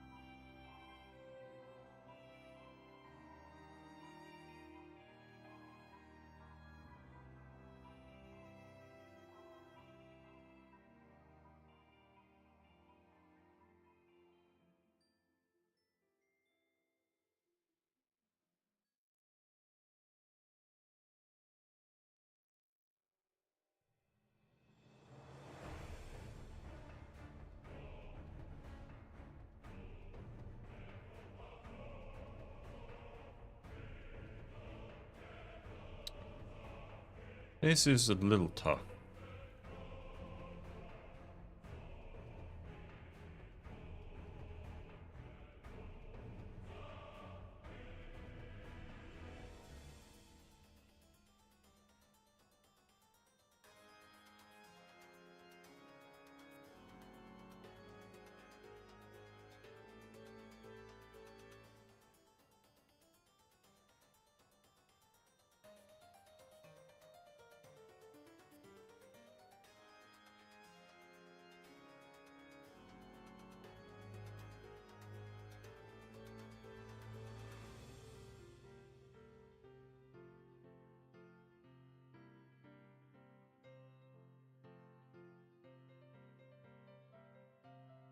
Is this really the same?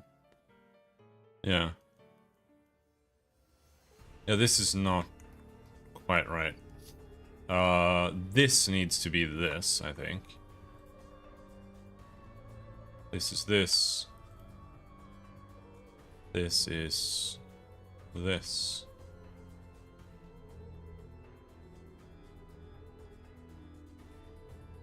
Maybe...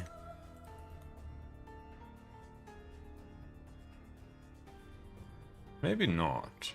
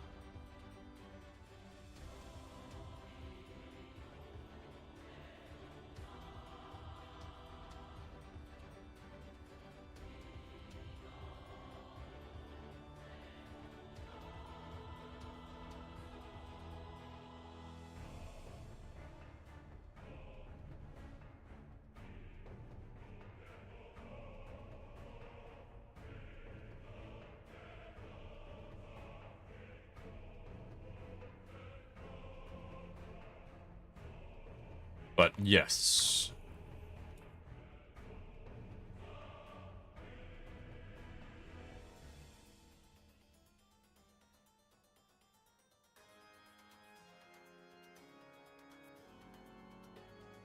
Let's do this.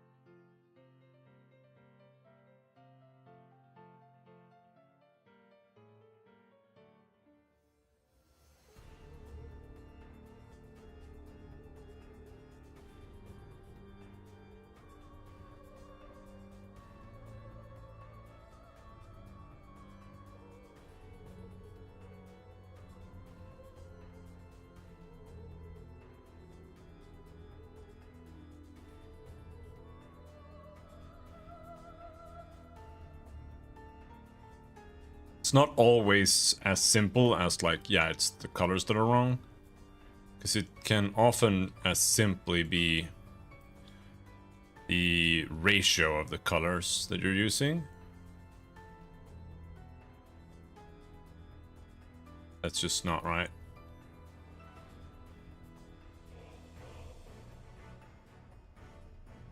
And also here, the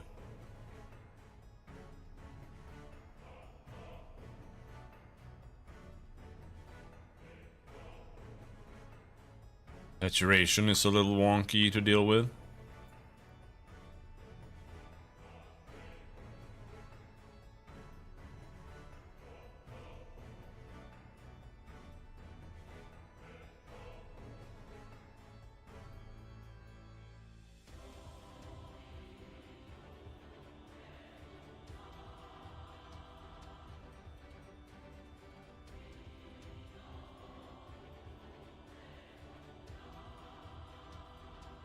Where's this song from?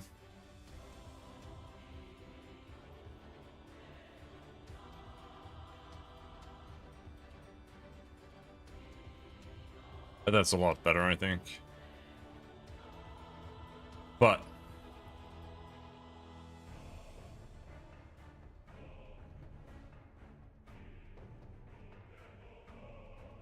it was also supposed to be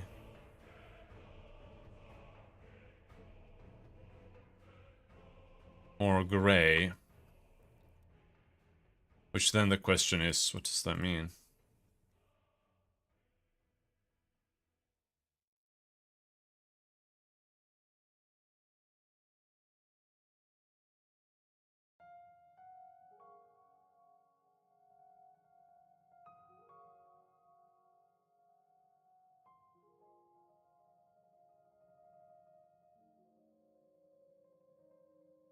Because then that also changes the contrast.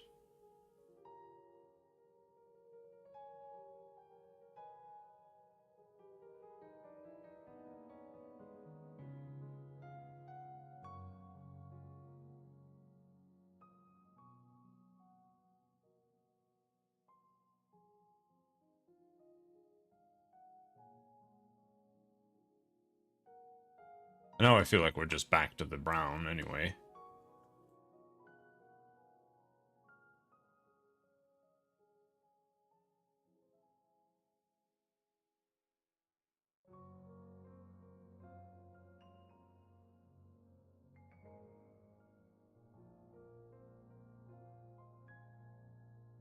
This and that's the same color.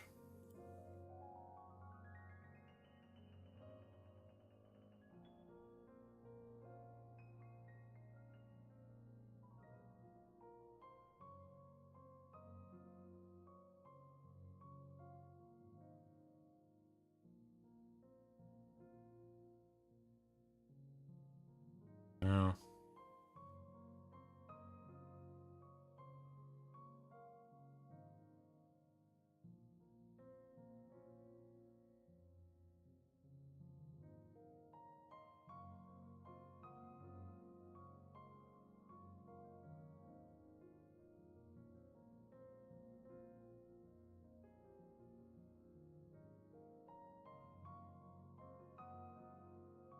I think here this is too dark.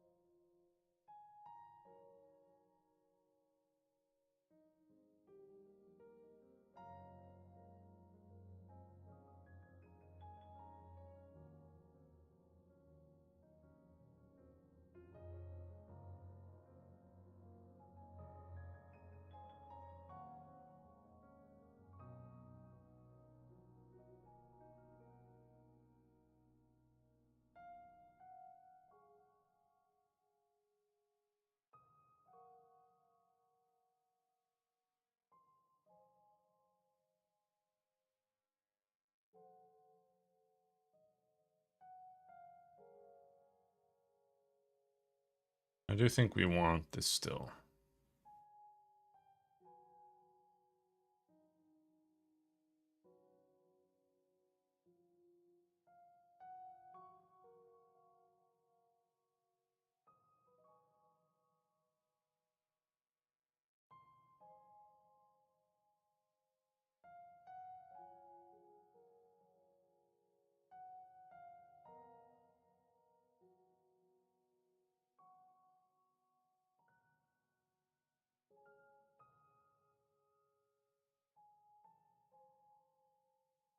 Yeah, the contrast is a lot better here now. At least.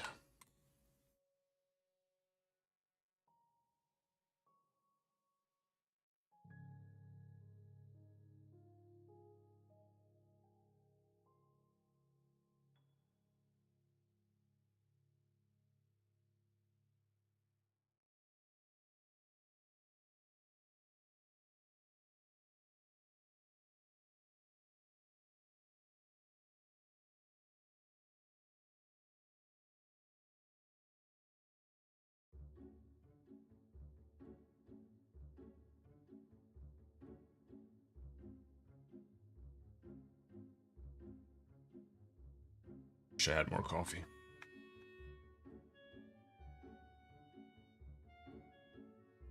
Holy shit. My head. Did I get water? I think I never grabbed any water.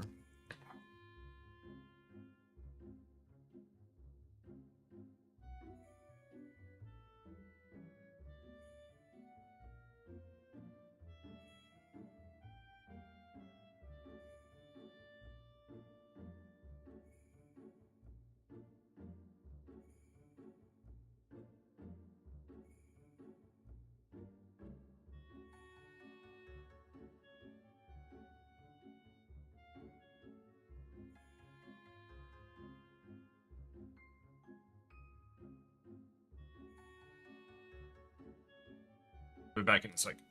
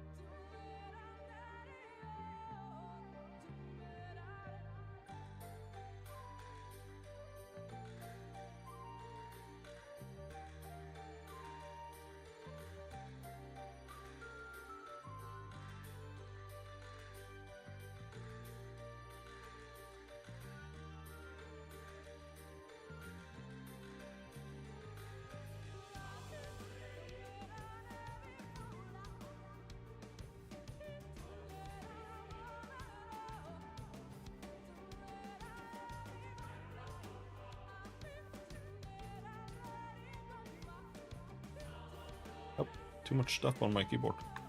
On my desk.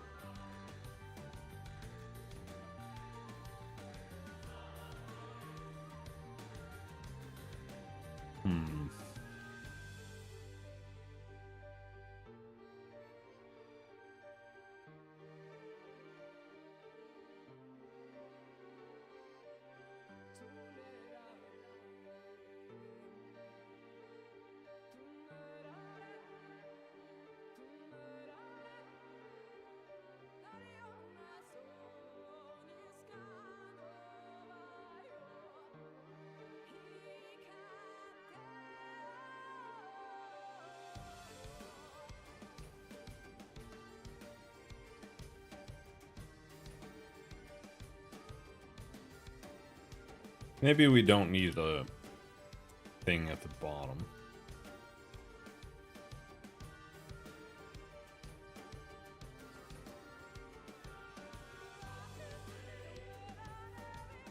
Not doing much.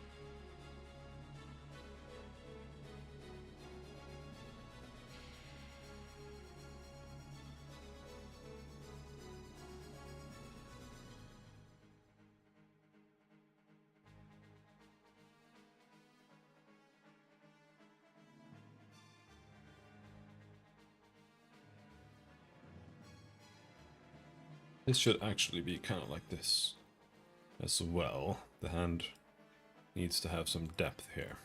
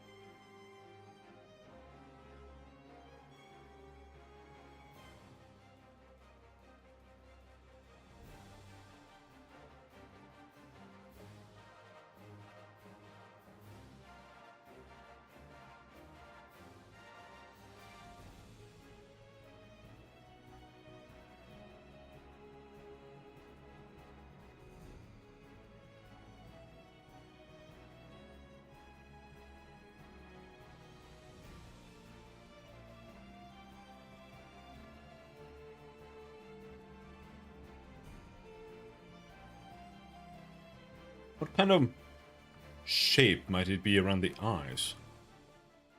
Detail.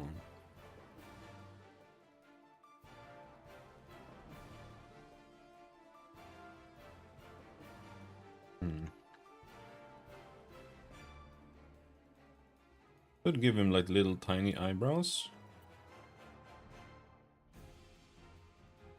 Here. But here this should pretty much be dark here anyway.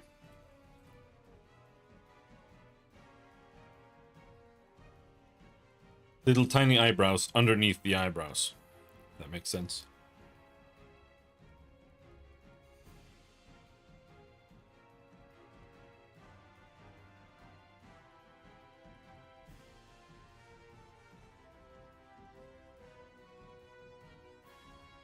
I think that makes total sense.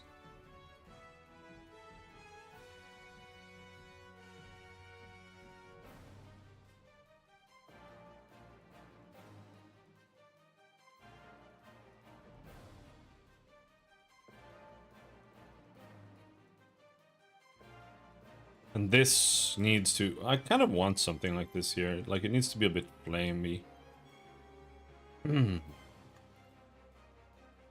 But...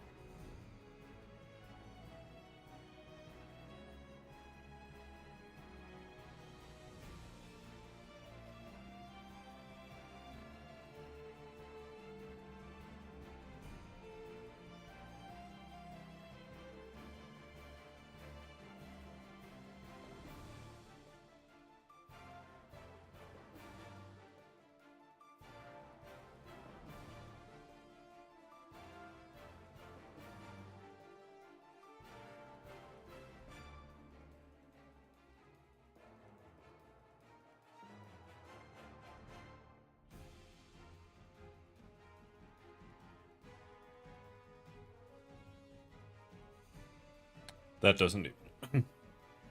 that doesn't even make sense. Oh, shit.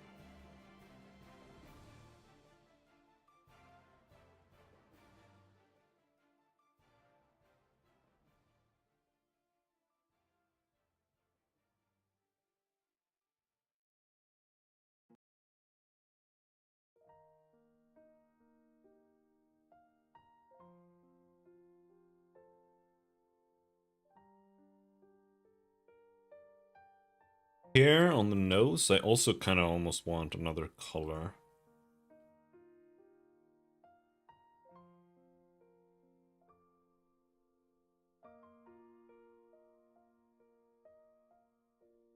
Do have another color, kind of.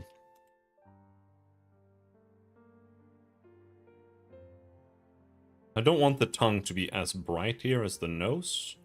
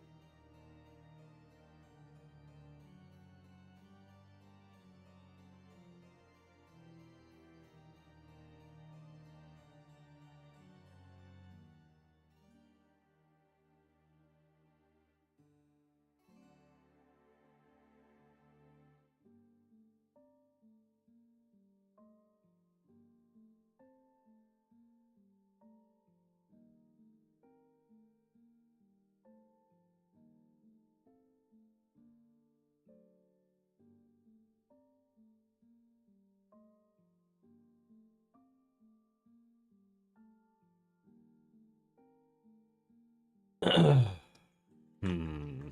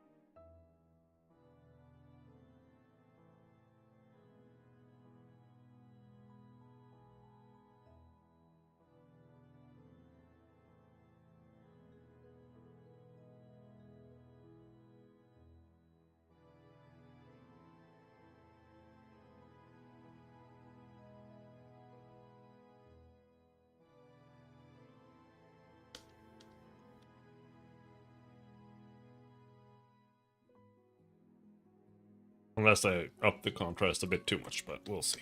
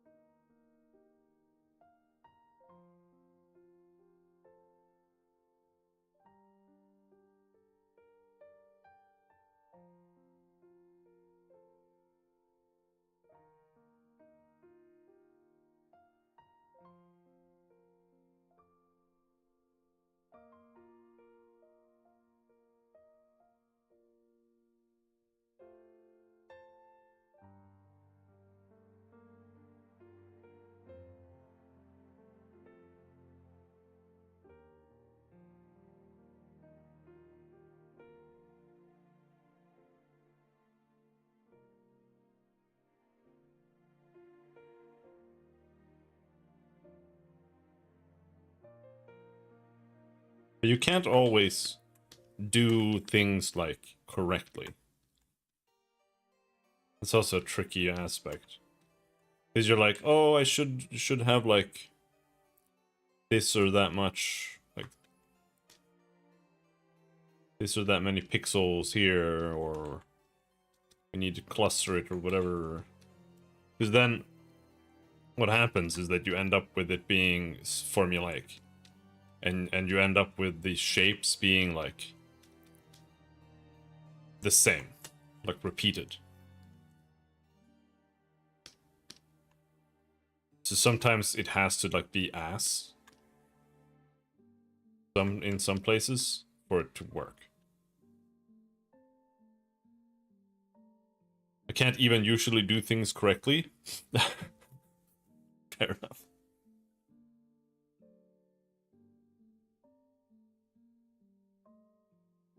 Now there's too much shit on his face. Sorry, Semper, for shitting on your face. Didn't mean to.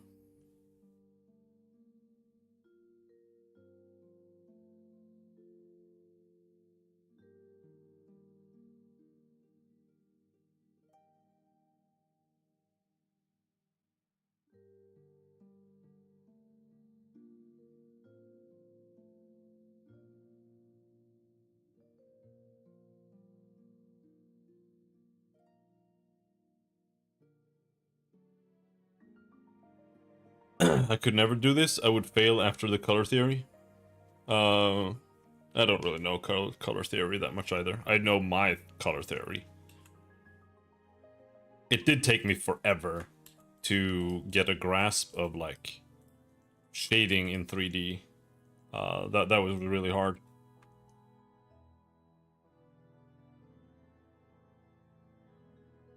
And I still kind of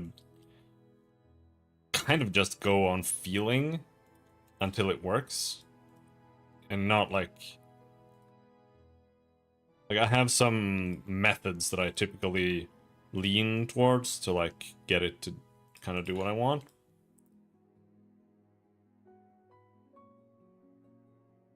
Beyond that, I kind of just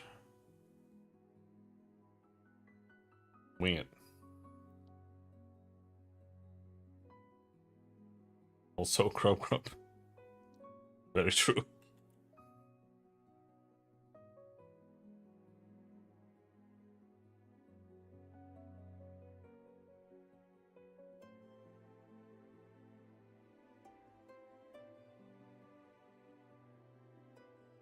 Color theory is rather secondary to thingies like values.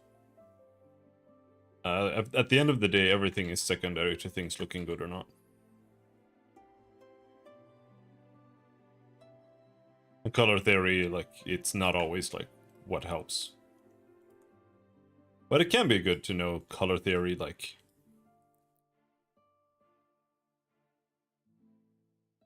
what colors work with other colors and stuff like that sometimes.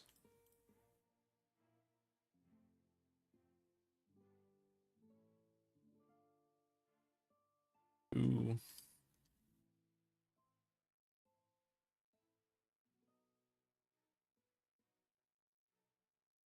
But in pixel art, there's a lot of other things too.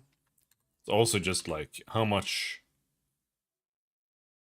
like how many pixels do you have here? Is it too many? Do you need fewer to make it have like the right texture? All kinds of stuff.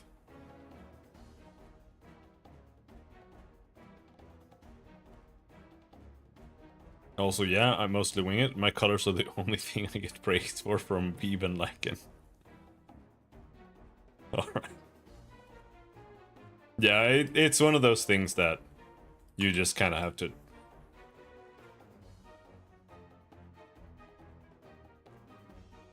try things until you get a feel for it to some degree.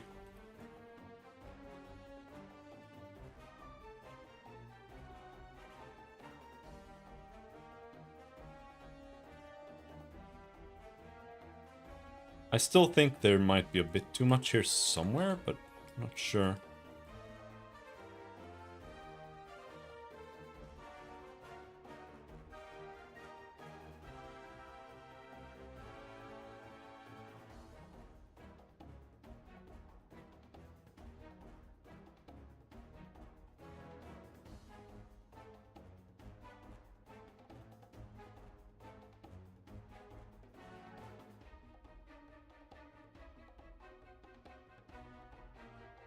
Hmm.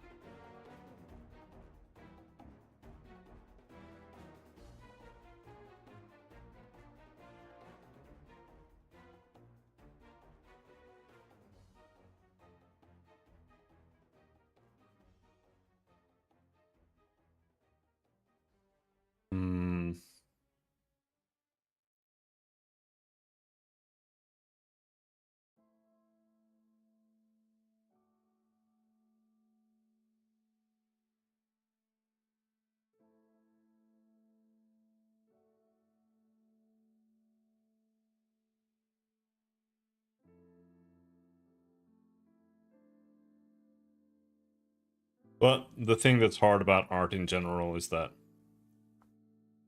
it's not a knowledge thing. It's feel and practice. Because if you don't practice, you can't get the feel for it. You can't like see.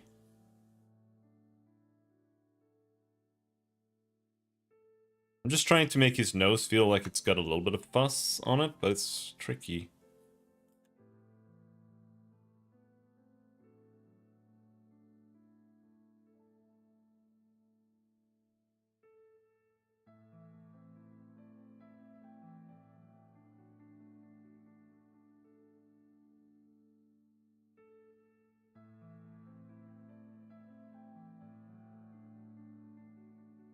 And now we have a triple there that is too obvious.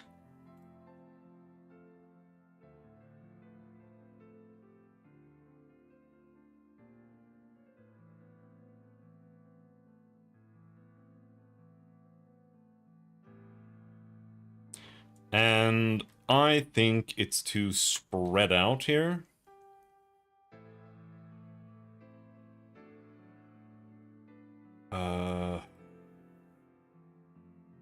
There's too much highlight like over here. But I also don't want no highlight here, but there's like this shit here is too much. This is too much. This should be maybe like this. Like the more towards the edges it gets, it needs to be lighter. And we need to transition towards the darker colors here.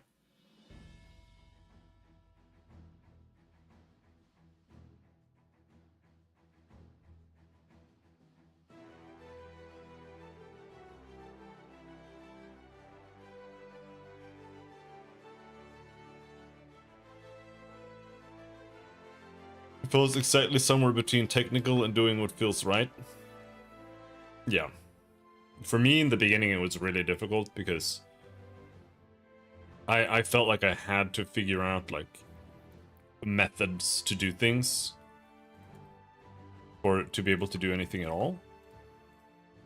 So, I still do things methodologically. In some ways. But it doesn't always work out. Like the way I pick colors is usually quite methodological. I don't know if this is a word.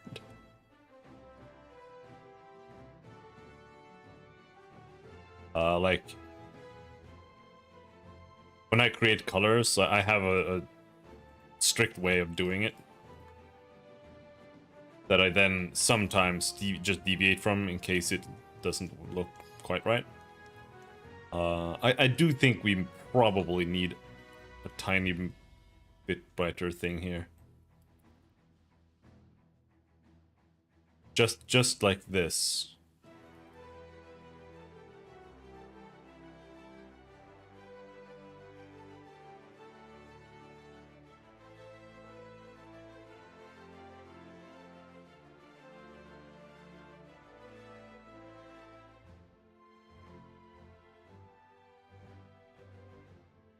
Just like a minor highlight.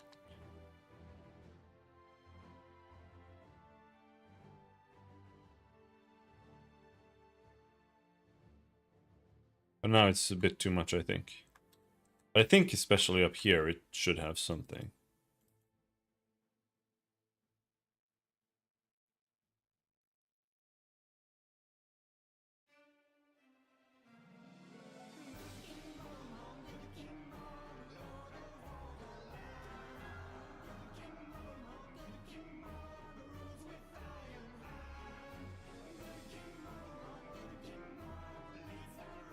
I have a massive tendency to pick colors that are too timid. Usually happy with through shading. I'll slap a correction boosting contrast over everything to make the colors more lively. Yeah, me too.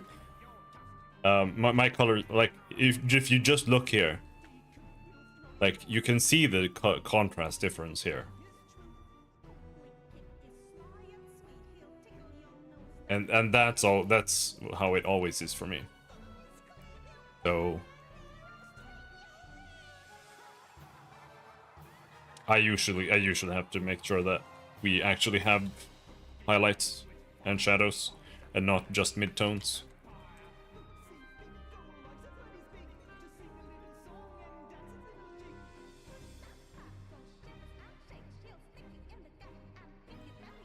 I think that's pretty common. But it's also why it can be good to make sure that you have a background that kind of like forces you up a bit. Because I think that's the biggest issue, like getting stuck in the midtones.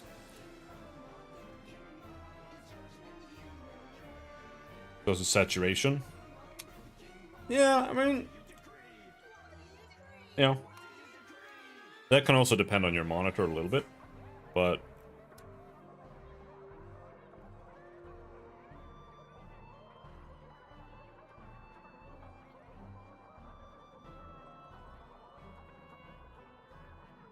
yes.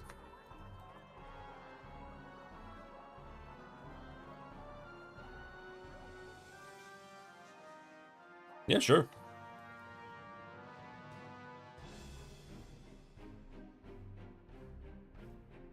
No, fuck me.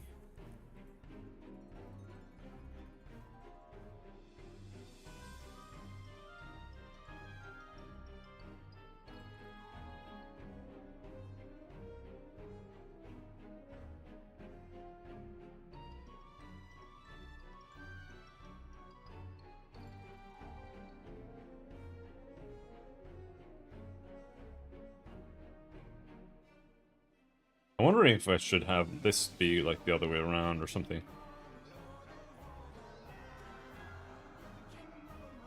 I do think the curvature doesn't quite match up here with this, but it's like not entirely off either.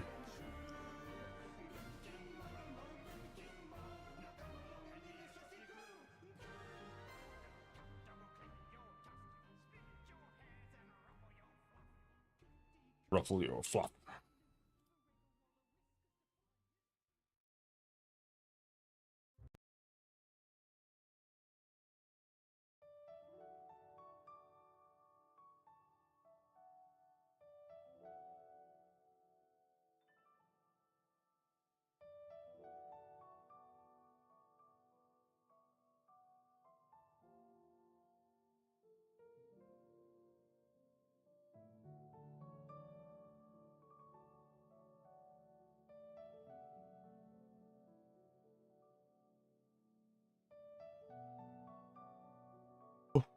I'm dead.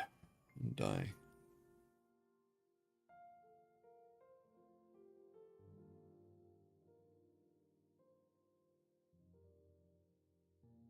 Yeah.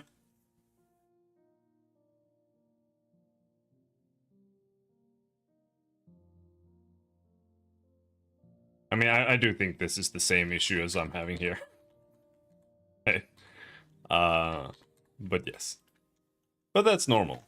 Throwing a correction layer at the end is, I think that's completely standard. Everybody does that. As long as you actually notice and you can tell, like, that's what matters. But yeah, the other one definitely looks better.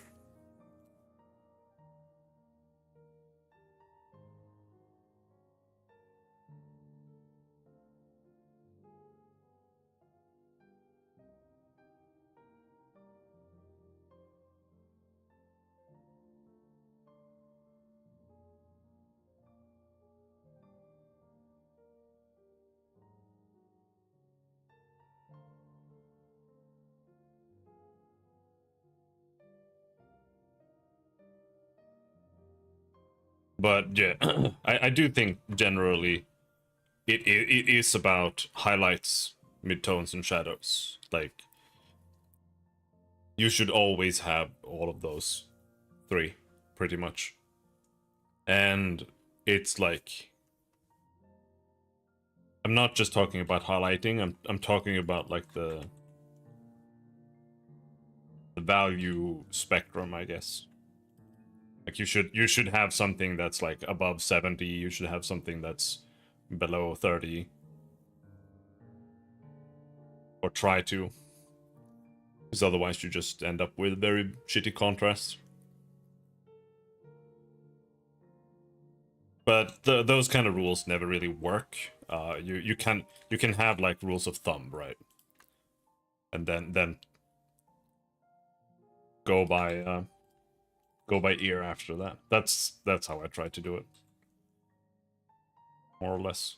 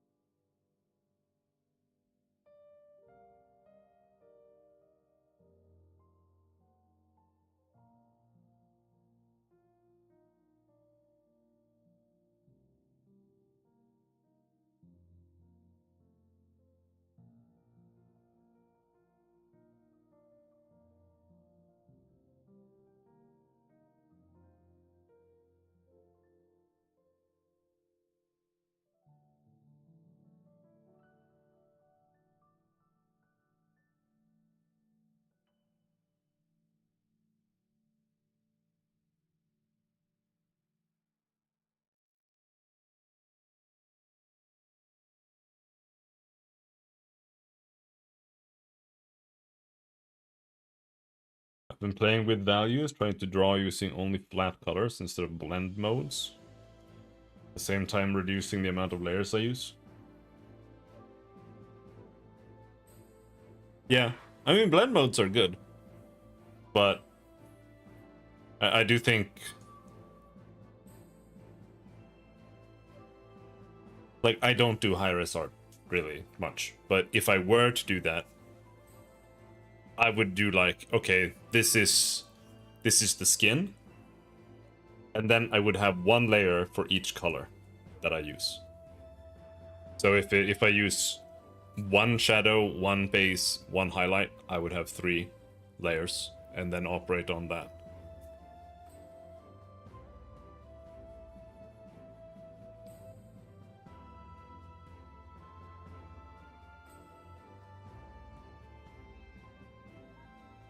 Yeah, no, that looks pretty good.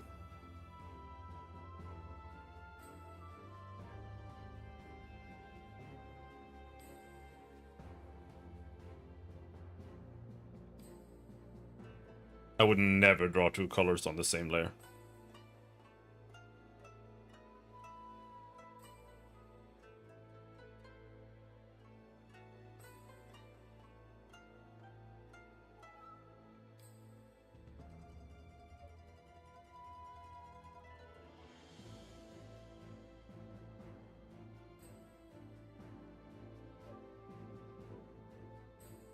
Ugh.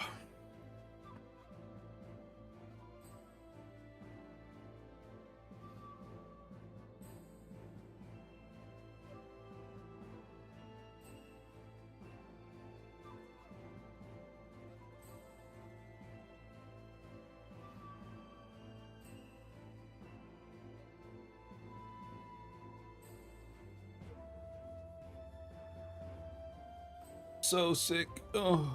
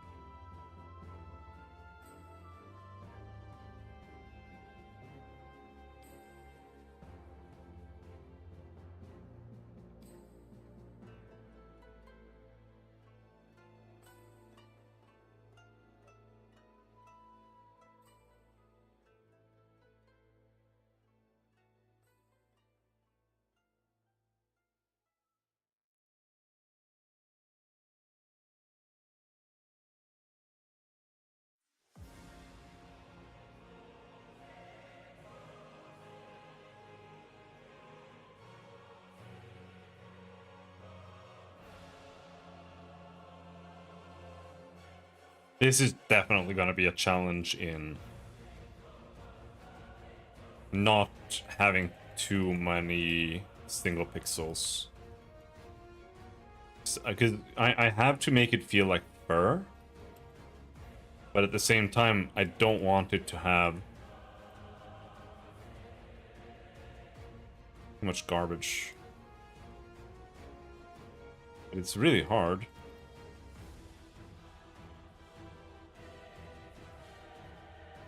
Kib is hawking your wares? Oh, how dare he. Doesn't he know that I'm fucking dying? 45 minutes later stream. Oh shit, that clock is so much. Alright, we'll try to hold down the fort until the Kibis arrive.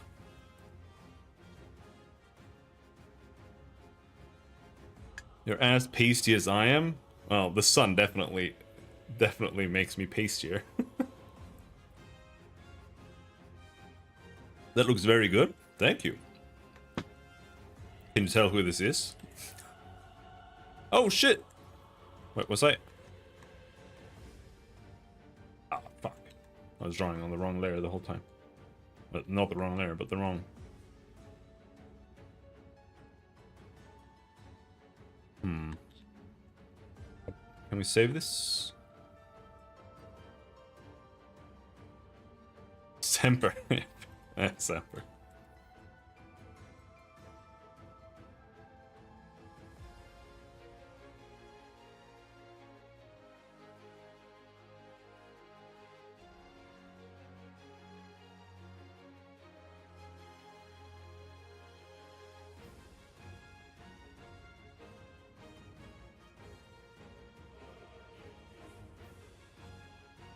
Might have made him too gray, but whatever. That's up to Semper, and we'll tweak the colors later. It's a little easier when you flatten it later on, because then you can just select all the colors, because right now I can't. Not that big of a deal, but just trying to make sure it has like a decent fur feeling. But I would also like it to feel like there's like shape here, because this part here feels a little bit like it doesn't have proper shape.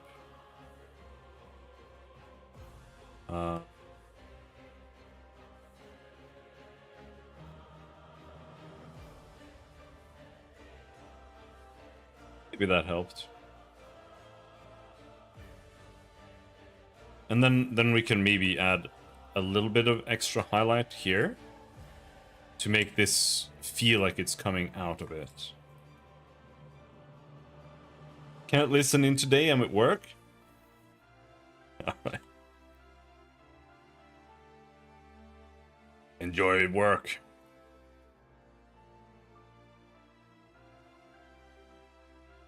Can't you select things from multiple layers?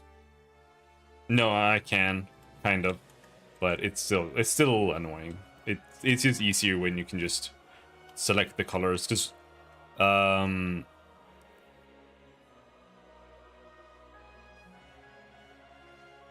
I can just select like this, but it's not that big of a deal to get the colors exactly right now.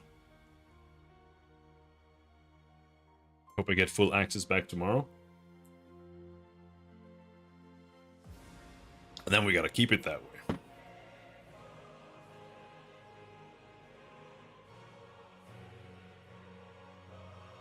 Just the normal schedule then. That's actually true. That's actually true. It usually starts 45 minutes late. So that's actually accurate. Don't worry guys, Kibbs is going to be on time today. The normal start time.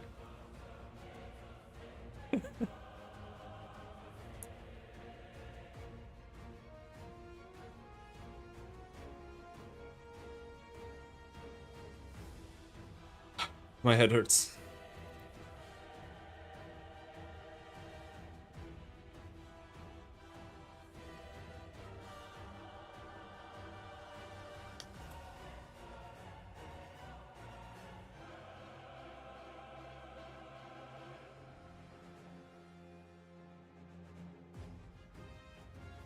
Mm-mm.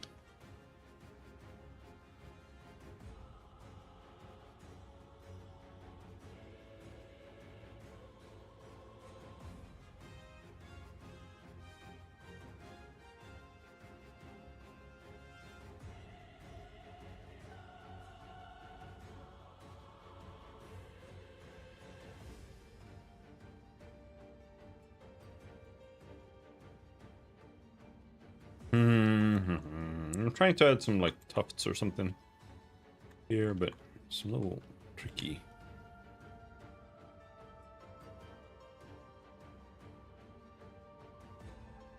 Hello, animate document. How's it going? And hello, hello, Sturmrat. Hello, Sturha.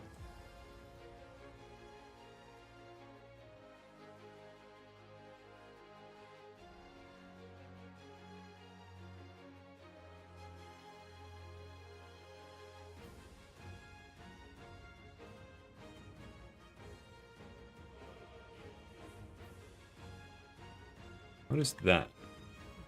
It's missed pixels.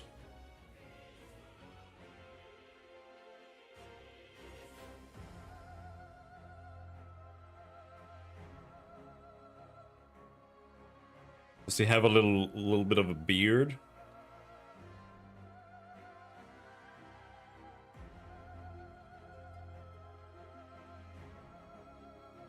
He's Skaven after all, isn't he?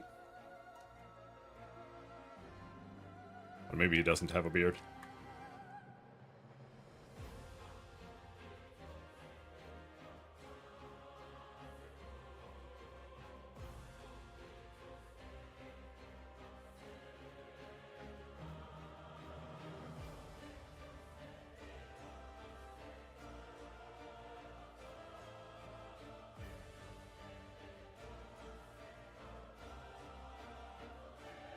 How the hell?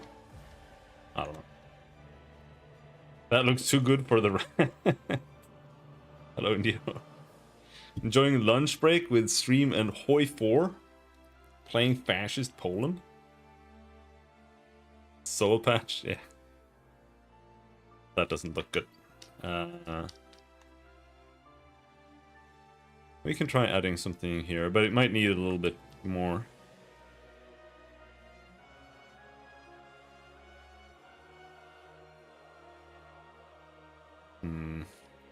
I do think he should have like some highlights here. Look at the front of the lip.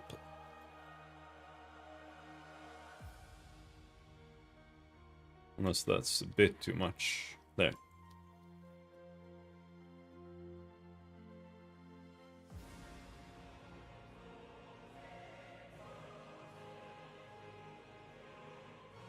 I was gonna add more holes to his teeth. It's a little hard though.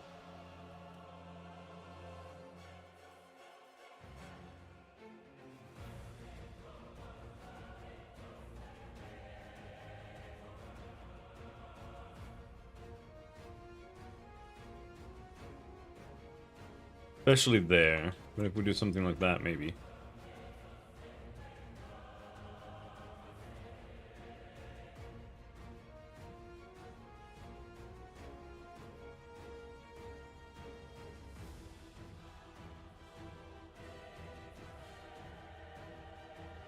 I was considering doing this. Yeah. But, I don't know, maybe.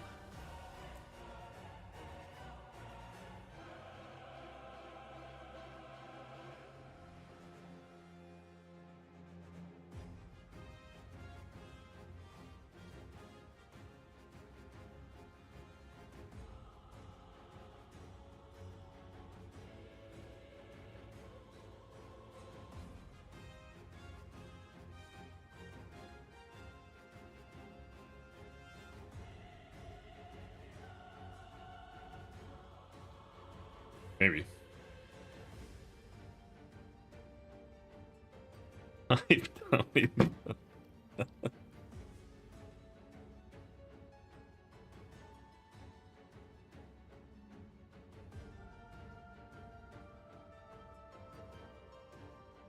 I need 3 new chatfish from you.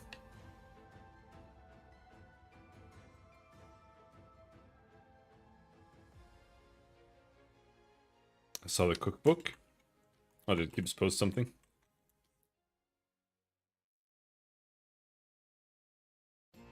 Ooh. Let's hope Gibbs isn't super late, because I'm absolutely fucking dying.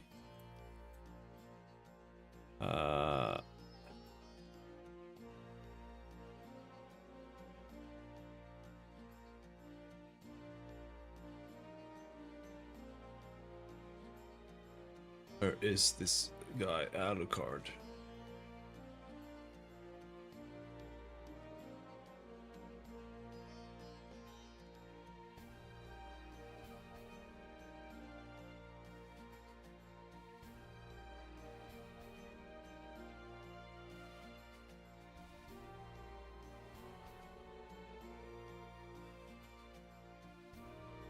And might also need more colors, probably. It does need better a highlight. At least one highlight here.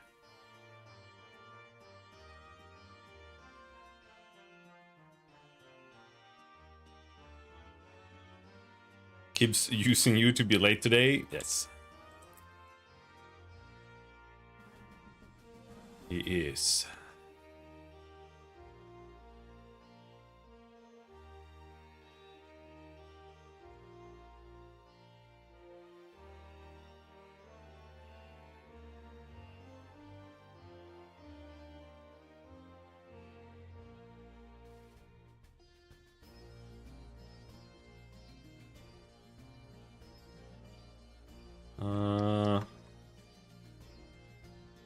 Highlights are gonna be a little weird. We'll see. Not sure how I want to handle the hand.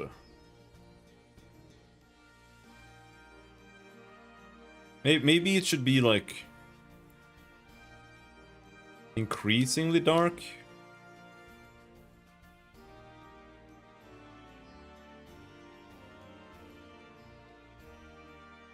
And we need another shade of dark.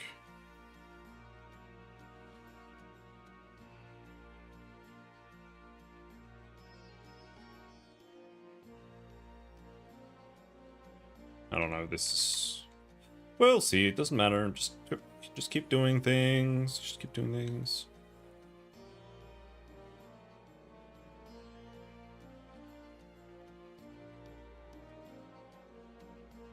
That's my inner monologue when I'm doing art. It's like, oh, I don't know, shut the fuck up, just keep doing some bullshit.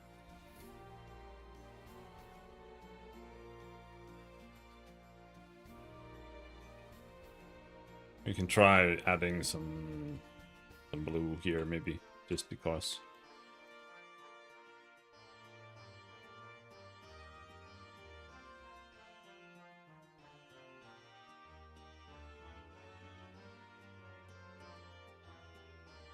Close enough.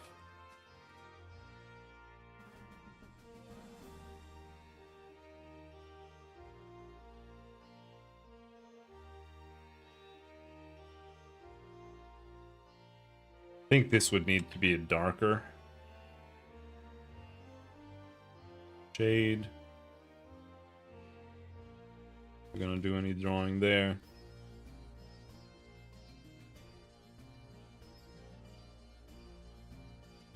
Perhaps.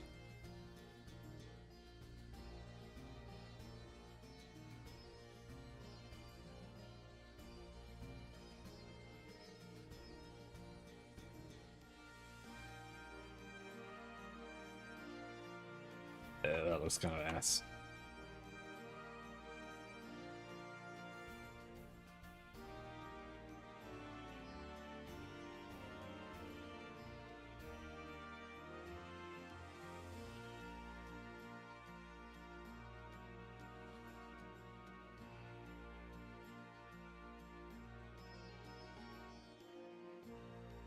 But the ramp for the hand isn't very good.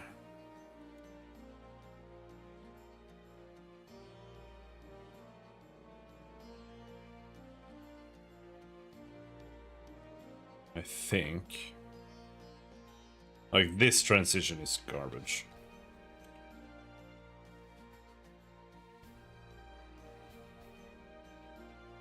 Oh, I do have another one.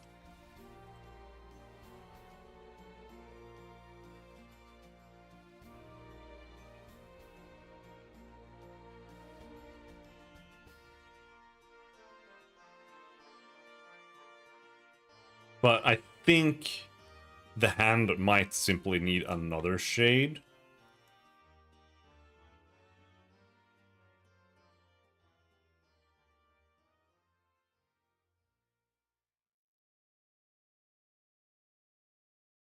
Because it's so big. Just like the fur has like all of these shades here. It's probably gonna need more. Oh, green branch.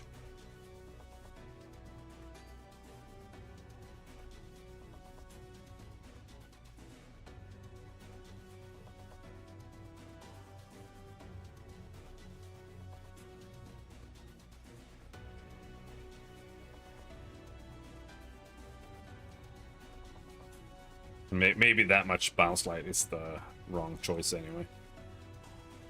Probably is. And yeah, this definitely needs another transition, I think.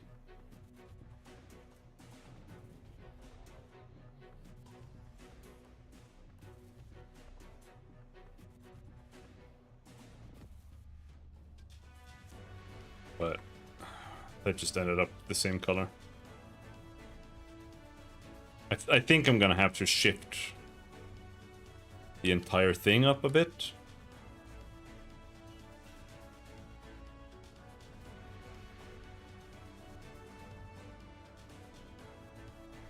Maybe even yellow it a bit.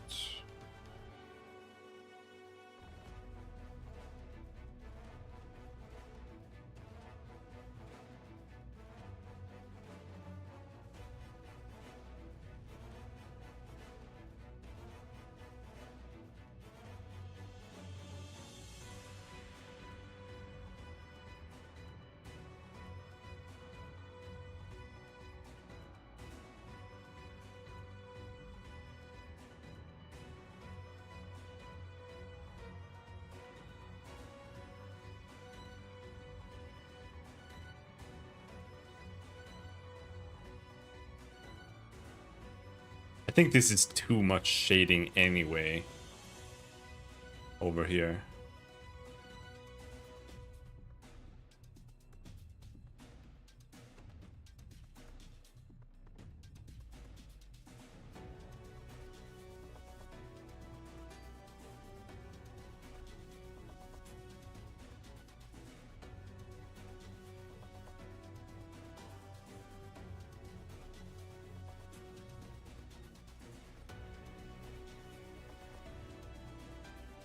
Just meant to like show the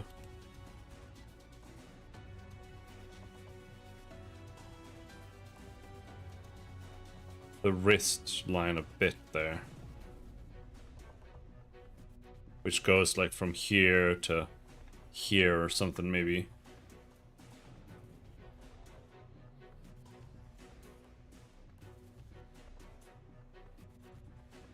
Right, like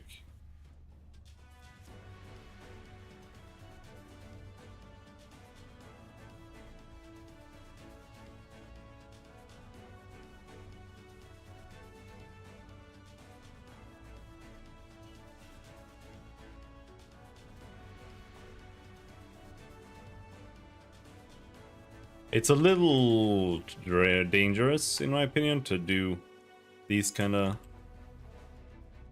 texturing like in pixel art, because it like you have little wrinkles on your arms and hands, right? And the issue is that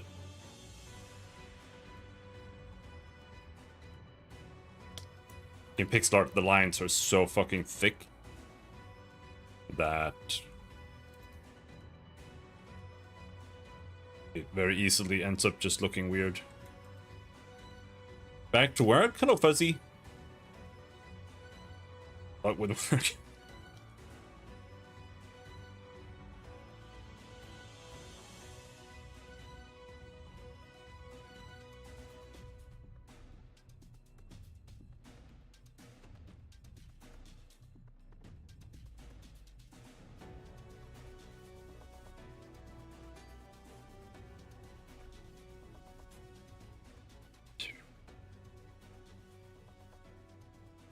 And, quite frankly, I think the line would be like here. Which is mostly under the arm, so we don't really see it that much.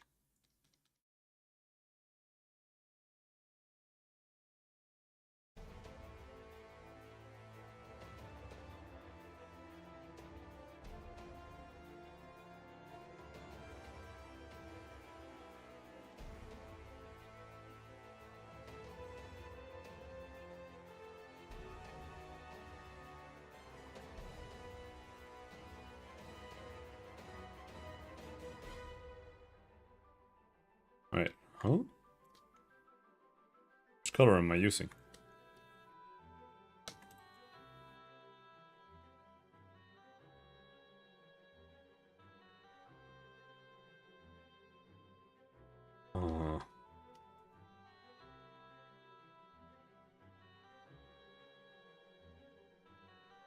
Guess we're using that color. Wait.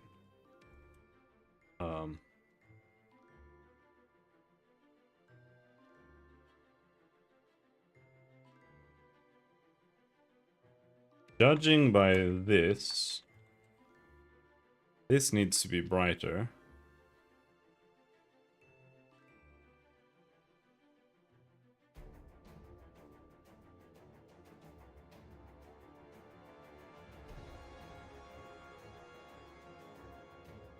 Oh.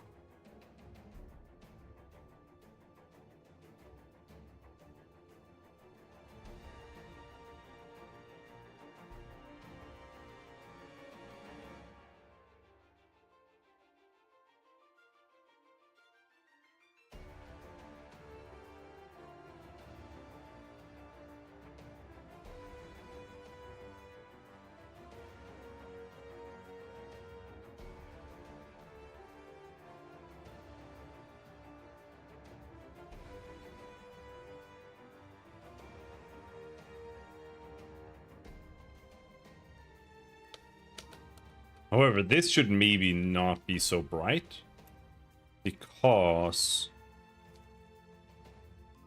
skin isn't that glossy. So what we should do is we should have something that's maybe more like this. We use that here. Or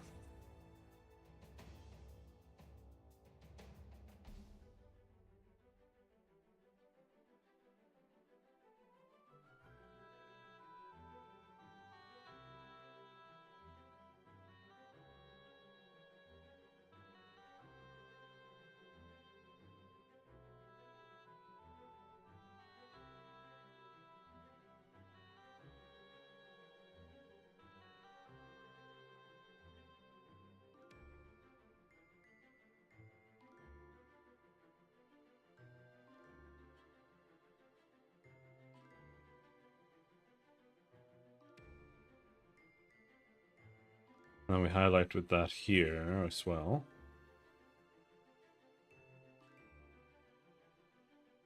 And then, on top of that,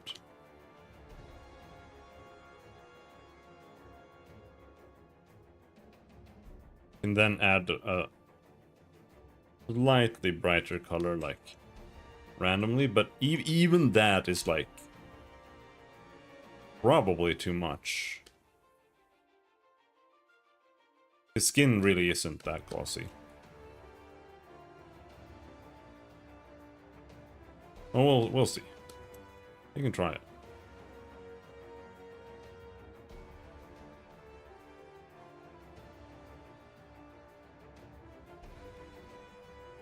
Maybe he has some hand cream applied.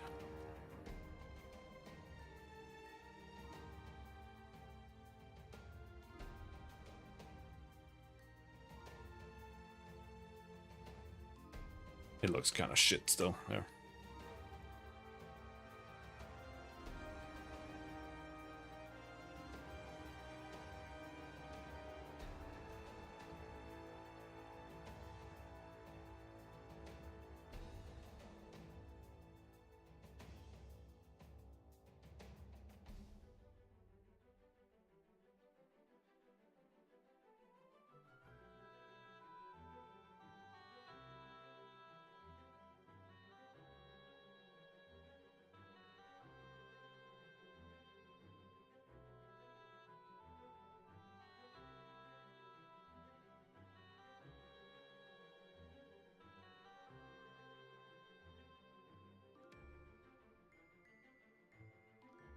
The sun is in my face. I'll be right back. I'm gonna close the blinds and go to the bathroom.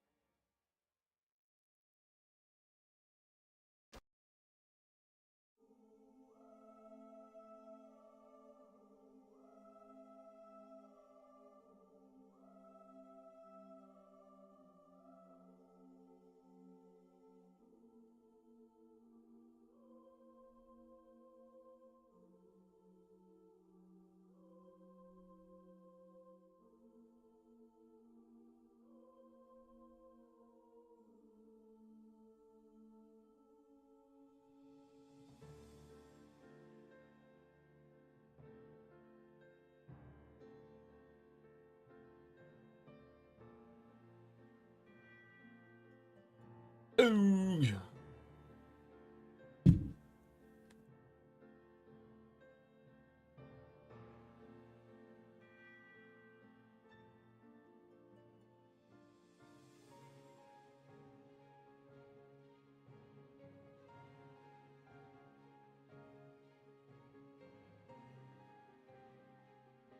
Now, is a rat tail the same color as, like, his hands? Or is it gonna be darker? I think it's probably a bit dark.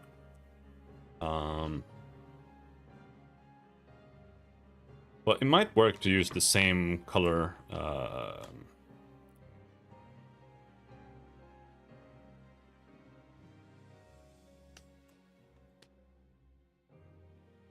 same, color ramp. We'll see.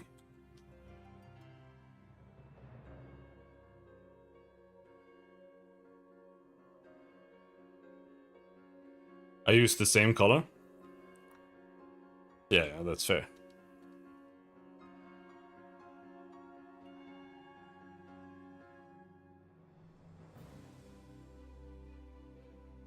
But it needs little rat lines. I think.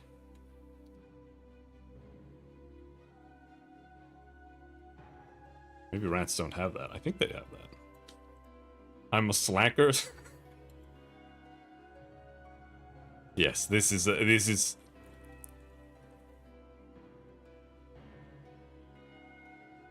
extra effort. Extra effort, rat.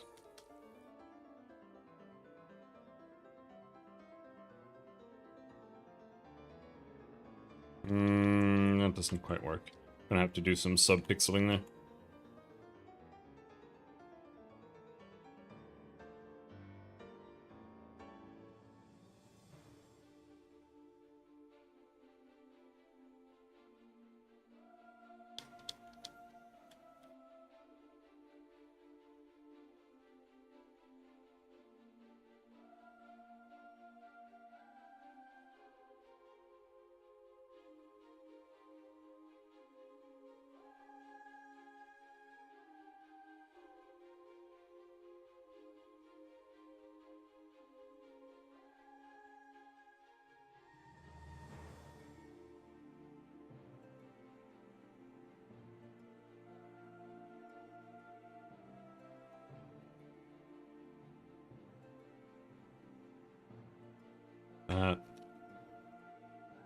I will never have this level of patience for anything. It's fair. I have infinite patience usually.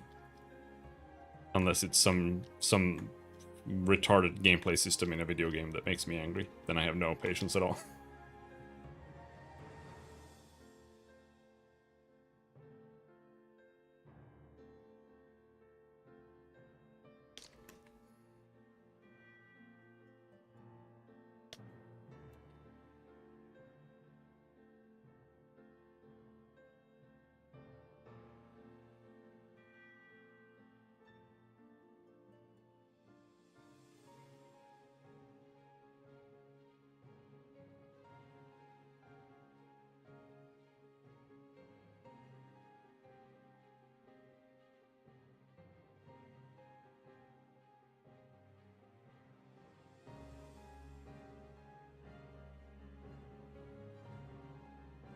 It's also why I am good at animating.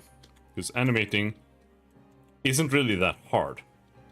It just takes time and effort.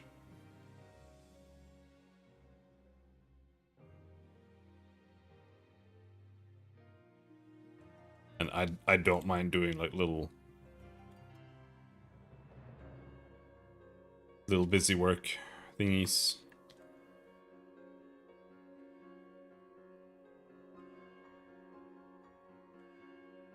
At least.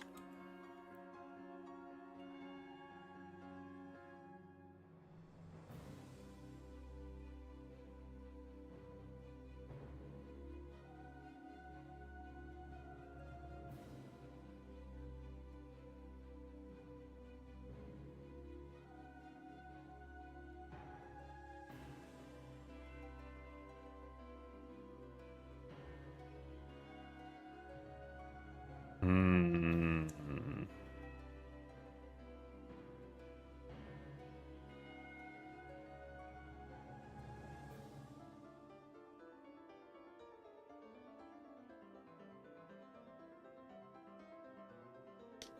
I think this might work.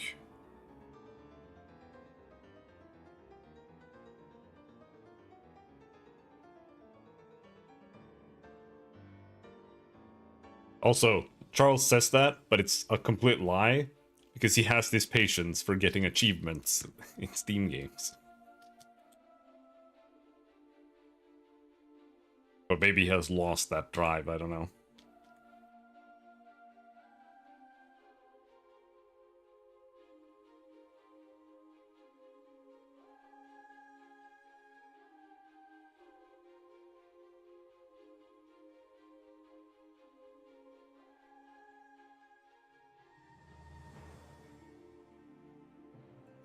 That's autistic obsession, rather.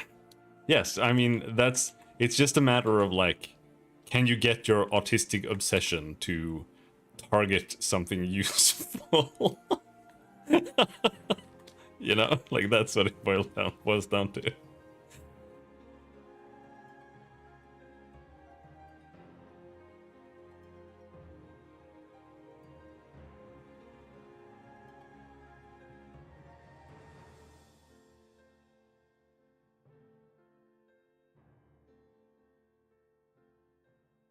Mm-hmm.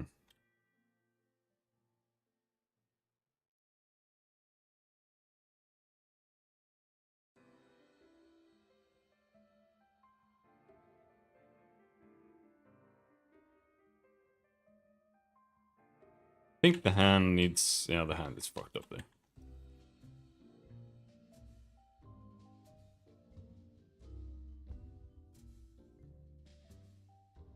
I should draw Asian women in bikinis. That's true. Yeah, you should become a gravure artist. That way you might be able to get them to interact with you and draw some art of them. Maybe they'll even commission you. Imagine you boot up your Japanese jab and the main menu is like, you know, like Final Fantasy style pixel art of gravure idols made by Charles.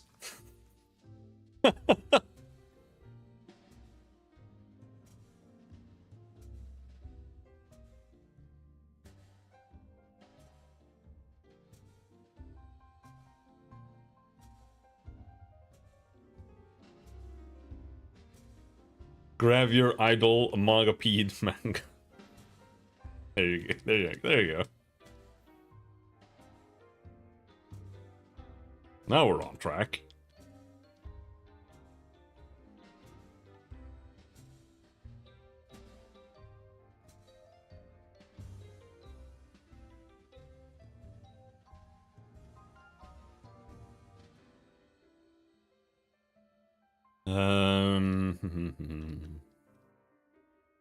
What color do we use for the other side? Yes, this one. We just need to do this. Oh, good. There. Now we just need to do the other 2/3.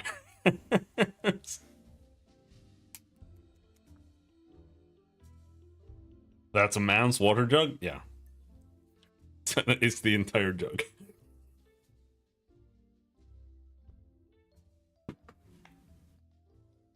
Having a glass is too much work. But I'm not sure I want to start doing the tail yet.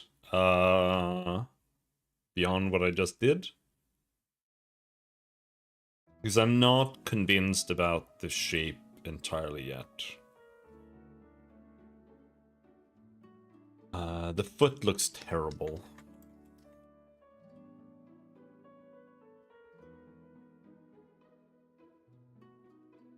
Need to take care of that.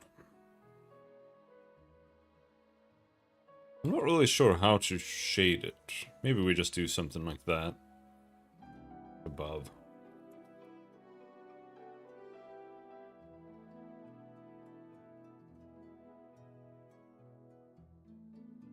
Maybe.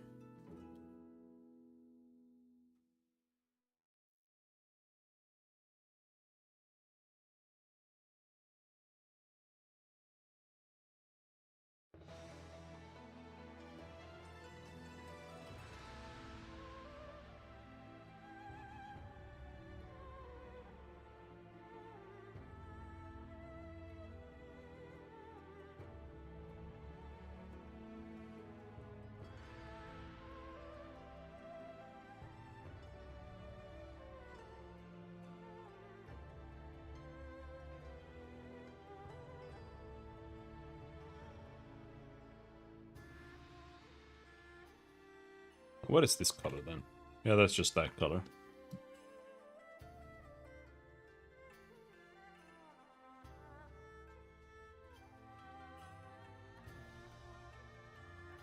And then we try to highlight. That's the top of the finger. Bit on the knuckle. And then on the knuckle bone here. Maybe.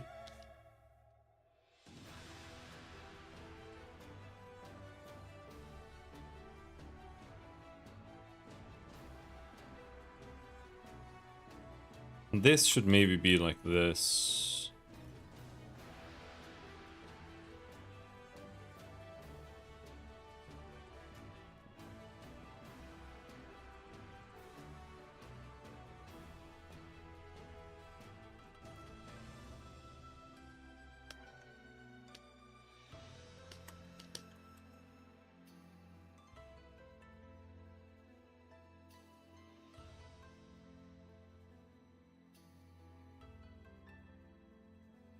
Not super happy about that, but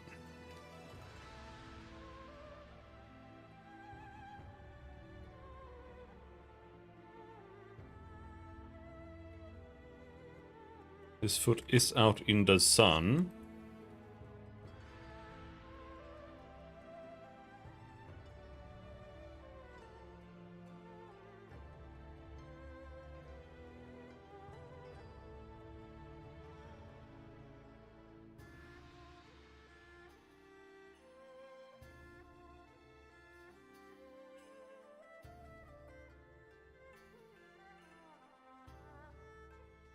I've already done a bunch of outlining here, it seems.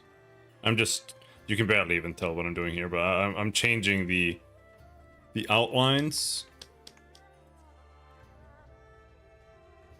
to be a slightly less dark color here.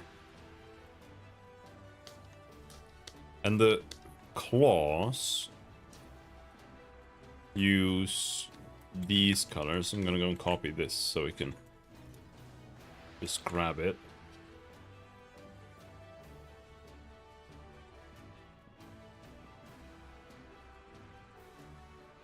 Well, actually, these should probably be like this.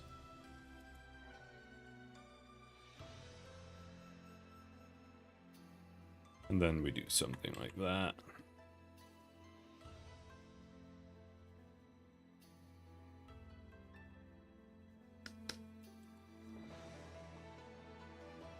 This one is so super far away. To the point that this should probably be this color, with maybe this as a highlight.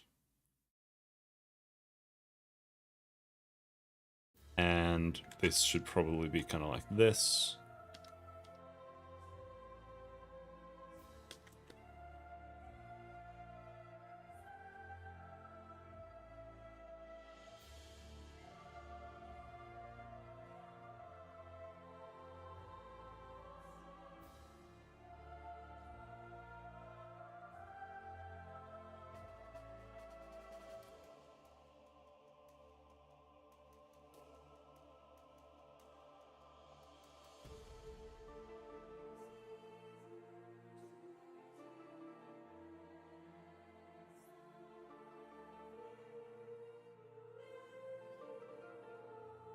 These claws don't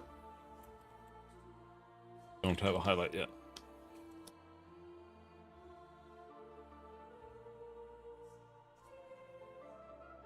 And they should all have highlights, so they're all just in the light.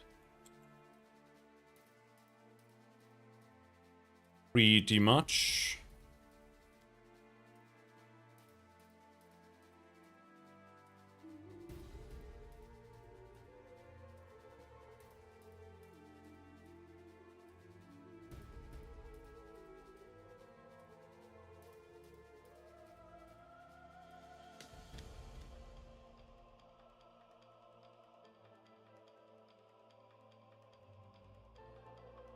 Got a mail from Valve, didn't get one. I'm on the wait list. Don't know how much I want to buy one in 2027. Yeah, I mean, I would honestly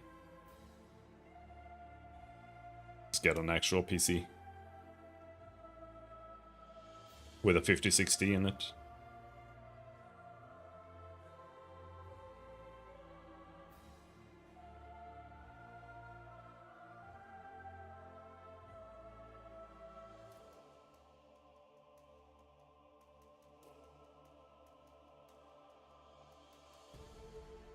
The Steam Deck, or the Steam, whatever the fuck it's called, the Steam box, the Steam thing.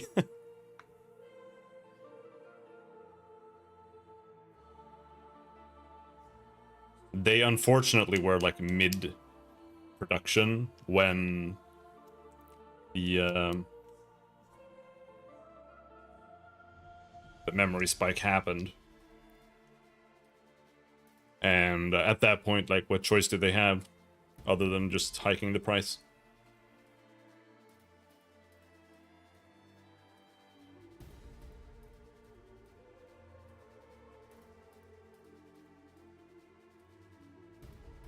Well, yeah, I mean, that was the price. Got myself a Steam Link when it was 95% off. I've used it precious few times that it's now collecting dust in the living room. I don't even know what that one is for, to be honest. But I guess it's to make it easier to connect your TV to your computer. I have a Steam controller.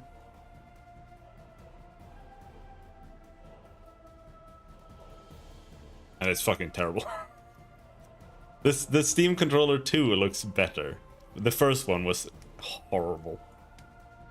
As you stream from your PC, yeah.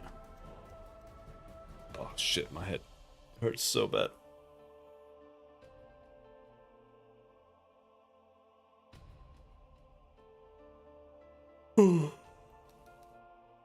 Regardless of price, I want a GameCube, but it will take me 3 years to get. Yeah.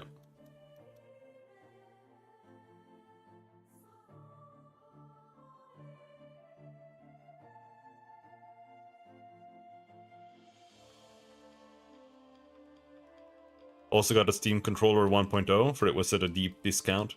I got it to cheat in Destiny 2. But it actually didn't work. You needed to have a PS3 controller or a PS4 or 5 controller to cheat in Destiny 2.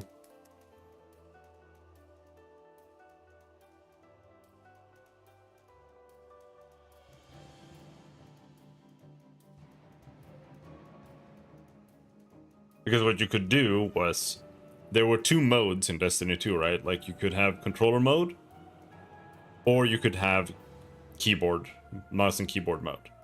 But if you were in controller mode, then you had aim assist, right? There's a lot of aim assist, especially depending on your weapon. If you used hand cannons, you had a lot more aim assist than if you used like automatic rifles.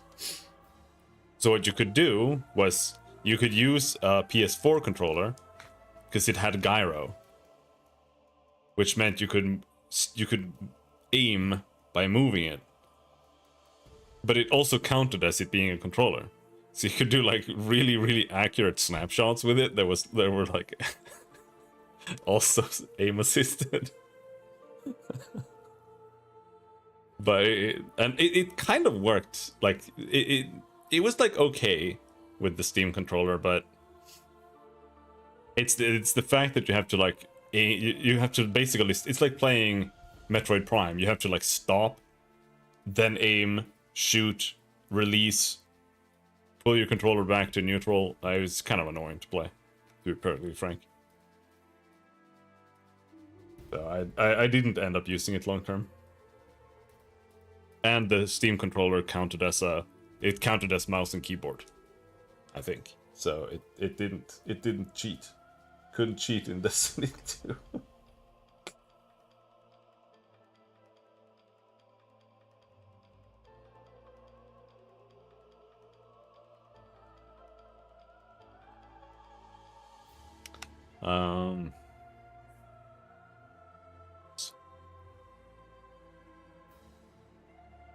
The hand will be a little tricky, because it is what it is. It's like when you're doing high res stuff, it's a lot easier because you can just take a brush and just be like,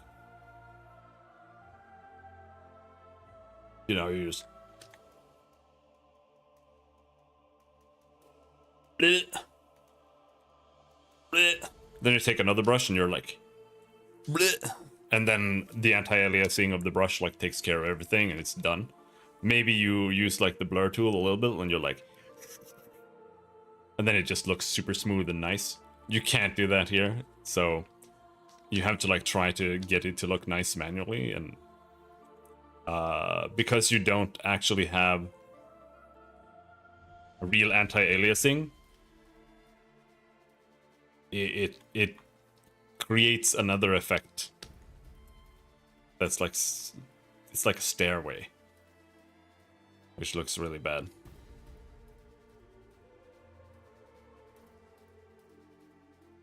But the stairway can work at times too. Like it's just like you gotta make it work for you.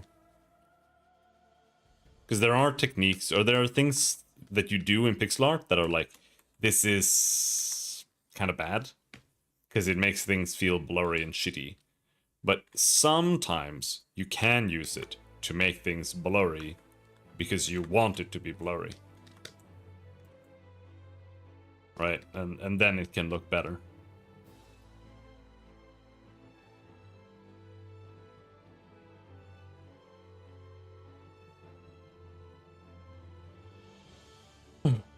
I got my own troubles as Licky Fish got me into baking garlic bread.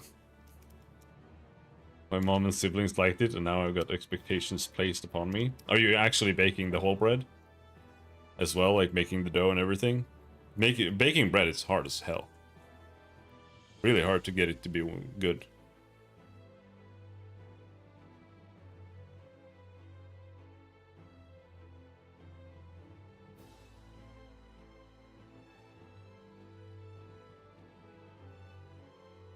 Baking the dough, roasting the garlic, the whole shebang, right? Yeah. Yep. Oh, I mean, as long as you can get it to work, that sounds good. Because it can be pretty hard.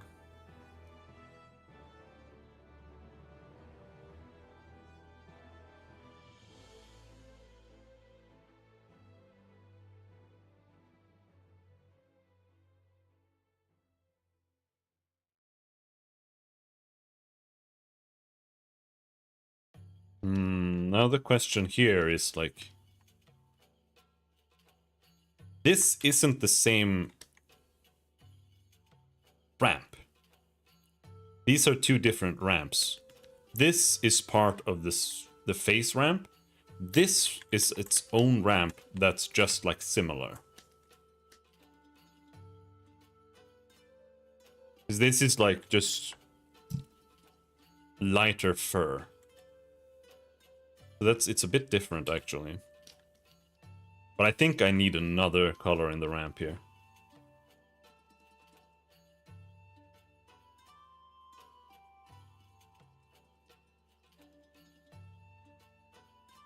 But that's gonna be, we'll see. Like I said, I do want more colors here than you would normally have. I want it to be high color count.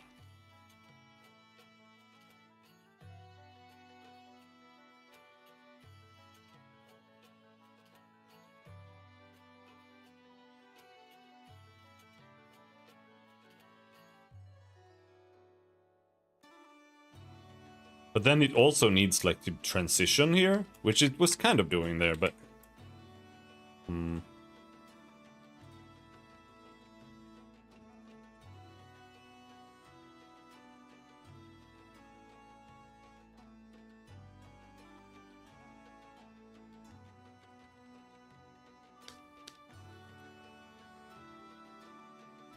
takes 40 minutes to roast the garlic. Really? Have you ever made... Well, since you're roasting it, you're actually roasting it in the oven? I did that for a while, just like roasted garlic in yeah, in the oven, in like you take the entire bulb, wrap it in foil, put some like oil or something on it, put it in the oven. That's actually really, really good. Like, just as an accessory and just eating that raw. Or not raw, but, you know, just eating the garlic. Because it no longer... It's no longer, like, super acidic and strong. It just tastes, like, sweet. It's really good. I can think of an analogy. I prefer composing for something like NES, just 4 channels, versus composing an orchestra with 100 instruments. Kind of prefer a small rock band sort of setup. Same with art. At best, I'm gonna get a cartoonish generalization across a few colors. Well, honestly,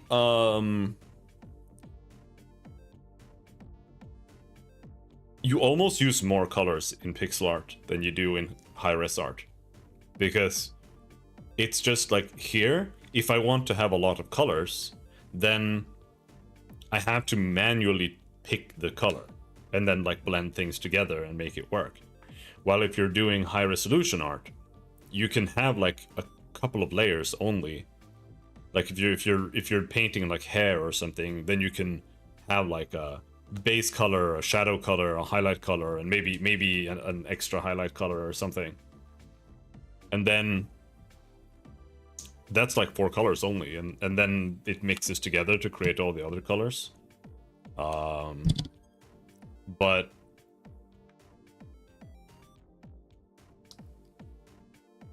I'm not entirely sure what we're talking about.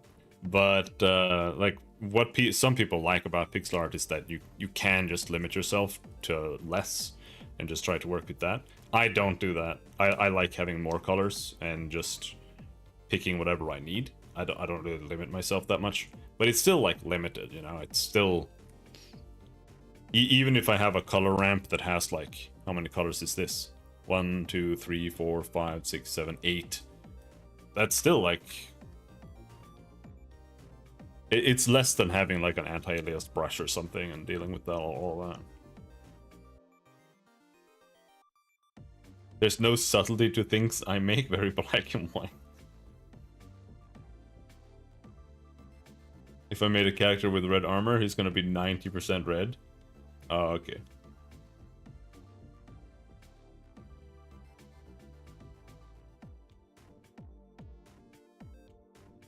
Right. Yeah, I mean, there's nothing wrong with that. That's what you like. Does his arm need to be a little thicker? Like, should he have a bit more of a forceps?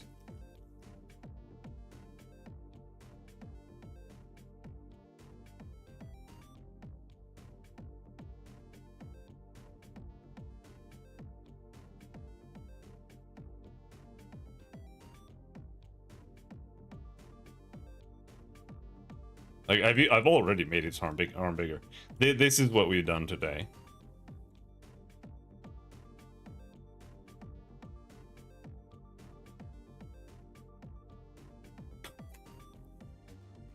Made him look a bit less derpy.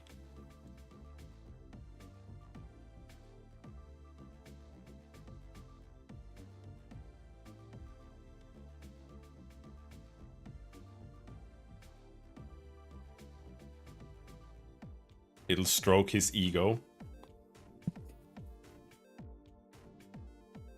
I just worry that it's a little too thin.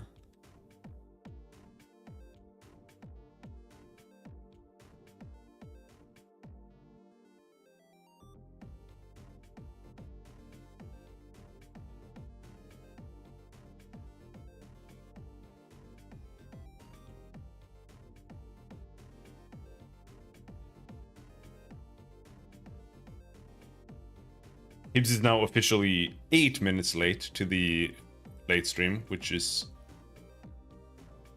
scheduled for when it usually starts, yeah.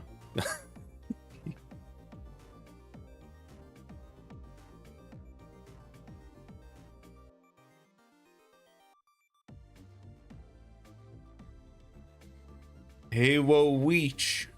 They're playing Hey whoa weech.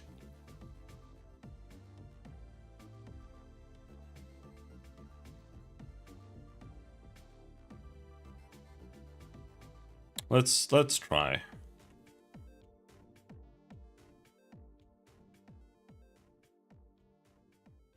Let's go here.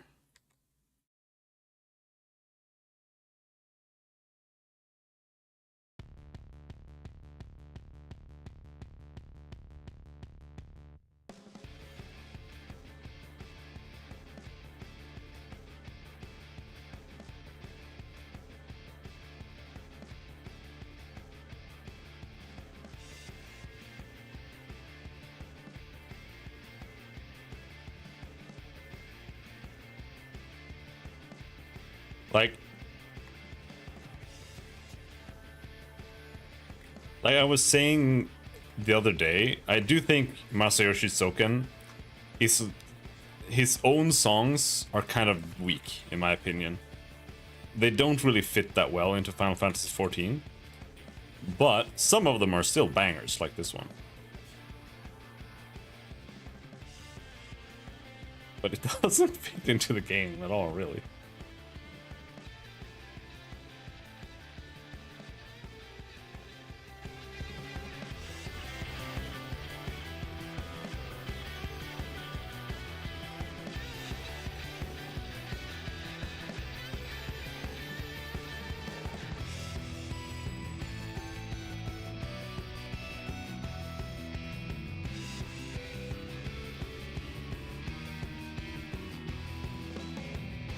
Complicated shading the arm a bit.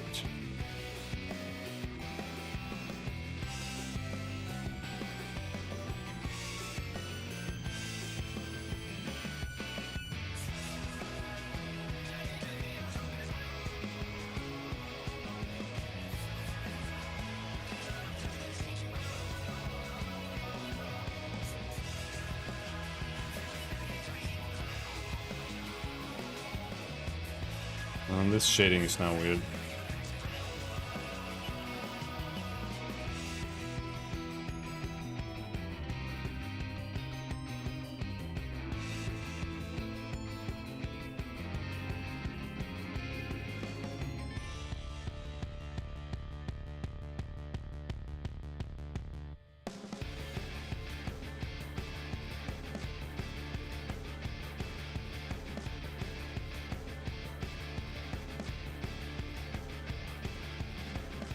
This should be a darker color. It's too dark.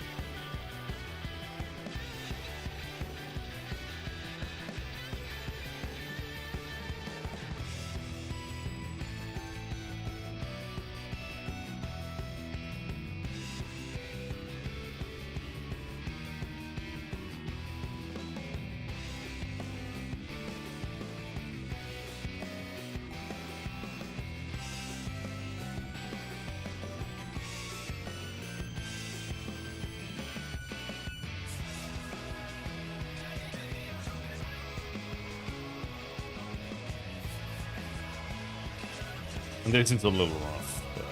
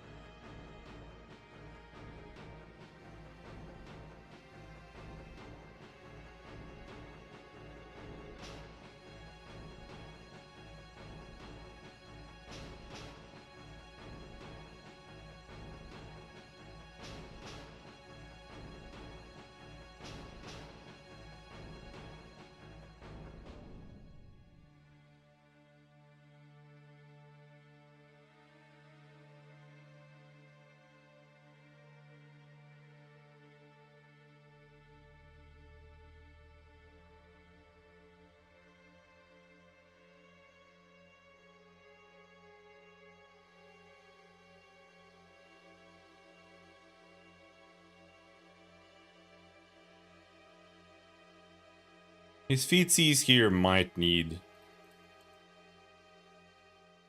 a bit of a brightening here.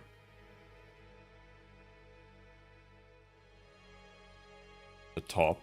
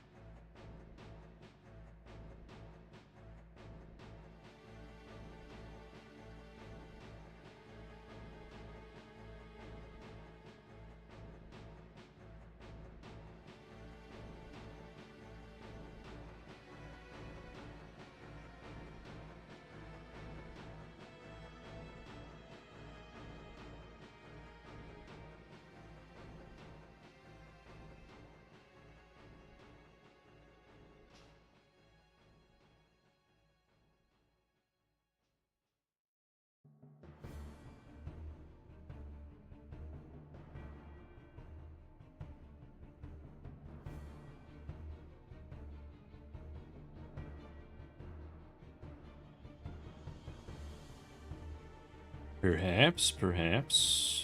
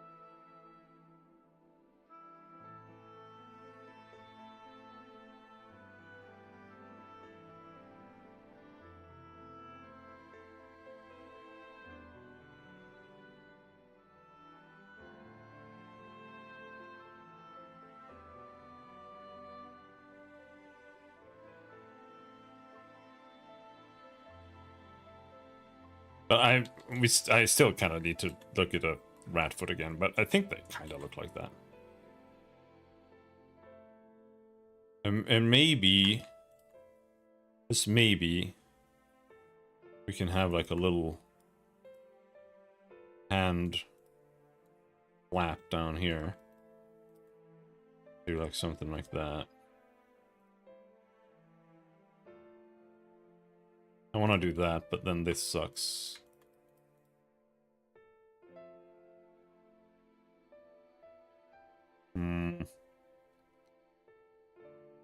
Oh, that kind of blows.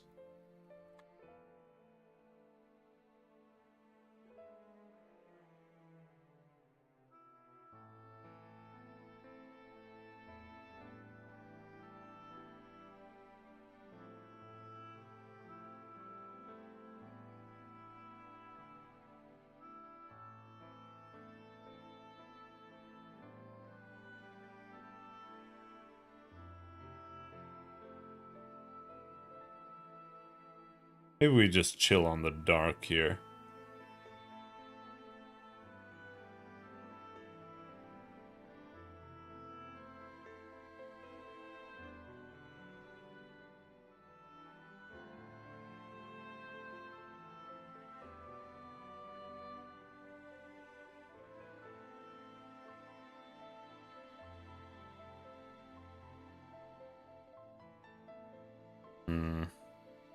Not sure.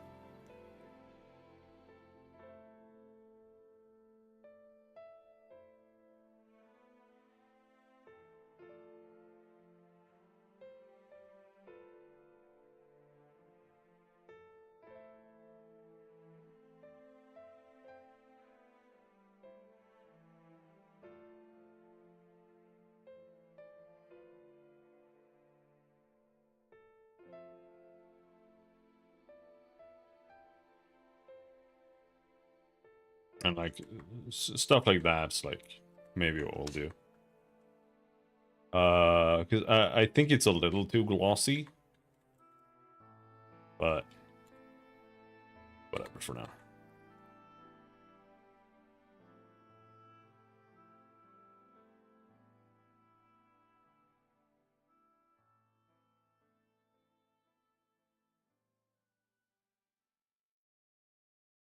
Maybe you should have like a little bit of dark here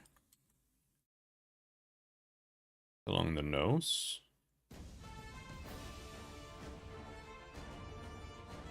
And up the head.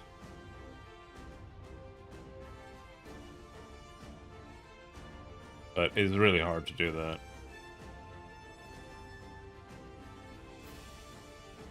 Oh, Artemis.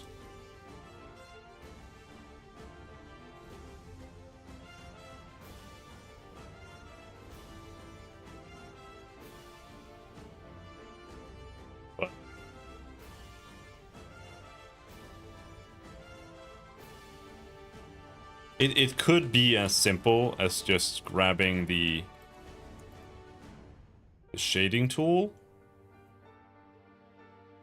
which works like good art, thank you. Which works like this. You grab all the colors in the ramp.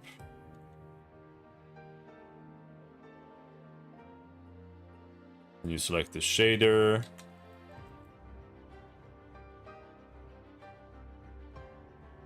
And then you can kind of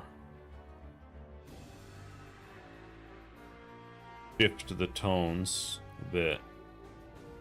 But it kind of sucks still, because there's so much texturing here that it's gonna be rough. But just to test what it might look like.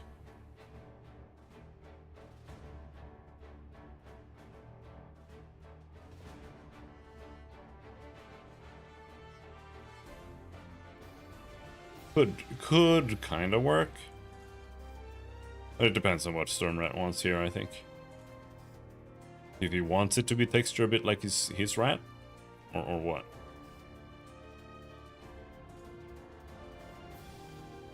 Or if I should keep it like this.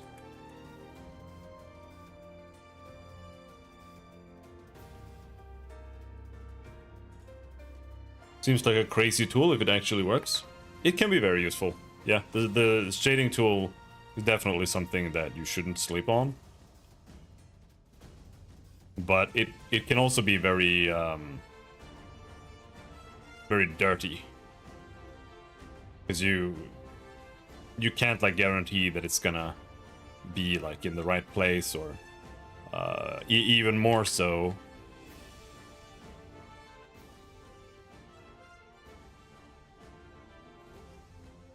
if you release the button, then, you know, that's that.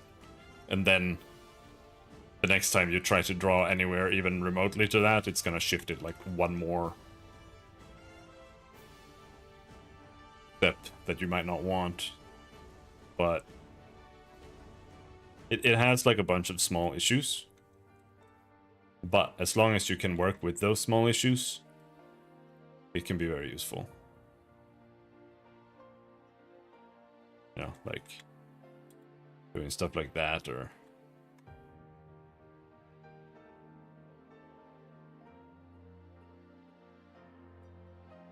drawing like this. Ooh.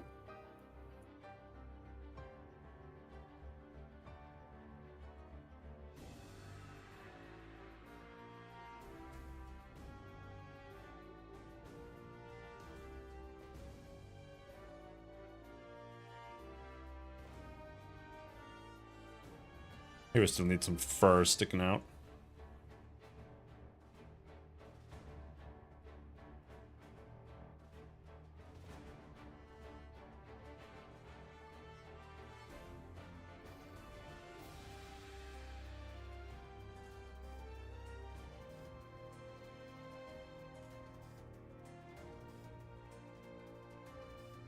You know, we got some shading there, even though it's bad shading, but it's still like, oh, we got some shading.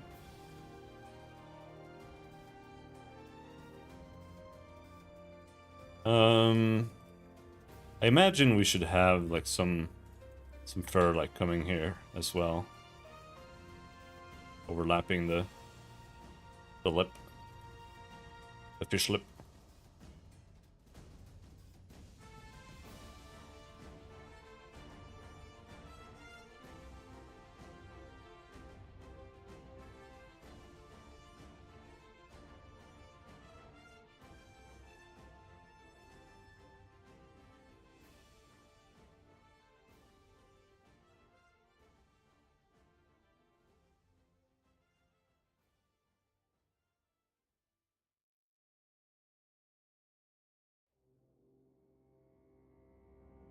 Holy shit. This kid's starting soon, I'm gonna throw up. Oh my god, my head hurts.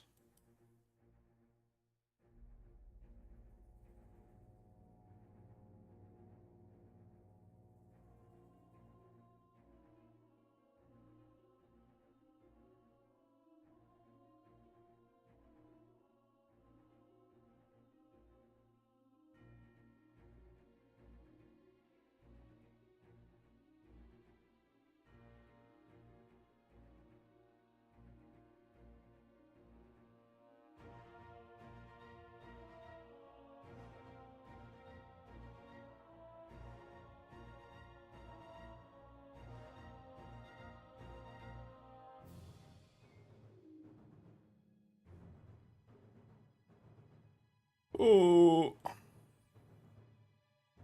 Having to draw Semper can be draining.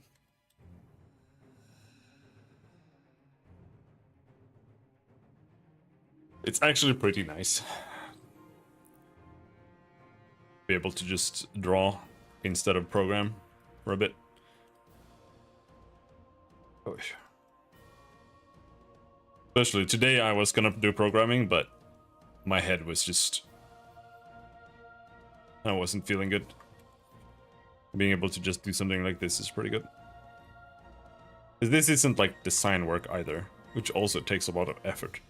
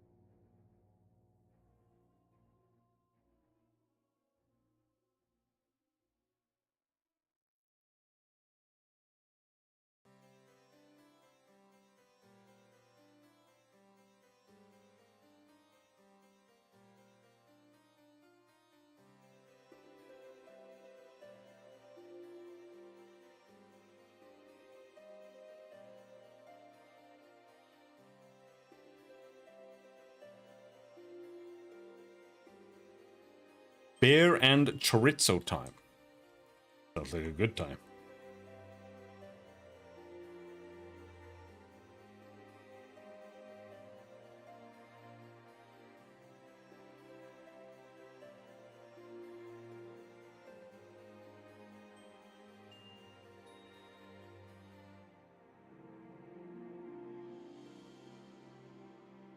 I was gonna try just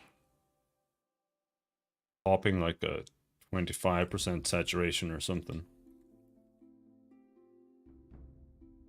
I do think we need to up the saturation a bit.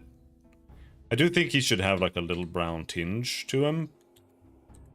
Even though he's not supposed to be like brown, but...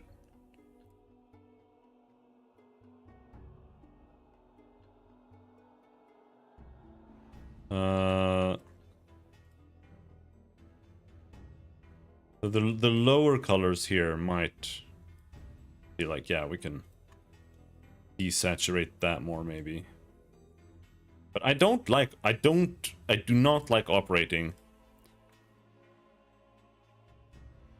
in this color space, really.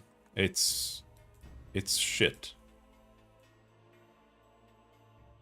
Because the grays don't work well with other colors. Like that's the biggest problem.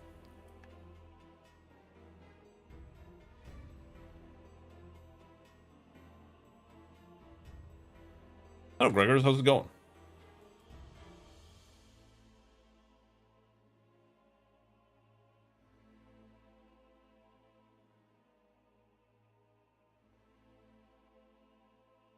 And these two colors are just...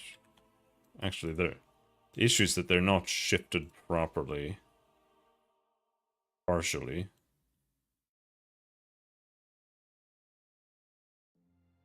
Maybe we need to shift less.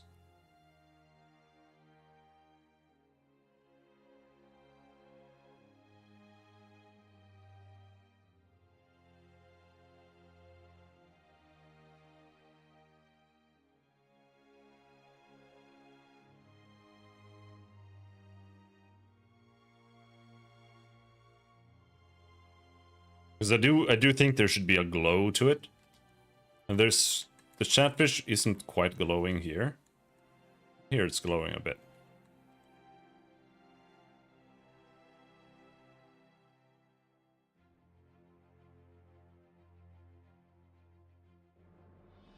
As long as it doesn't start glowing too much.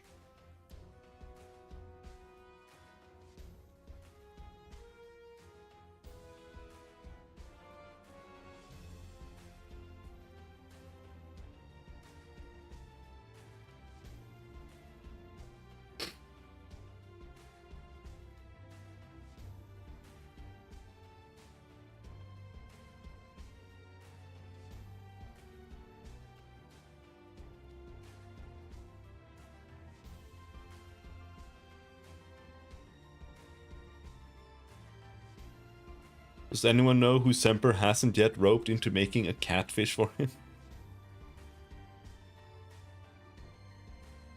I suspect his last victim is Echo. That is my guess.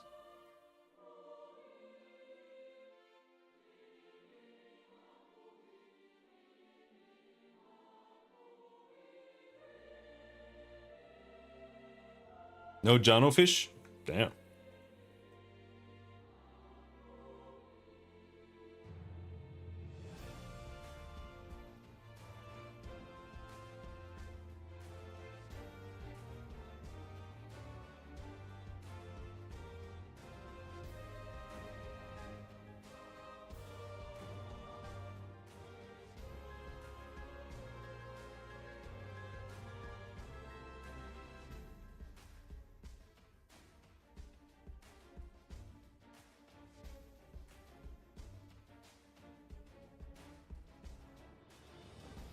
The other arm is too small, though it's the perspective too. I'm really kind of bad at that, but I do think it needs to be wider here.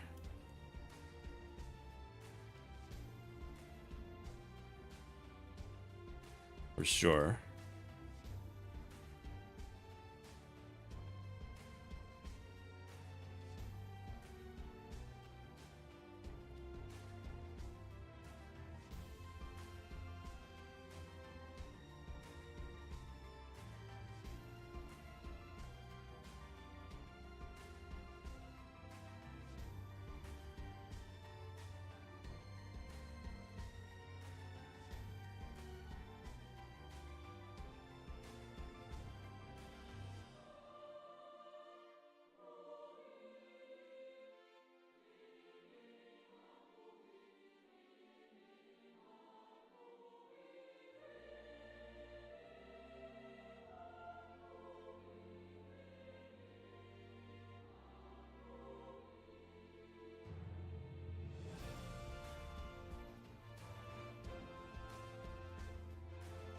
This doesn't really make sense, but we'll see if it looks nice.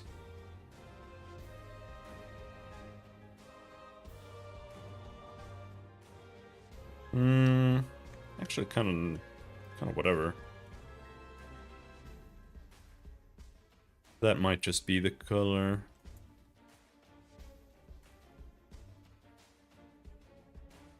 Bit. But now blue isn't necessarily like the best. Sometimes just having like skin color as the rim light can be better.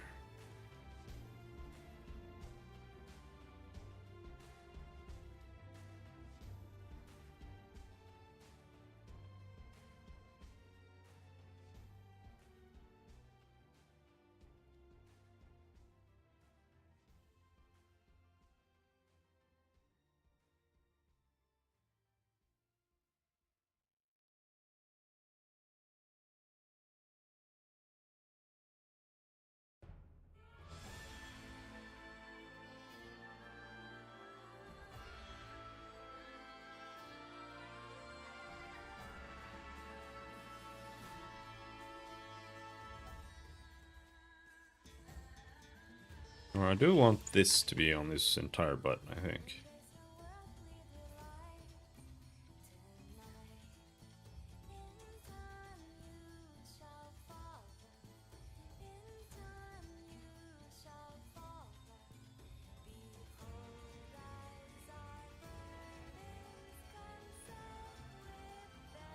But we can shade the rim light too, so that it's not just one strength the whole way.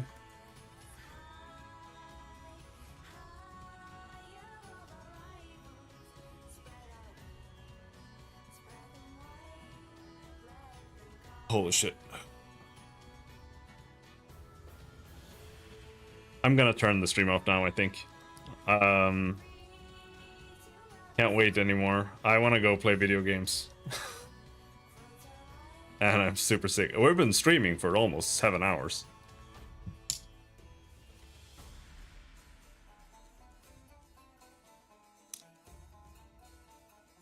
So we're gonna have to turn this into an actual hip waiting room.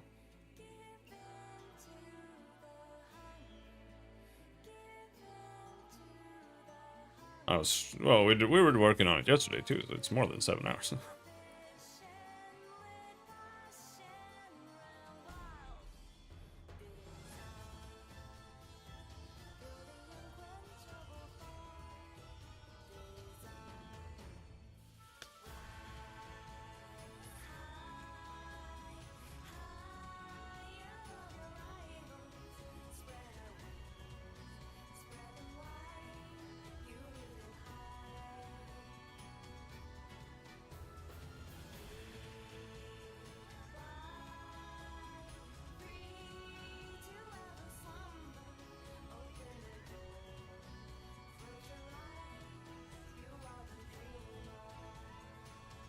Mm-hmm.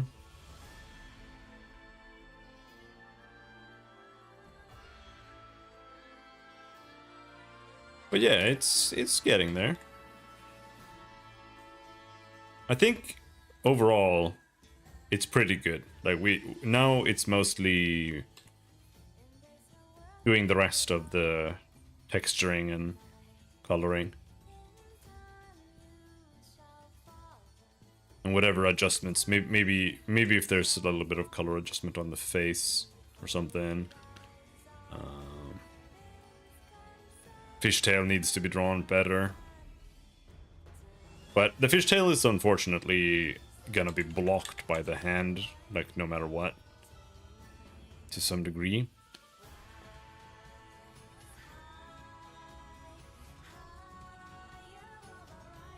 Maybe it could be something like this, where it's like on the side.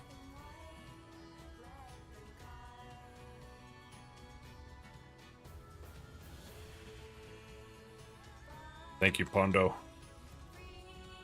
Oh, shit. Ooh.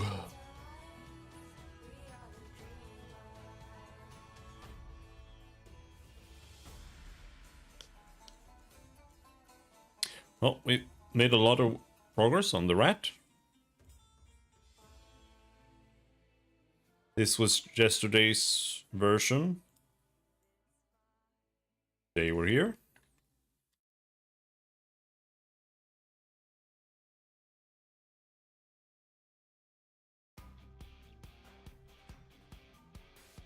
It's coming along pretty nicely.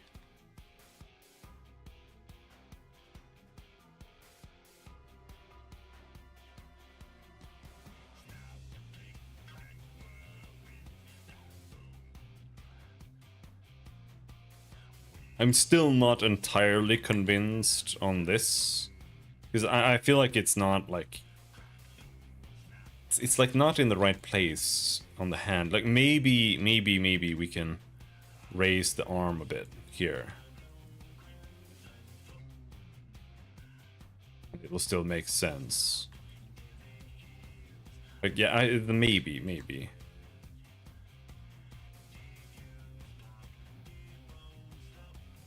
Because it needs to like be somewhere on the hand that makes sense.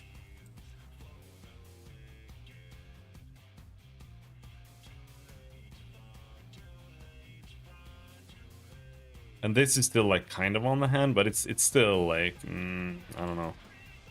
I could maybe do some perspective shit here.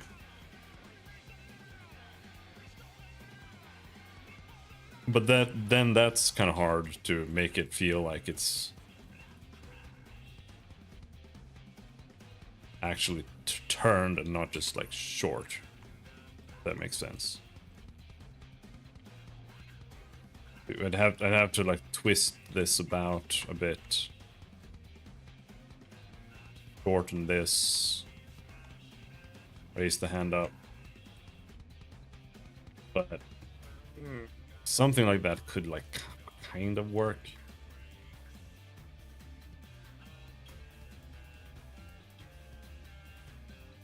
Maybe. But we'll consider that next time we have time to work on this lead.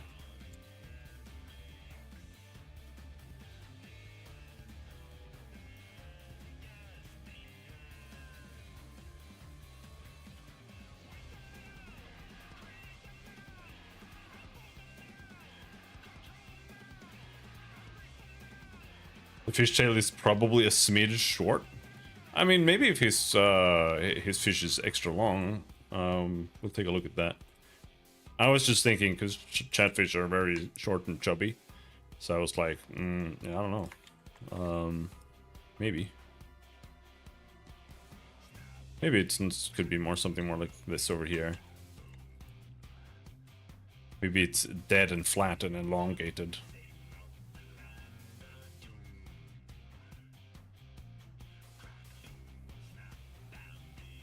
Maybe it's not an actual fish. Maybe it's a cape. I don't know.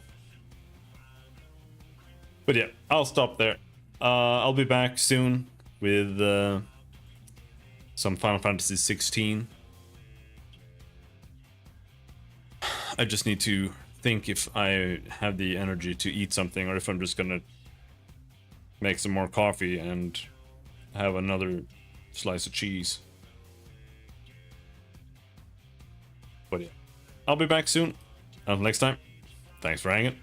Have a good day. Bye-bye.